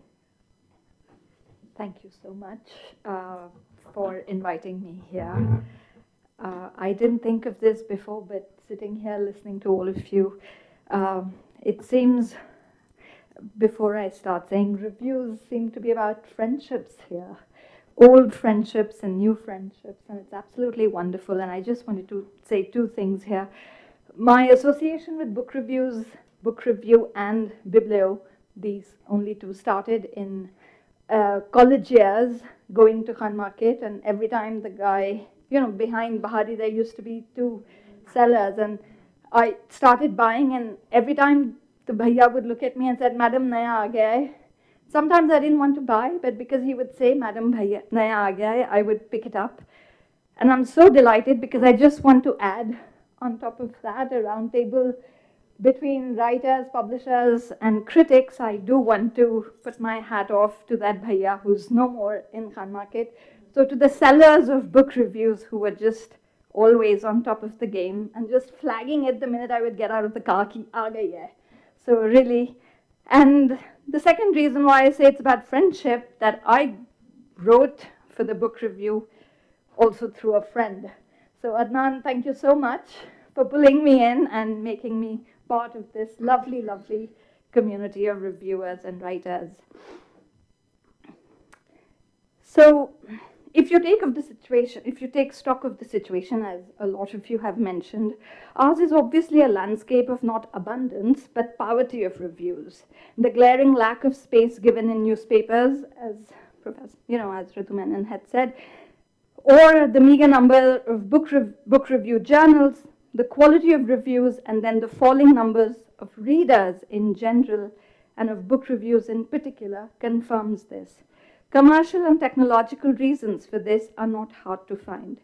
Reading in general may be unpopular, but it is not elitist or bourgeois to actually feel sad about the diminishment of the reading public as problematic.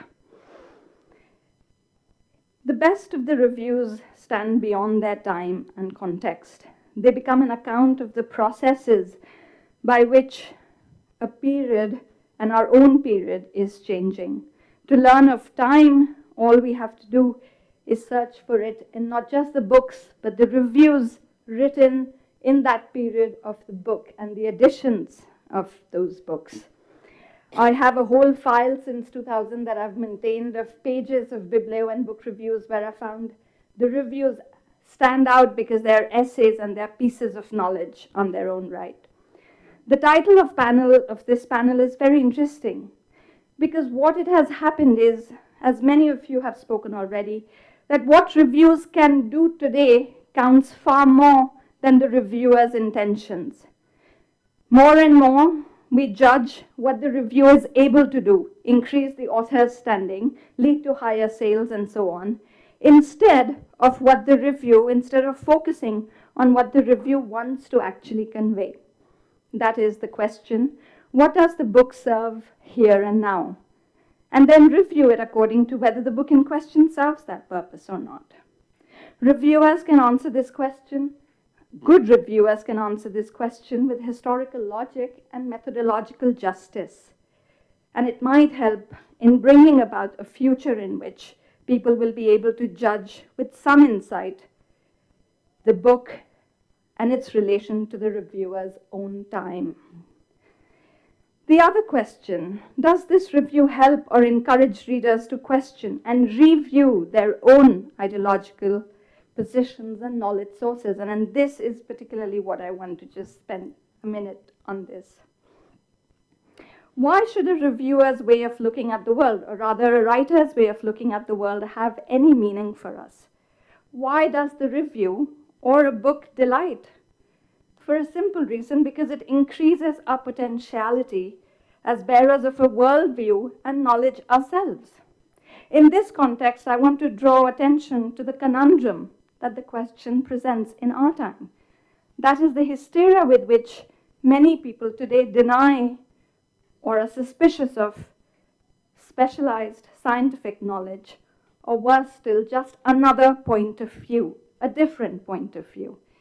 Increasing socio-political emphasis on this is simply due to the fact that they deny their own possibility of change. People want to live in a time when they are right all the time. And reviews of the books, reviews and books precisely matter because they can do the opposite, and very often they do the opposite. The role reviews play then brings up a critical question, and I'll just point to an extraordinary event that What a Review led. The title is The Role Reviews Play.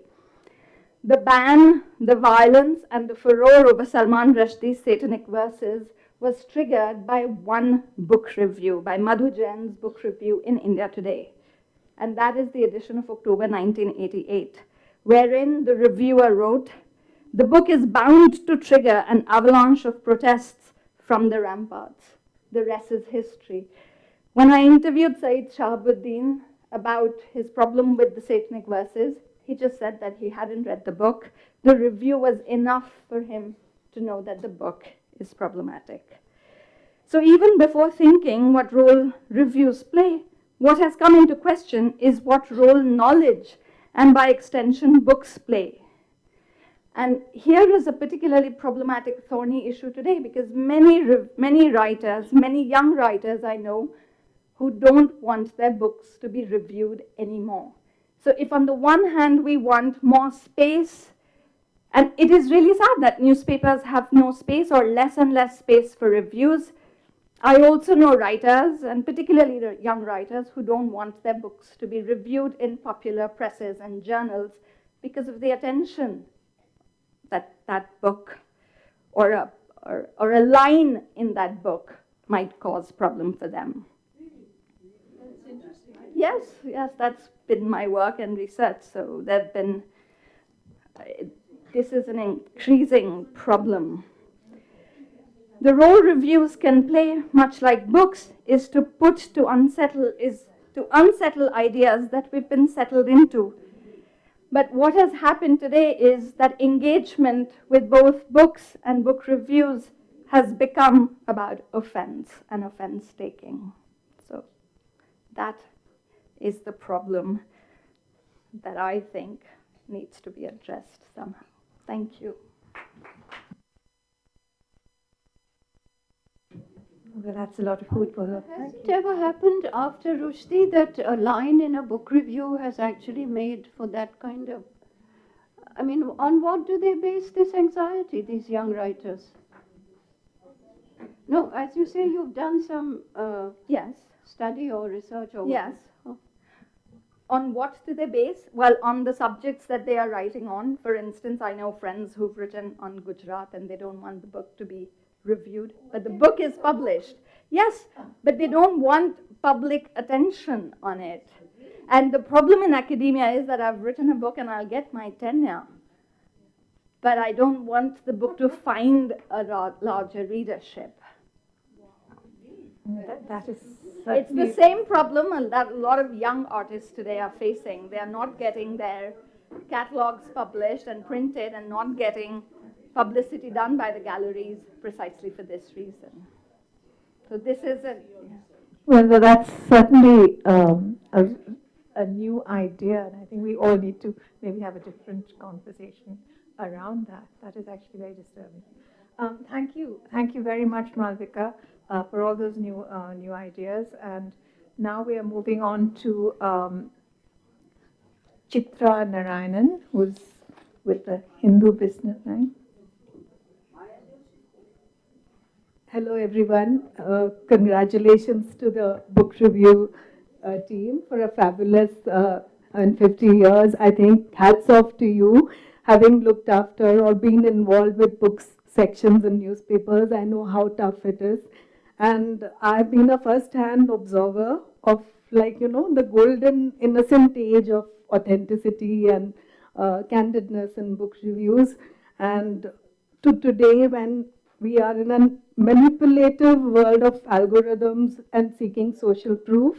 So briefly, if I may rewind, when I was in Business Standard in the mid-1990s, I was involved in the book section. Then we used to have a daily book review on the back page every single day, and we used to struggle to fill that spot. Imagine at that point of time, and this was pre-email.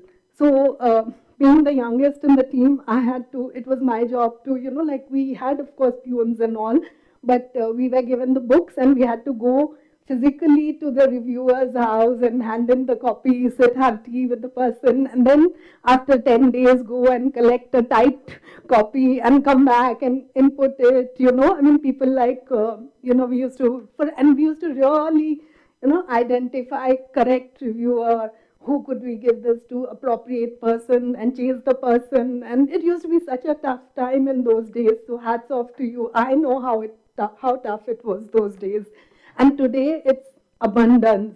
There's just so many books and the space. Earlier we had, so from Business Standard and other sections as I moved on. Now in Business Line, we probably have space for 8 reviews. And these are only business books. Whereas in Business Standard in the earlier days, we used to review all genres. But now it's just 8 business books a month. So just imagine how the space has shrunk. And we are sitting on some 80 to 90 books. And there's a plethora of, reviewers, unsolicited reviews pour in. So instead of us chasing reviews, we just get submissions saying here is, so I mean that's what I meant, so we used to, in the earlier age, we used to sit and match a ideal person. I remember particularly really fond memories of, there was a wonderful cookbook from the imperial era which we found, somebody told us Jamila Varghese would be an ideal person, and we went over and she wrote such a fabulous review. The review was probably better than the book. So it was, and it was such a tough job sitting and cutting even a word out of that review. And now, of course, I'm dealing only with business books. So it's more clinical, but even there we do get a lot of nice poetic writing, etc. But when I meant to the manipulative world of algorithms, the topic today is the role reviews play. And I think to an extent, Ritu Menon did touch upon it when she said that do reviews matter? So now it's the world of Amazon. I think books are sold so much more on Amazon and online media. And on Amazon, ratings and reviews, you can manipulate those. So anybody who writes a book, especially I think the business authors have perfected this to an art, where you write a book, you get your friends to buy, like, say, 100 books on Amazon, and then you can just feed in a review there. The more the reviews on the book, the algorithm pushes the book up to the top of the charts. So if all your friends sit and read it, it's pushed up to the, and it's just on the bestseller list. Similar on, on the other hand, apart from looking after books, I've also written a couple of books. So to my shock, and I do have a sizable social media presence on X. So to my shock, when I wrote my first book, I got a DM from a few people saying, would you like us to review your book for a fee? so there are people, there are people like that now. I mean, and I find that it is a practice when, especially CEOs and other authors who want to kind of improve their personal brand. Books are a great way of building your personal brand. So many a person today would like to be, seen to be a thinker, or I mean, so if your book has to become a bestseller, you can just get hundreds of people, and I mean, if the book is a bestseller, you're invited as a speaker. It's become an unholy. I mean, books have become the starting ground to become a management speaker, and reviews can be gamed. So, so where have we come to, and on social media also, as somebody said, I mean, there are now, for instance, recently there was a book which has been, I think, a D2C brand founder who's written a book, who has got 1.5 lakh followers. His book is out of print even before the official launch. I mean, just on pre-order.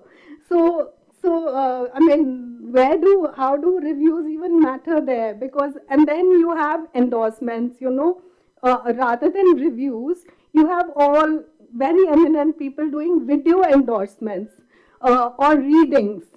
So on social media, on LinkedIn especially, for business books, you can do, even I've been asked to, if I could read out from somebody's book, say what I liked about the book, but because I'm not very, video savvy, I don't do it, but I know lots of people who will just read out a little section from the book or talk very nicely about it, and of course you're hooked and you want to buy the book.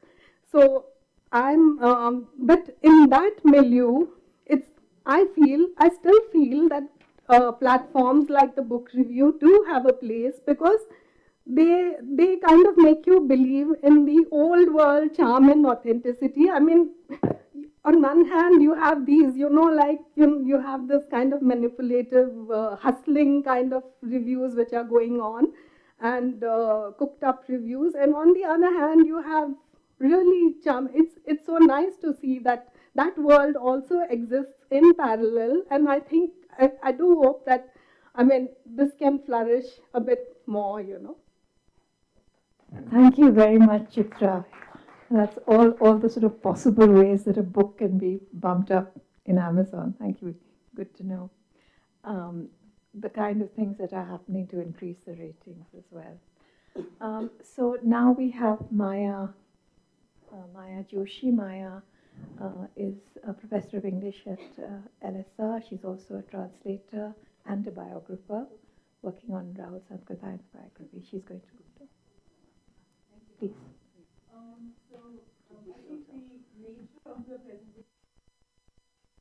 Witty, erudite, thought-provoking, full of candor, is a tribute to the book review and the atmosphere that it has created, a culture that it has created. And I'm a somewhat late entrant compared to some of the very eminent people we've had, but I've had a fairly hoary association.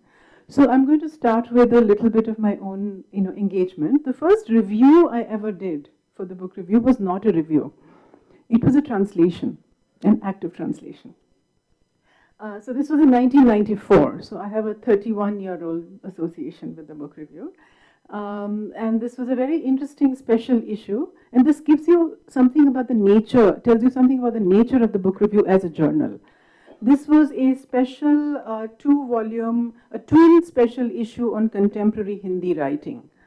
Professor Harish Trivedi, who's going to be with us tomorrow, happened to be offering a course on translation studies at DU, and had a paper, of his, and he asked me to translate, actually, a literary piece on the poetry of Prayag Shukla. There were 2 books by the noted artist and poet Prayag Shukla.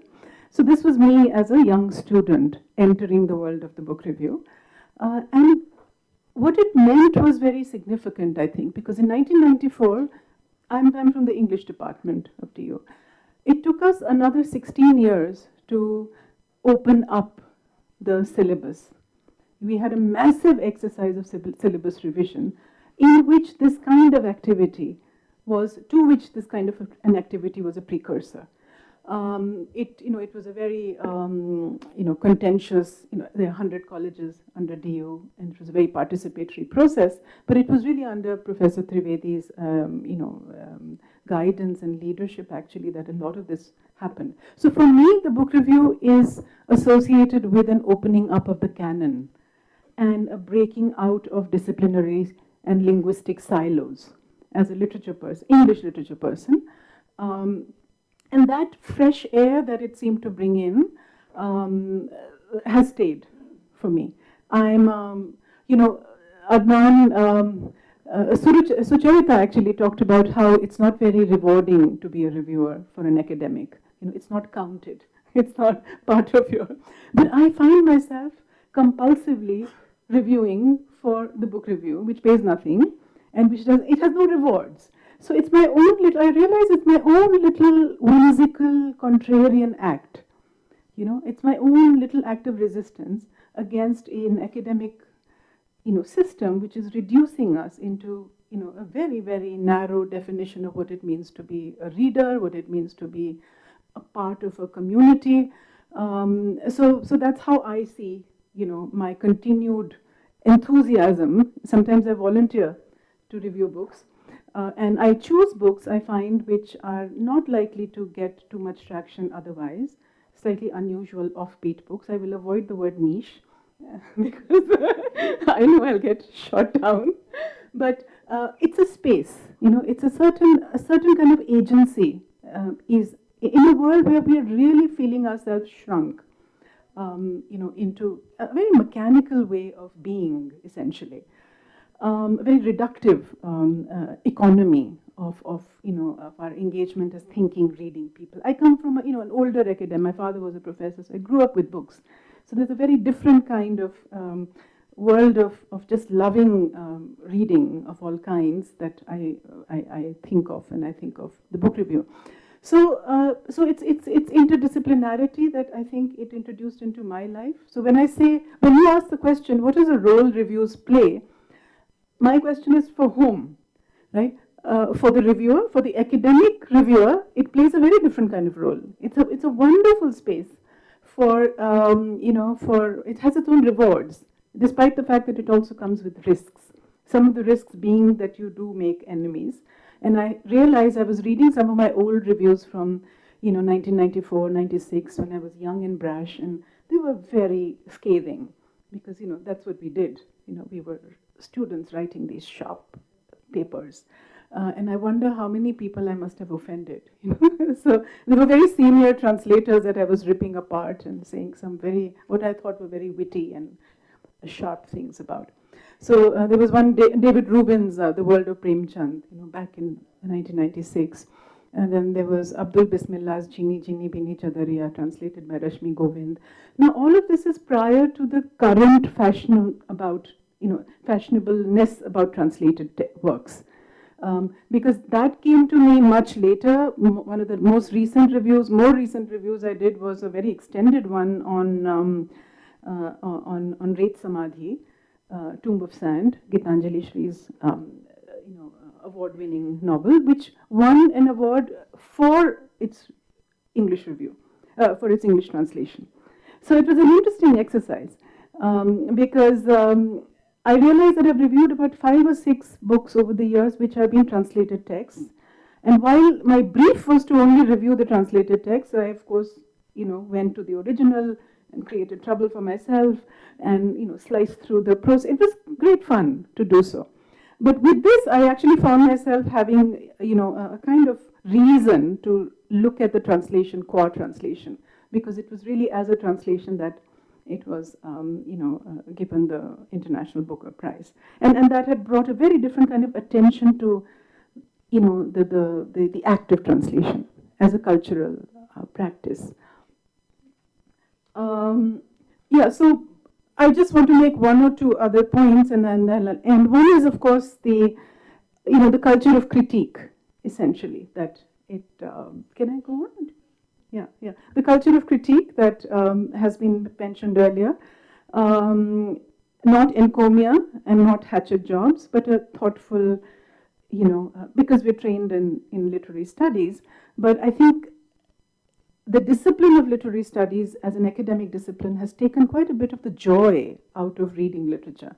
And I found that reviewing for a journal like the Book Review allowed me to, let that joy re-enter. Just the joy of reading literature, the pleasures of it, while not being uncritical. So there was a lovely balance of maintaining your critical faculties while also being able to, read it in a way which was relatively jargon-free and free of the latest, requirements to, tick a few boxes, which go by way of academically acceptable. But these fashions keep changing, and it's quite depressing, frankly, to see some of these fashions. And I think Professor Trivedi had a role to play in training us to not use jargon. He was quite critical and quite dismissive of using jargon for its own sake. So the nature of the Book Review as a journal, poised at the interstices of academia and a kind of generally educated reading public, I think really does shape a different kind of language and style, which allows for, I think, building of a kind of public sphere and kinds of conversations which are necessary. And the fact that it's free of market forces, the fact that it's it doesn't pay us anything, allows it to function, I think, to not reduce itself to essentially doing what needs to be sold. And that has allowed for a certain quality to be maintained, and I really value that.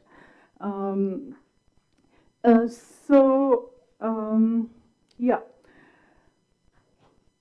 As a teacher, I find this also very helpful, because the ability to be able to articulate complex ideas in ways which are accessible to a wide variety of students and young people is something that is honed in the process of writing a review for a journal like the Book Review. It's one of the most difficult things to write, a 700-word review on a massive book.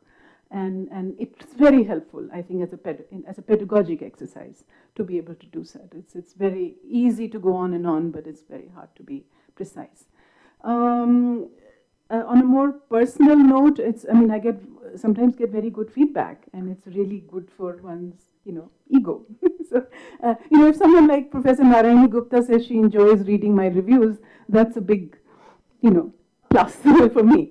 So, to have a discerning readership, which then, gives you back in the form of a thoughtful response, is something I think we need to build beyond, the mechanics of earning points and getting, promotions and so on. One of the best compliments I received on a book review was that the review was better than the book. I won't mention the book itself, but that is actually a reality. And I find that I do sometimes work harder on writing reviews than I would for anything academic, because maybe it's just a contrarian streak. There is a certain pleasure in just that indulgence, in that whimsy, as it were. It's a treat. The way I see my act of reviewing is a treat for myself. It's a no, I only take books that I want to review. I'm very picky about it. So it's a freedom I'm exercising. It's a freedom from the requirements of professional whatever spaces. And being a literature person, I think it's very interesting, because reading and reviewing is really somewhere in between literary criticism and it's because we are really poised in the middle of high academic discourse and reading as a pleasure, reading pleasures, right? And I think that's a very interesting negotiation, because it compels you to face your own subjectivity, something we have to often blank out in being academics. We're supposed to kind of erase our individual selves, our individual preferences. Reviews allow you a little space for that affective element to re-enter, which of course is now being re-entered in theory also, because I think we've gone too far with the mechanization of literary studies.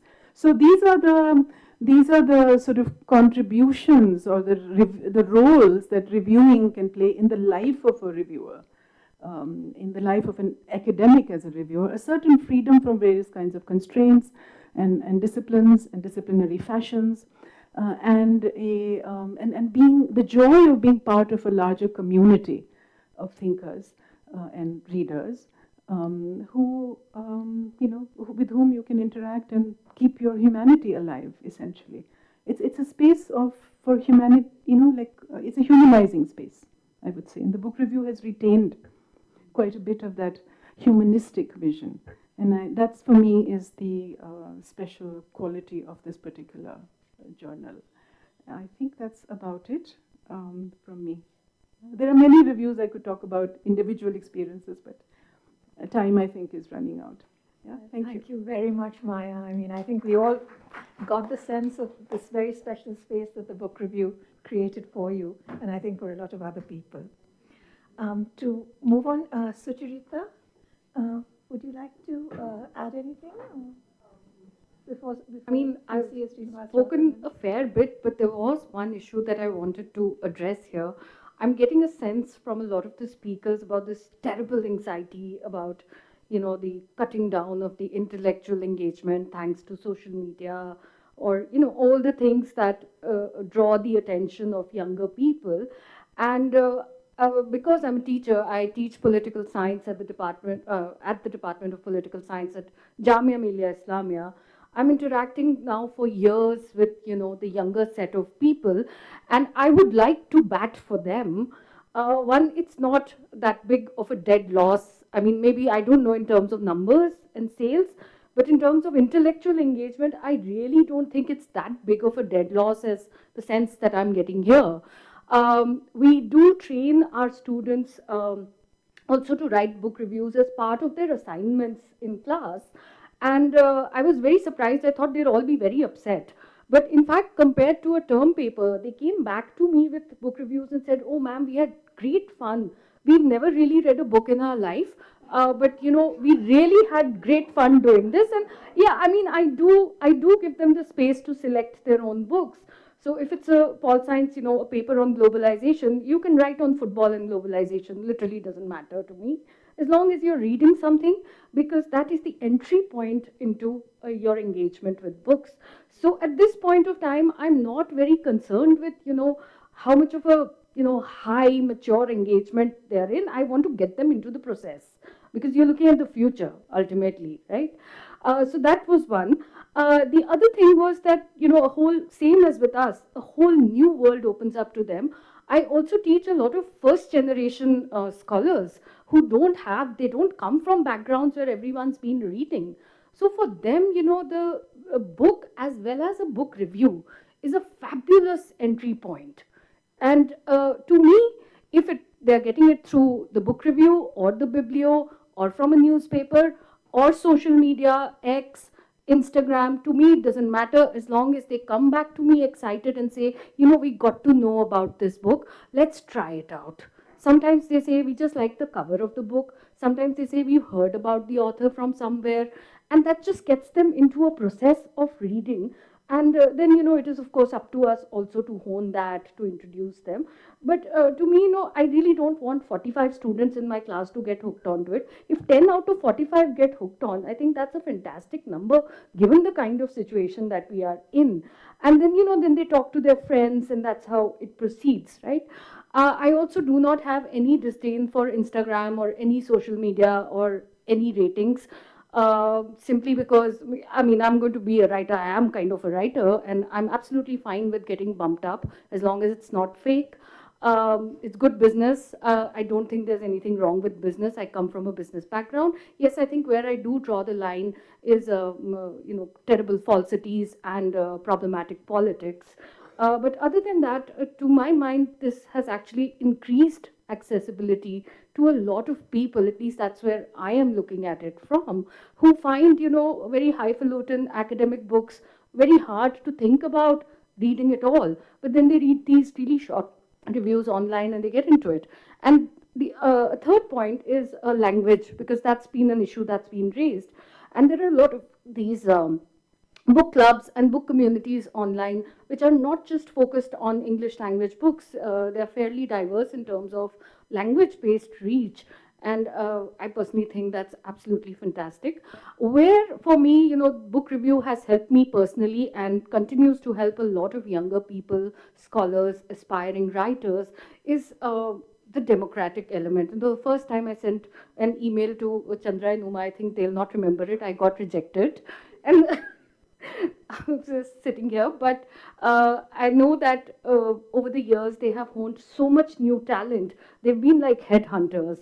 And I think that is also something that we need to do instead of just talking amongst ourselves in small silos, which is a great thing. That's where the maturity comes from. But you need to pass that on to the future generation. And there you have to take some risks, where it's quite likely that there might be an idea, but not fantastic language, or fantastic language, but, you know, very vacuous ideas. But it's a risk you've got to take if you've got to move into the future in the next 25 years, if not 50 years. And you've also got to expand in terms of the mediums through which you are reading out, whether it's writing, whether it's podcast, whether it's photography, snappy writing. I think a lot of young people are taking to that very well. And to me, it's just opening up the world and not shrinking the world. Let's give young people a little bit of credit. They grow up, they mature, their writing matures, everything matures, they come to their senses like all of us did. So there is a lot of optimism there too. Thank you. That's all. Yeah, thank you, Sucharita. Basically, social media cannot always be evil and certainly won't go away anytime soon. TCA Srinivas Raghavan is an editor, a writer, and a long-time book reviewer. Would you like to talk about all those experiences?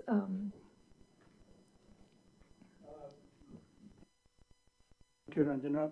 सुबह से बैठा हूँ इसलिए मैं हिंदी में बोलूँगा. बदला, इसको बदला कहते हैं, बदला. Do I have your approval? Can I speak in Hindi?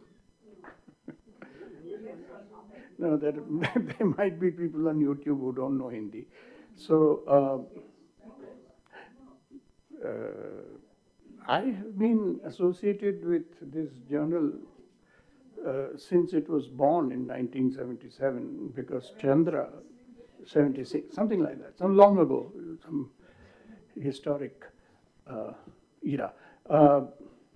Chandra is my sister, for those whom you don't know, and I carry that cross with a smile on my face. And Uma is my adopted sister, so that's one on my front also. So I've been sort of part of this whole exercise of book review for a very long time. And I probably have the sole distinction of not having had a single piece of advice or suggestion that I've given to them taken. It's just the other day, Adnan and I, we were telling her about social media, Instagram, Twitter, and Chandra says, "Ye kya hota hai?" So, I mean, that's to summarize. She knows about Twitter and all, but, can't get her head around it. I don't know about Uma. Uma's looking very dispirited just now. I don't blame you. Look, this, I honestly, everything that has to be said about book reviews and publishing has been said. Urvashi is not here. I wanted to ask a question in the morning about piracy. I said, "You are complaining about Pakistanis, pirating Indian books. Why don't you pirate their books?" So I think that spoiled her lunch somewhat. But it's a fact. We can pirate their books. But other than that, you see, this business of book reviews, I have worn all the hats. I have been in charge of the book reviews page. I have had to organize book reviews. I have had to write them. I have written books, so I have seen my books being not reviewed. I have written serious books. I have written a novel.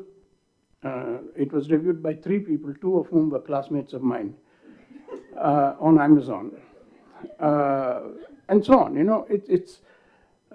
And of course, as I said, I've been a reviewer too, and one of the biggest problems that you face when you're writing a review, at least as you grow older, is how to not to offend the author.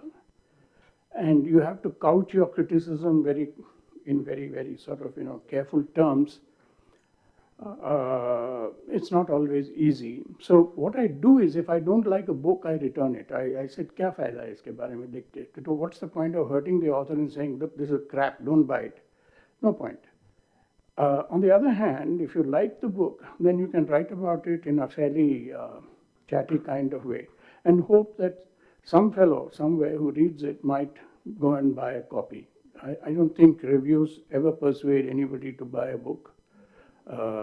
Maybe once or twice, but it's not really all that.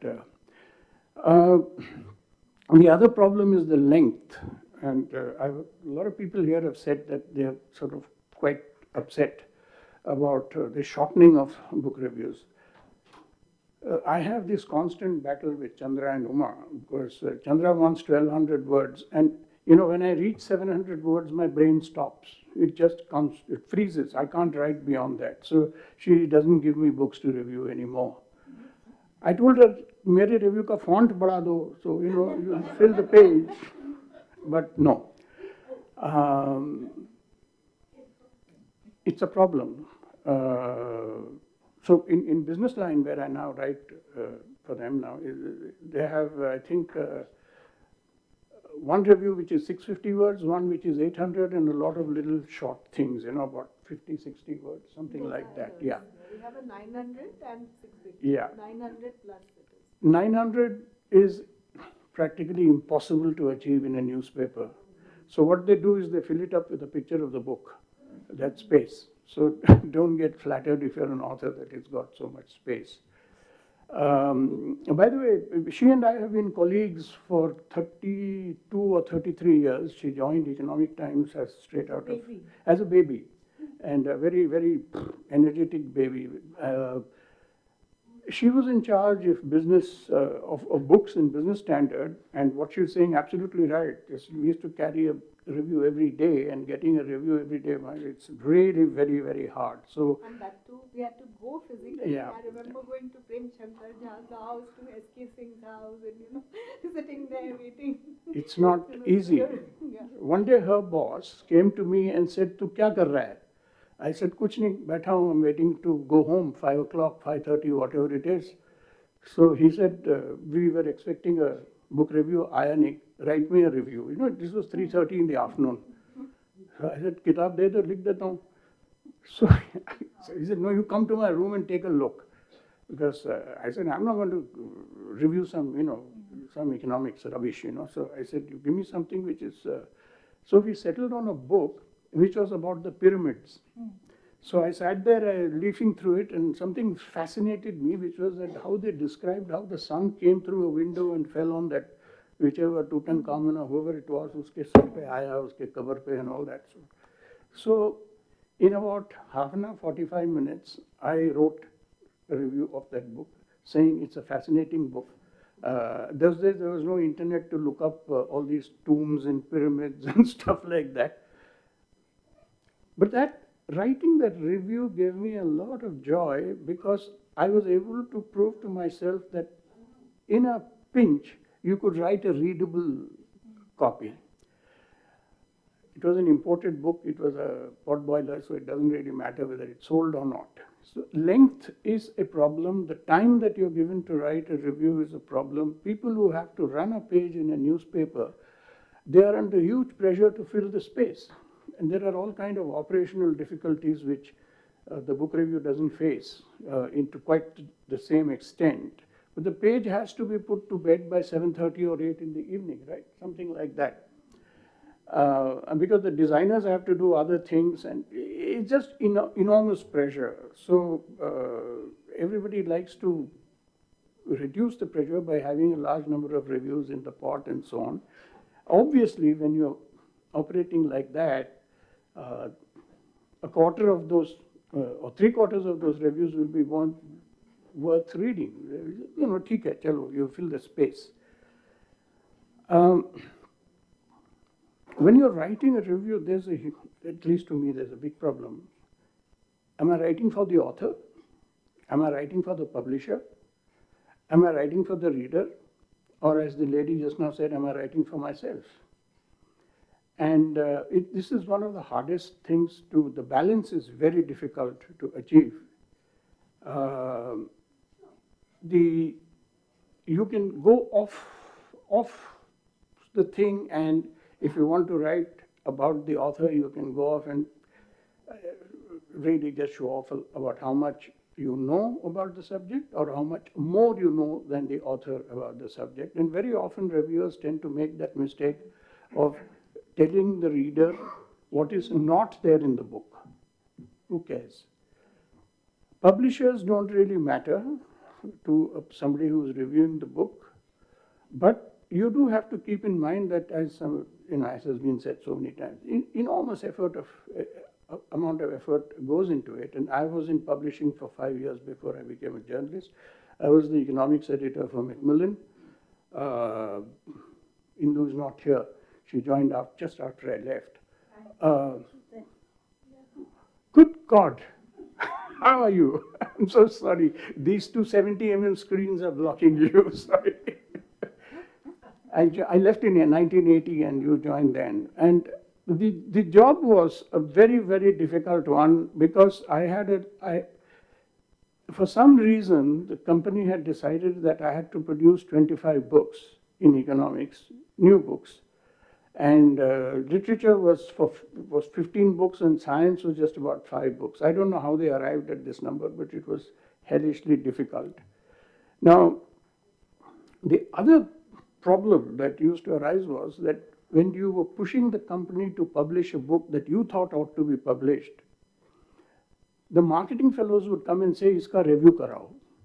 Now, who wants to review a book on economics, for heaven's sake? No one wants. They want all kinds of history, hota hai, politics, hota hai, all that is fine, but economics was pretty much a no-no. So I have seen how difficult it is, how much hard work goes into getting a book out, getting it out into the market, making sure that it comes to the notice of the reader. It's extremely hard. So you have to be careful while writing a review that you don't, just rubbish it for no reason at all other than that it's giving you some temporary joy.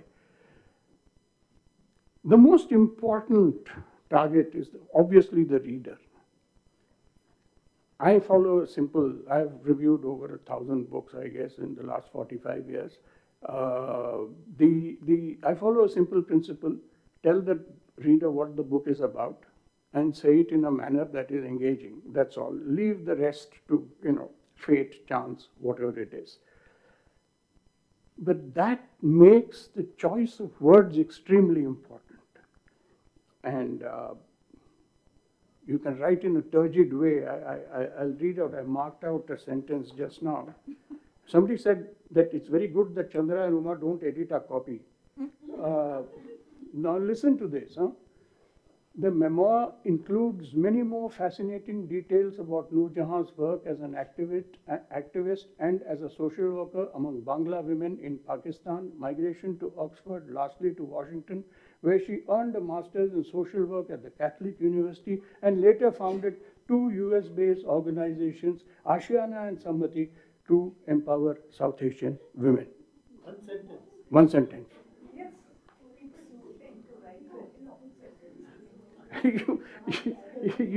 You write a sentence like this for her, and she'll edit it, maybe shoot herself in the head.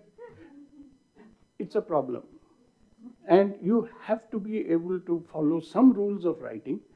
And the best rules of writing, and all of you here, since you write, and you will be writing for a long time, hopefully, is the rule set by The Economist of London. Very simple rule. I have said this to everybody, including when I was teaching at the Asian College of Journalism. No sentence should be longer than 12 to 15 words, and no paragraph should contain more than 2 sentences. This is for newspapers. But certainly, if it is a thing like this, you can have maybe 4 sentences. because visual breaks matter. The mental break matters when you're reading. You can't have a sentence that starts in Srinagar and ends in Trivandrum, you know.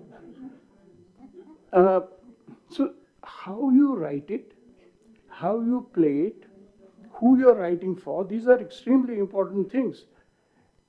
Unfortunately, academic reviewers forget all this. उनको बड़ी खुशी होती है कि मेरे को किताब मिल गई, now here, boy, I'm going to let you have it. And they don't realize that actually the person who's getting it in the neck is the reader. So and these are the problems of reviewing. It's not a nice thing to be reviewing somebody else's work. Having written 3 or 4 books, I know how much hard work goes in. All of you have written more than that. You know how much hard work. And some whippersnapper comes and writes 700 words and says, this is shit, don't read it. That really gets you. There was one guy who wrote a review of, he's a professor at IIM, no less. A fellow wrote a 750-word review of my book on the Reserve Bank of India, the history of Reserve Bank of India. And there wasn't, believe it or not, there wasn't a word in it about what the book had, because he was a professor of monetary policy. So I met him somewhere. I said, "Tujhe kya problem hai? You write a book." He said, "No, I am writing a book." I said, let it come to me.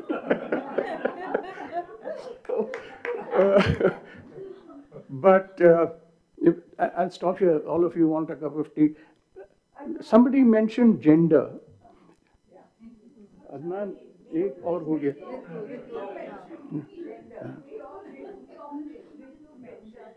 You see, one of the things that as a kid, like all of us, I was taught was to count.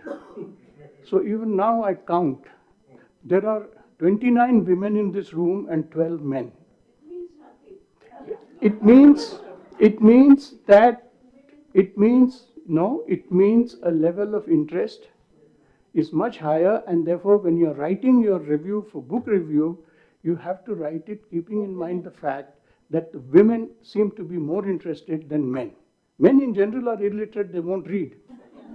But I think Chandra and Uma, maybe you should send more books to women than to men for reviewing. I also wanted to actually, actually I wanted to kind of refute this thing that in the newspaper world we kind of give more prominence to male writers. I don't think any such, at least not in any of the sections that I have worked with.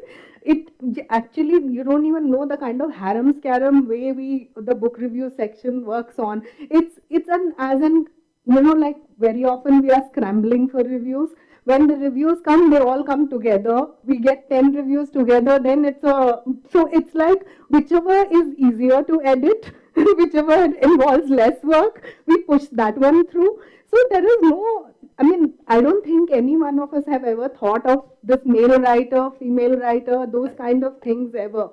At least not in the sections that I've worked with.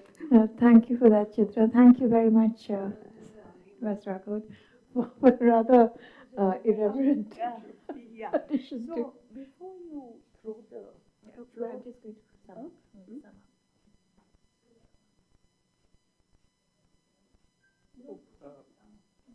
I have a complaint. My neighbor has a complaint too. Check. No. Did write it out when. No. Very interesting points, and my mind went back to the time that we hosted an international seminar on role reviews play, and that was where we shared the views of editors, not only from India, but say England, TLS, US, Canada. Then there were two women editors from an Australian women's book review, who all participated.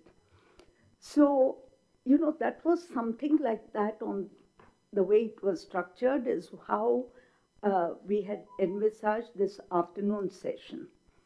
So most of the points most people have made, but about the book review, I just want to share 3 or 4 points which may or may not have become apparent.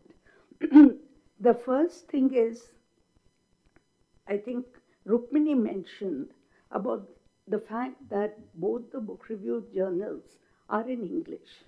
I think where the book review has differed right from day one, the first issue onwards, we have made it our policy to carry 1 or more reviews in every issue of reviews of books published in the Indian language, in Indian languages, whether it is mostly the original and then some special focus on translations as well. So it is presented to the English reading people as to what is, and because we feel very strongly that what is being written in the Indian languages, somebody talked about the critical mass, Ritu did, and being absent.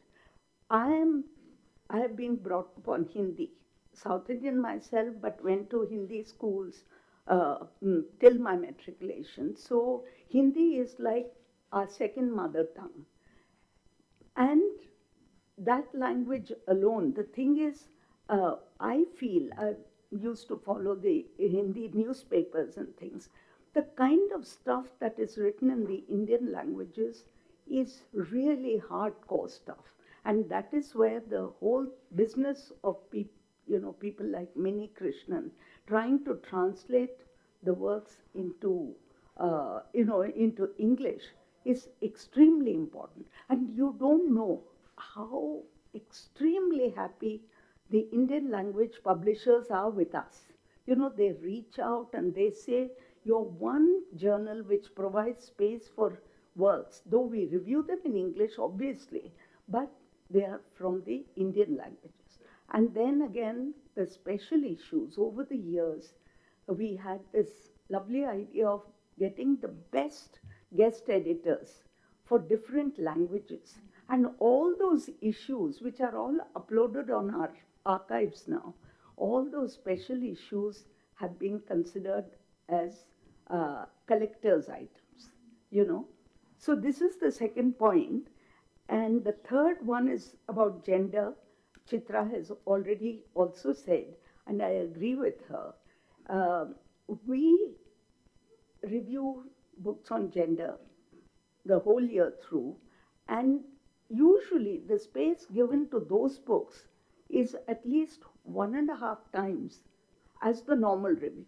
We never tell the reviewer of a book on gender to cut down on what they, because you see, even while you're reading the review, you're so struck with all the points of view which come across, which are not normally, to be found elsewhere. So, Ritu, that's one point where I also... Yeah, okay. And the third thing is, and this is, now I'm talking to all the young people in the room, Sucharita said about our giving space to young scholars today. Again, this is something which we started way back, and that is a whole generation which grew up with us, dialoguing with us, how to craft a review. So, well, all, yeah, no, I'm not saying you said it. I'm saying this is something which is a whole generation grew up. I can think of one name, G.J.V. Prasad, a respected professor today, or retired, of English literature and things like that. He was a youngster when he started writing. And so many others, even our chair, she used to come to... even Ranjana, she must have been younger, because I remember her husband brought her to mainstream and saying Ranjana would like to review this. So we enjoyed that then. And that is not an admission you should have made. what? Why? No. Among the younger people, we have enjoyed that dialogue. And today, there is one more, there's one more generation now, and thanks to Adnan and Sucharita, who are able to come up with really great names. Because now Uma and I enjoy reading the reviews by, I should not be singling out anybody, but they know whom I'm talking about. We just love their, the way they review books, the way they come across, and we go to them again and again. And this is where we enjoy the dialogue, because we talk about how it should be, any book should be reviewed, because each genre requires a different way of handling stuff. You know, and the most difficult among those is reviewing fiction. Again and again, we have to talk to people. Don't give the whole storyline from top to bottom. We leave it to the readers. Let them go out and buy the books. Give a flavor and just talk about some. So that dialogue goes on. But I think a second seminar on just how to craft reviews would not be amiss one of these days, you know, when we get around to it. But I would like to thank all the young people who want to review for us, you know, and do not expect to be paid. We cannot pay, we do not pay. So, you know, those are the limited points I wanted to make. Member of the editorial advisory board, I have a complaint. Today's ice cream was awful. Please don't, maybe please don't pay for it. Hey, Kisi, to take a vote? Thank you. Thank you for making that really important point. I think all of us are going to take it on board. Thank you so much. One second. I had a question of Mark.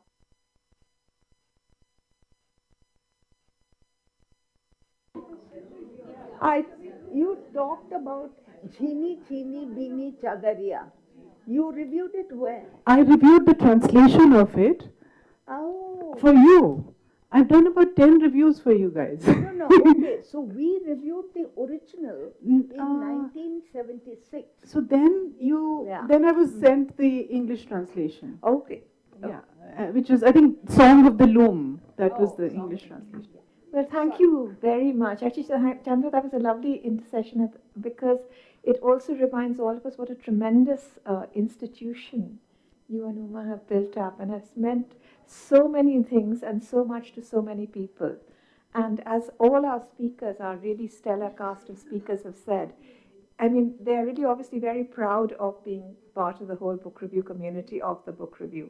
I mean, from Laila's description of reviewing in the Illustrated Weekly at the age of 19 and then coming to the book review, to Malvika's saying it's a way of finding what is being published in the field. It's a way of reading book reviews. Rukmini about how Biblio and the book review, Biblio came into a space created by the book review 15 years earlier and then took it somewhere else in a more journalistic way. Ritu, where can I begin? I think it was one of the most rousing contributions this afternoon, and absolutely there is a politics to what is being published, to what is being reviewed and where it's being reviewed, and I think that is a very important point to make. Malvika, I mean, I really was reminded of that whole Madhu Jain controversy, how it bound, when she said it's bound to trigger an avalanche. And it became a self-fulfilling prophecy. It triggered a terrible avalanche.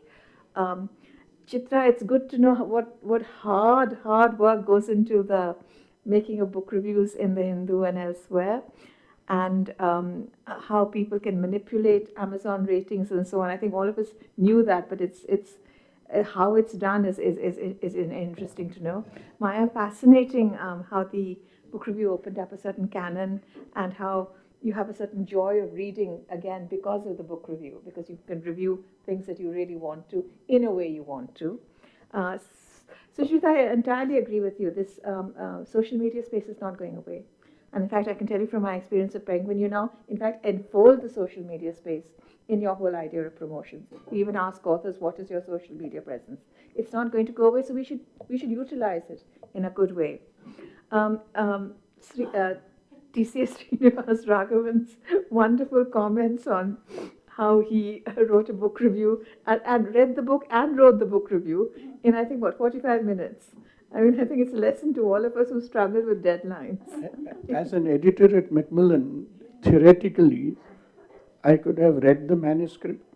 Having read the manuscript, having persuaded the company to publish it, having marketed it, I could have used the internal review for sending to a newspaper. You should have. But I didn't do it. I know. Your honesty is something we all admire enormously. But anyway, it was a really great session. Thank you very much. Now we still have time. So there are many people. There are many people who want to contribute their own ideas. So should we begin with Priya, who is a translator as well as being a sociologist at Munjal University? Is that right? Yeah. Yeah. Mike. I think, yeah. Please excuse me for my bad nose. I mean, there were two reasons I was slightly indicating to Ranjana that I might not want to speak. One was the nose, and the second was that all the important things that I would have wanted to highlight regarding the role that reviews play have been said. But still, I'll take a minute to talk about the book object.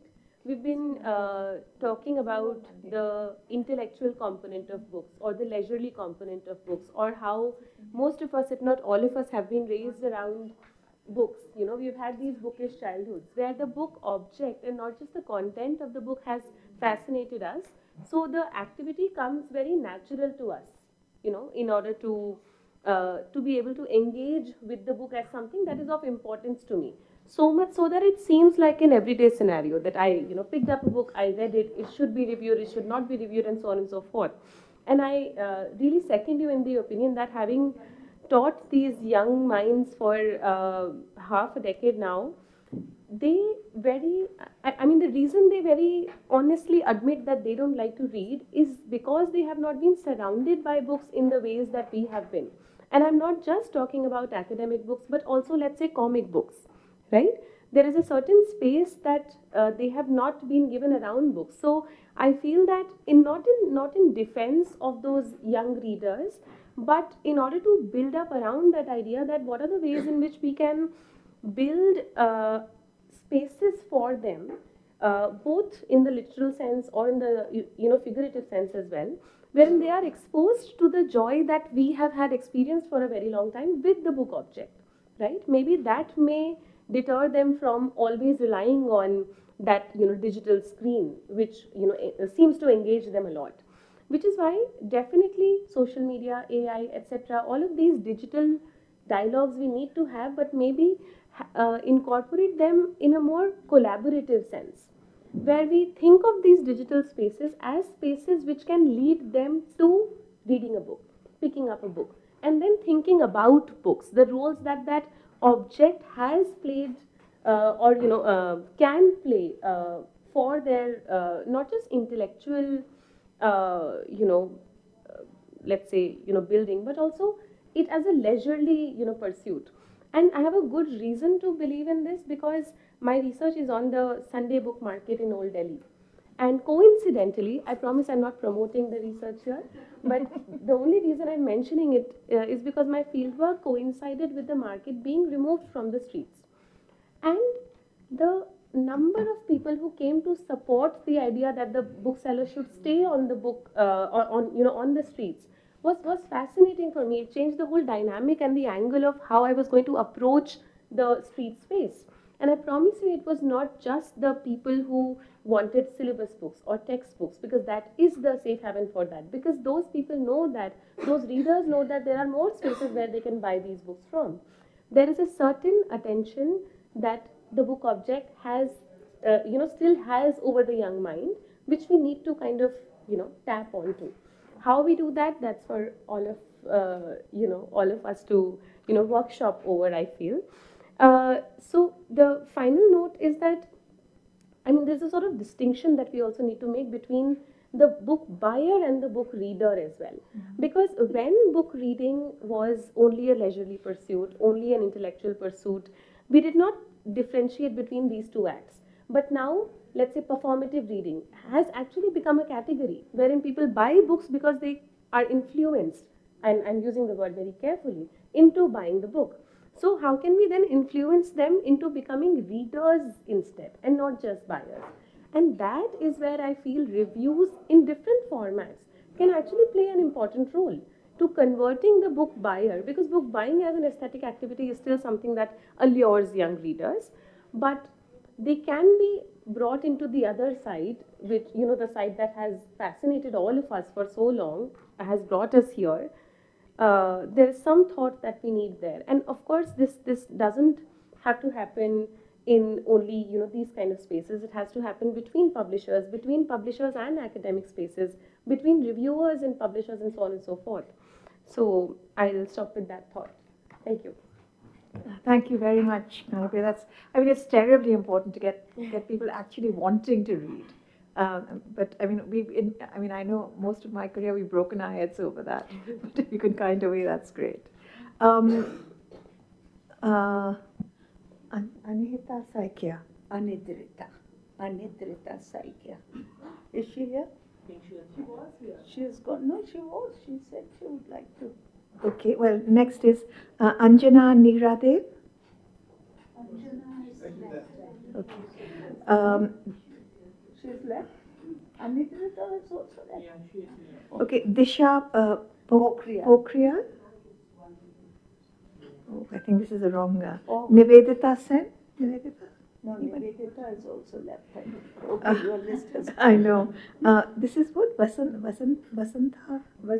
Surya has also left. She is from the morning. Yeah. Okay. Morning. And Rupa Narayan Das. Rup Narayan Das is also. So that but Anmol Sagar. Yeah. Thank you. I just take a couple of 3-4 observations. First is to do with the fact that we have been talking about the reviews and the quality of reviews and who will be writing about the readers and all. I was just wondering whether, and I think this was something that one of the last speakers, TCA Srinivasan, pointed out, that your personal likes and dislikes to a person. And I have a book in mind. I'll not refer to the author or to the reviewer, a very senior historian. He had some kind of personal dislike to the author who had written on a very popular and a very good book on ancient India. And he actually not only provided his own knowledge of, he is a medievalist, but he not only provided his own knowledge of the subject to show that how much he knows, but also he actually hit below the belt, in the sense that he actually made some personal comments that because, to do with the publisher, that because so-and-so is the daughter or the son of so-and-so, that's why they have been receiving so much attention. I think that also affects the reader, the readership, and someone who, no matter how limited the readers are of a review, they get impacted, they get influenced, especially if you belong to a particular kind of school or ideology. That brings me to another question of, there have been new writers who have been writing, and there have been political entities who have been writing more than what academicians are writing, and one of them is he who must not be named. And so, does that mean that the job of the reviewer is cut out? In the sense that if a book is sent, of course it will not be sent to a biblio or to book review, but they have their own journals or their own newspapers, you will not find any word of criticism, because the book itself is eulogistic, and if it is authored by the person that I'm talking about, he will have his own ideas, expecting that there will be no negative comments, because then, as one of them pointed out, it will have repercussions. So I think that also affects how you write a review.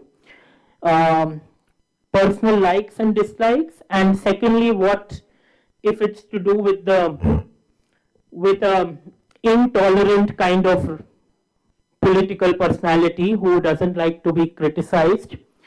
So what kind of review will be there? Because I go to one of the libraries in Delhi, and there you find reviews written of those books written by him, which are completely without any criticism. They are just books that you, if you are there, you have to read them. Okay. The second point, just two more points that I want to make is to do with the publishers. I was just wondering whether in this line we can also add booksellers. And what I mean by that is there used to be booksellers who knew about the books, not just where they are placed in the bookshop, but also what is there in the content or what kind of reviews are being written. And if you visit that bookshop, and I have in mind 3 bookshops, the bookshop by K.D. Singh, the New Book Depot, which was there in Connaught Place, and Bookworm. And to do with college students, university students, there is Selection Book Depot, where the owners of all these bookshops knew what is there in the book, or knew what kind of reviews are coming of that book. So they had the knowledge of the book. It was not just for them profit making, or for them, that was of course a part of it, but they actually encouraged readers, younger readers, and wanted to direct them towards those books. In Mussoorie, you have a bookshop, Cambridge Bookshop, again, which is something like an institution where the author, the book owner knows what is there in the book. And so all those booksellers are there who know actually what kind of, because now the tendency is that, for instance, if you go to a mall or something, you have bookshops where people are not, or airports, where the booksellers or the counter boy who are there selling, they don't even know what the book is about. You will just give them, they will not even look at it what it is, they will just charge you and give you the book. So I think that kind of tradition we are losing.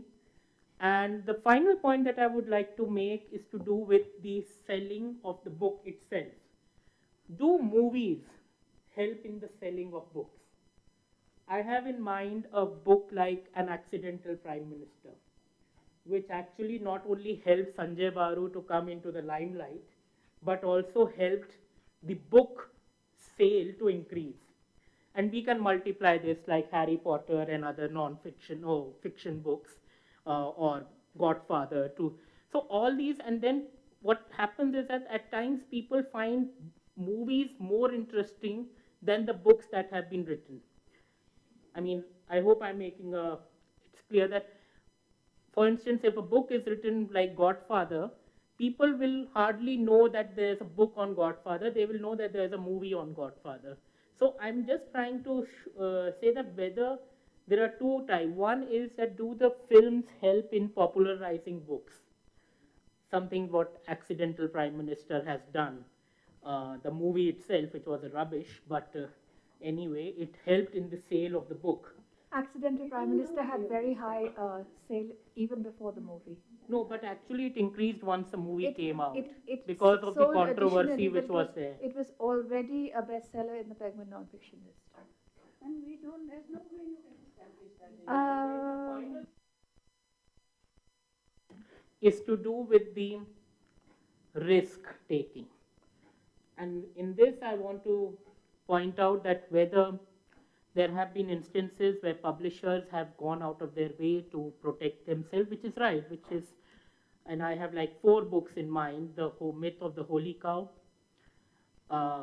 Wendy Doniger's book, which was withdrawn because of the protest, Audrey Truschke's work that actually led the author not to come to India now, Rohinton Mistri's work that was banned in Bombay and then he actually decided not to publish in India. And finally, there's one more book which I had in mind anyway, that was, so I have these kind of 3-4 books which I thought that I think the publishers should be, there are publishers who take risk, but then there are major, this thing who are actually very comfortable in publishing authors like Vikram Sampath. But they will have some problem if a book by, for instance, Irfan Habib, or if something very critical of the times that we are living in is published, they will not venture into it. They will not, and that has nothing to do with the saleable thing. That has to do with taking risk and preventing yourself from getting targeted. So that's all. Thank you. Thank you. So I think now, if somebody has anything else to say, would please. I just want to point at one thing that the gentleman here said, which is the idea of books being made into movies. It can be looked at in a very different way. Most often than not, movies take parts of the book and are retelling the book. Can we think about reviews then in that sense? Movies are also, in a way, reviewing the book. And I think that might be an interesting way which opens up both, I think, in more sophisticated ways, conversation between technology and book reading, but also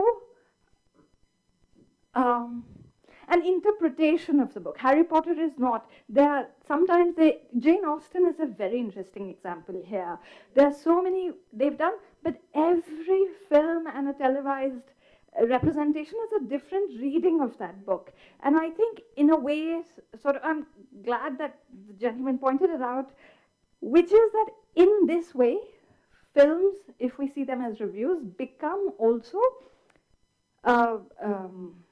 archive of that time of reading Austen in a particular way, of reading books in a particular way. So reviews are, in a sense, great archive of times if we just open up the meaning of reviews a little bit broader. But why only films? You can have 30 different reviews of Pride and Prejudice, which will open it up in the same way. Absolutely. No, I think we need to make a distinction between the medium. I mean, film has its own vocabulary and print has its own. So we are not talking about just the fact of evaluating or assessing or commenting on a text. We're talking about what that medium means to its representation, which is a very different thing from a review. I mean, I've read diametrically opposite reviews of the same book, and obviously they're all expanding that reception. So this making films of books is an extremely elusive sort of point of discussion, because first of all, we don't have the data. Secondly, we have no idea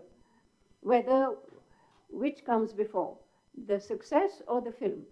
I mean, would a film have been made of Accidental Prime Minister if it hadn't been a success?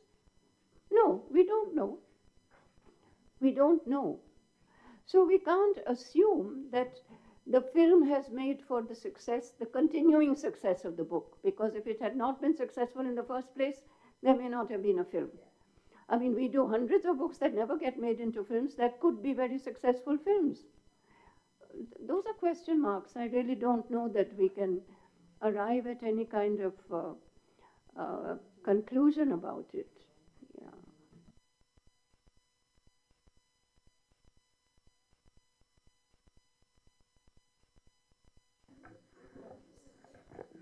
I wanted briefly to respond to the very important point which Chandra made, that even if, and before that, can I just ask you one question? You know, you called, oh, I'm sorry. Is this better? Yeah. Okay. So I wanted to ask you, you know, you constantly talked about the book object. And I was very worried because, you know, book object lover is different from book lover. There are lots of book lovers, but book object was, Yeah, so I wanted to sorry. just ask you, just pointed out that often we are confused about each other's vocabulary and the reason for using it. Now I want to respond to 2 points. One is Chandra, because Chandra made an absolutely critical point. She said, you know, we put a lot of focus on regional languages, and even if the reviewing language was English, we were bringing to a vast array of readers this material which they may not have had access to. And I was actually admiring you for that focus. I was not sort of critical, but I would also say that it's made me think again about how pioneering the book review is and what the English language does to us. So if we look at the New York Review of Books, okay, it came out in 1963 or 65 or something. The London Review came out in 1979 for the first time, but you were there in 1976, and you face so much. And I was looking at these dates and thinking that we talk about LRB and NRYB or whatever they're called, but we don't say that yours was such a pioneering thing. 75, okay, no, 65, yes. And I meant 65 because that one came out later, London Review. So I want to say that it is really remarkable what you did, the way you, but it still leaves unanswered the question of the, you know, importance, the gurutva, the gravity of the English language and and we have to understand that better. In fact, I think that is one of the tasks that we have to give. So, Chandra, this is going to be a longer dialogue, but I wanted to say, Bill say that that was an admiring comment. But your comment is well taken. Here you have to think about in India alone. Look at the number of languages. Now, how many? So how many languages? So what is the solution? Will you start bringing out a book review journal in Hindi or Malayalam or Tamil? How would it serve any purpose? Because it will only cater to that language-speaking population. No, but that is again, it is as it is. We find it so difficult because it is so. You have to really go searching for bilingual. But are there book reviews in Hindi or Tamil or in this thing? Do they have book reviews? Journals?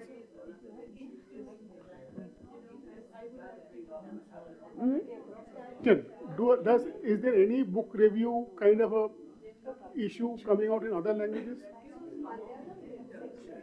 I don't know. We have to do some research. Okay. We need to, we should.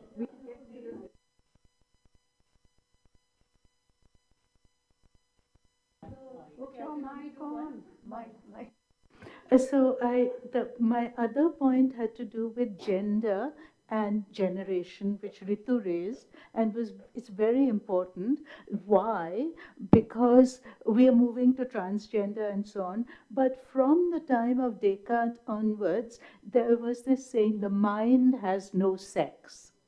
And that was by a student of Descartes. And I have thought about it a lot. Does the mind have a sex? And when it reads a book or when it produces a book. And these are general topics which I'm introducing to think about across the board when we think of reviewing, because we mustn't expect reviews to sell books. That is not their job. That's the marketing division's job. Why should reviews sell or not sell books? We need to build a fertile ground for the reception of many, many avatars of the book. And that job, I think you, and to a lesser extent, Biblio, have fulfilled. And in terms of these general buckets, like gender, generation, we need more general arguments and debates, which I think we should go into in the future. And one more point, which is AI. because that was a huge topic in the beginning. I'll stop here, but I really feel that everybody in this room should know that, we have ChatGPT and it's going to make all these advanced, but it takes the electrical power of the whole city of Meerut and probably more to maintain what you think you get for free. Where do you think all that money is coming from? So there's a great need to push this, and not only does it consume so much power of a whole city for one set of answers, but at the same time, it also swallows up, guzzles water resources. So water resources are huge, and the people of an area, which is why they want to relocate. So, I think we should think in terms, when we talk about capitalism, we need to think about the economics of AI productivity and the self-advertising, because it is not as if this is free. We think of it as free. It is much more than, much more expensive. We think we are getting it free. I think it's very important for all of us to realize the economics of AI and what it consumes. So those were my 3 points. Yeah, no, I just meant that the, tangible, tactical feeling that we have with the book object, as in not just reading the story, but also the uses of holding a book, experiencing your everyday routine with the book and so on. That's what the younger generation has been missing out on. Exactly. Yeah.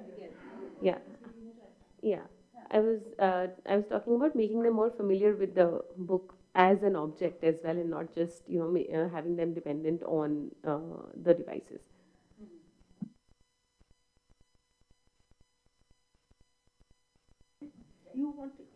Thank you. I wanted to add to something that Amol said about booksellers. And because this is called the role reviews play, evidently these booksellers could not be reading every book that they have. And my experiences with the librarian at the Sahitya Academy in the 90s and the early 2000s, this is Mr. Padmanabhan, who he was something else altogether, because I remember just, he would see me in the library very frequently, and he asked me what I was working on, and I said something about bhakti, and he would tell me about new books which I was not aware of. Now, evidently he's not, and there are different people who are talking about, yes, yeah, Mr. Padmanabhan, and everybody is saying that, and we all have very, very different, areas of interest, and he knew about those books. Now, obviously, he could not be reading everything. I am assuming that, nobody can read that much. Probably he knew from the reviews. He was obviously interested in the books. He was like, passionate about the books that were coming into the library. But he was obviously also getting to know what is in the book, possibly, reading the blurbs sometimes, but also the review. And so there is a very, very important role that plays. And the other person was Mr. Sahai in the ICHR, which those of us who are from the field of history would know.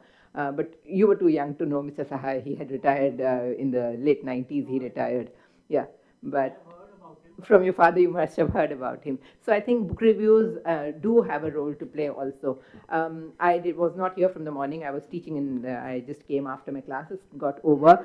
So there was one comment that Mr. TCA made about, you don't need to you don't need to criticize the book. I think it is important to do so. And in fact, Chandra very often, responds to my things that I enjoyed your review very much. Sometimes I've just kind of torn the book to pieces. And she responds saying that she enjoyed the review very much. And I feel very happy, because it's also important to say that when a book is not good. And I remember, Maya, in her presentation, she said that, when we were younger, we were much more, blasé about, not worrying. Now there are all kinds of other considerations. These are people who are, who you might meet somewhere, because, these are also other academics. But I think it still is important to be honest about how you feel about a book. I think you can't just be making connections all the time through your reviews. I think it's important to be honest. And if there are academics or writers worth their salt, they'll be able to take it. It's as simple as that. Exactly. If you're a serious... put something out in the public domain, then you have to be prepared for criticism. And in looking for reviews, we really, frankly, do not go there at all about will it offend so and so, somebody will be upset. No. Personal bias that you brought up, we do not, go there in the sense that we don't give it. If there is an obvious bias in the reviewer, we don't give that person the book. But when you get the book, you have to say what it is about. A review that is badly written. Yes, Uma in particular, I'm at least one of those, somebody said ki wo chalta hai, kind of, I feel, oh, so and so. No, I mean, because quite often one does get that impression of the reviews in book review, ke chalta hai. Yes, that may be. So why? Why? Because, I'll tell you why, Ritu. The thing is, we get at least 100 books. I do not exaggerate. Wait. So when you have to send them out for review, sometimes there are reviews which are not quite, I'm not making any pleas or, defending myself. Uma is one of those. If she were to do just that, she would trash half of them and say, no, this cannot be. So I think maybe it is my feeling that somebody has gone to the trouble. We have to have the review published. We can't, what you said about timing. So all those factors, it is something which does sometimes militate against sticking to that very high standard of excellence. So I do agree with you.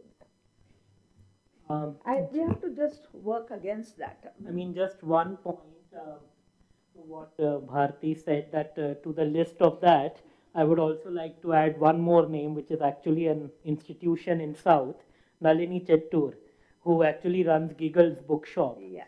And a very interesting thing about her is, and that's what I experienced when I went and did my research, and she actually suggested books to me. She will first look at you from top to bottom. And if you are when you go to a bookshop or when you go there, you just look at what the books are. She will keep looking at you whether you are worth her time or not. And once she gets that idea that you are actually serious, or if you are making some serious queries, then she will show her excitement. Otherwise, she will be so cold and she will look through you as if that she doesn't want to sell you a book. So for her, it's not profit. It's about engaging with the author, with the researchers, with the reviewers, and she can go on and on talking with you. It may be from morning till evening, and she will still have many more things to talk to. And one more thing very important about her is, she's gone. Oh, right. Because sorry. Okay, so one more thing about her was that she will get you the book if it's not available anywhere. You can be sure that she will get it for you. I still remember there was a book by Michael Rabb on Mahabalipuram, which was not available anywhere, including the bookshop which is Higginbotham. And even there it was not available, but she got it from somewhere, from the Christian, this institution which is there in Chennai. So she got it from there, the library, and you can always, you could always rely on her that she will help you out with the book. Thank you. I think that's we had a wonderful session. Thank you so much to all the speakers and panelists for their very, very valuable contribution. I think we have a lot to think about after what we've heard today. Thank you for all the other people who made interjections. And thank you, Chandra. Thank you for this. For having the book review. For having the book review. There are so many reasons why it keeps going, but we won't go there just now. But thank you all. Everyone. Hope to see most of you tomorrow morning. The session is on translations, how to review translations, publishers publishing translations. So we look forward to all of you there.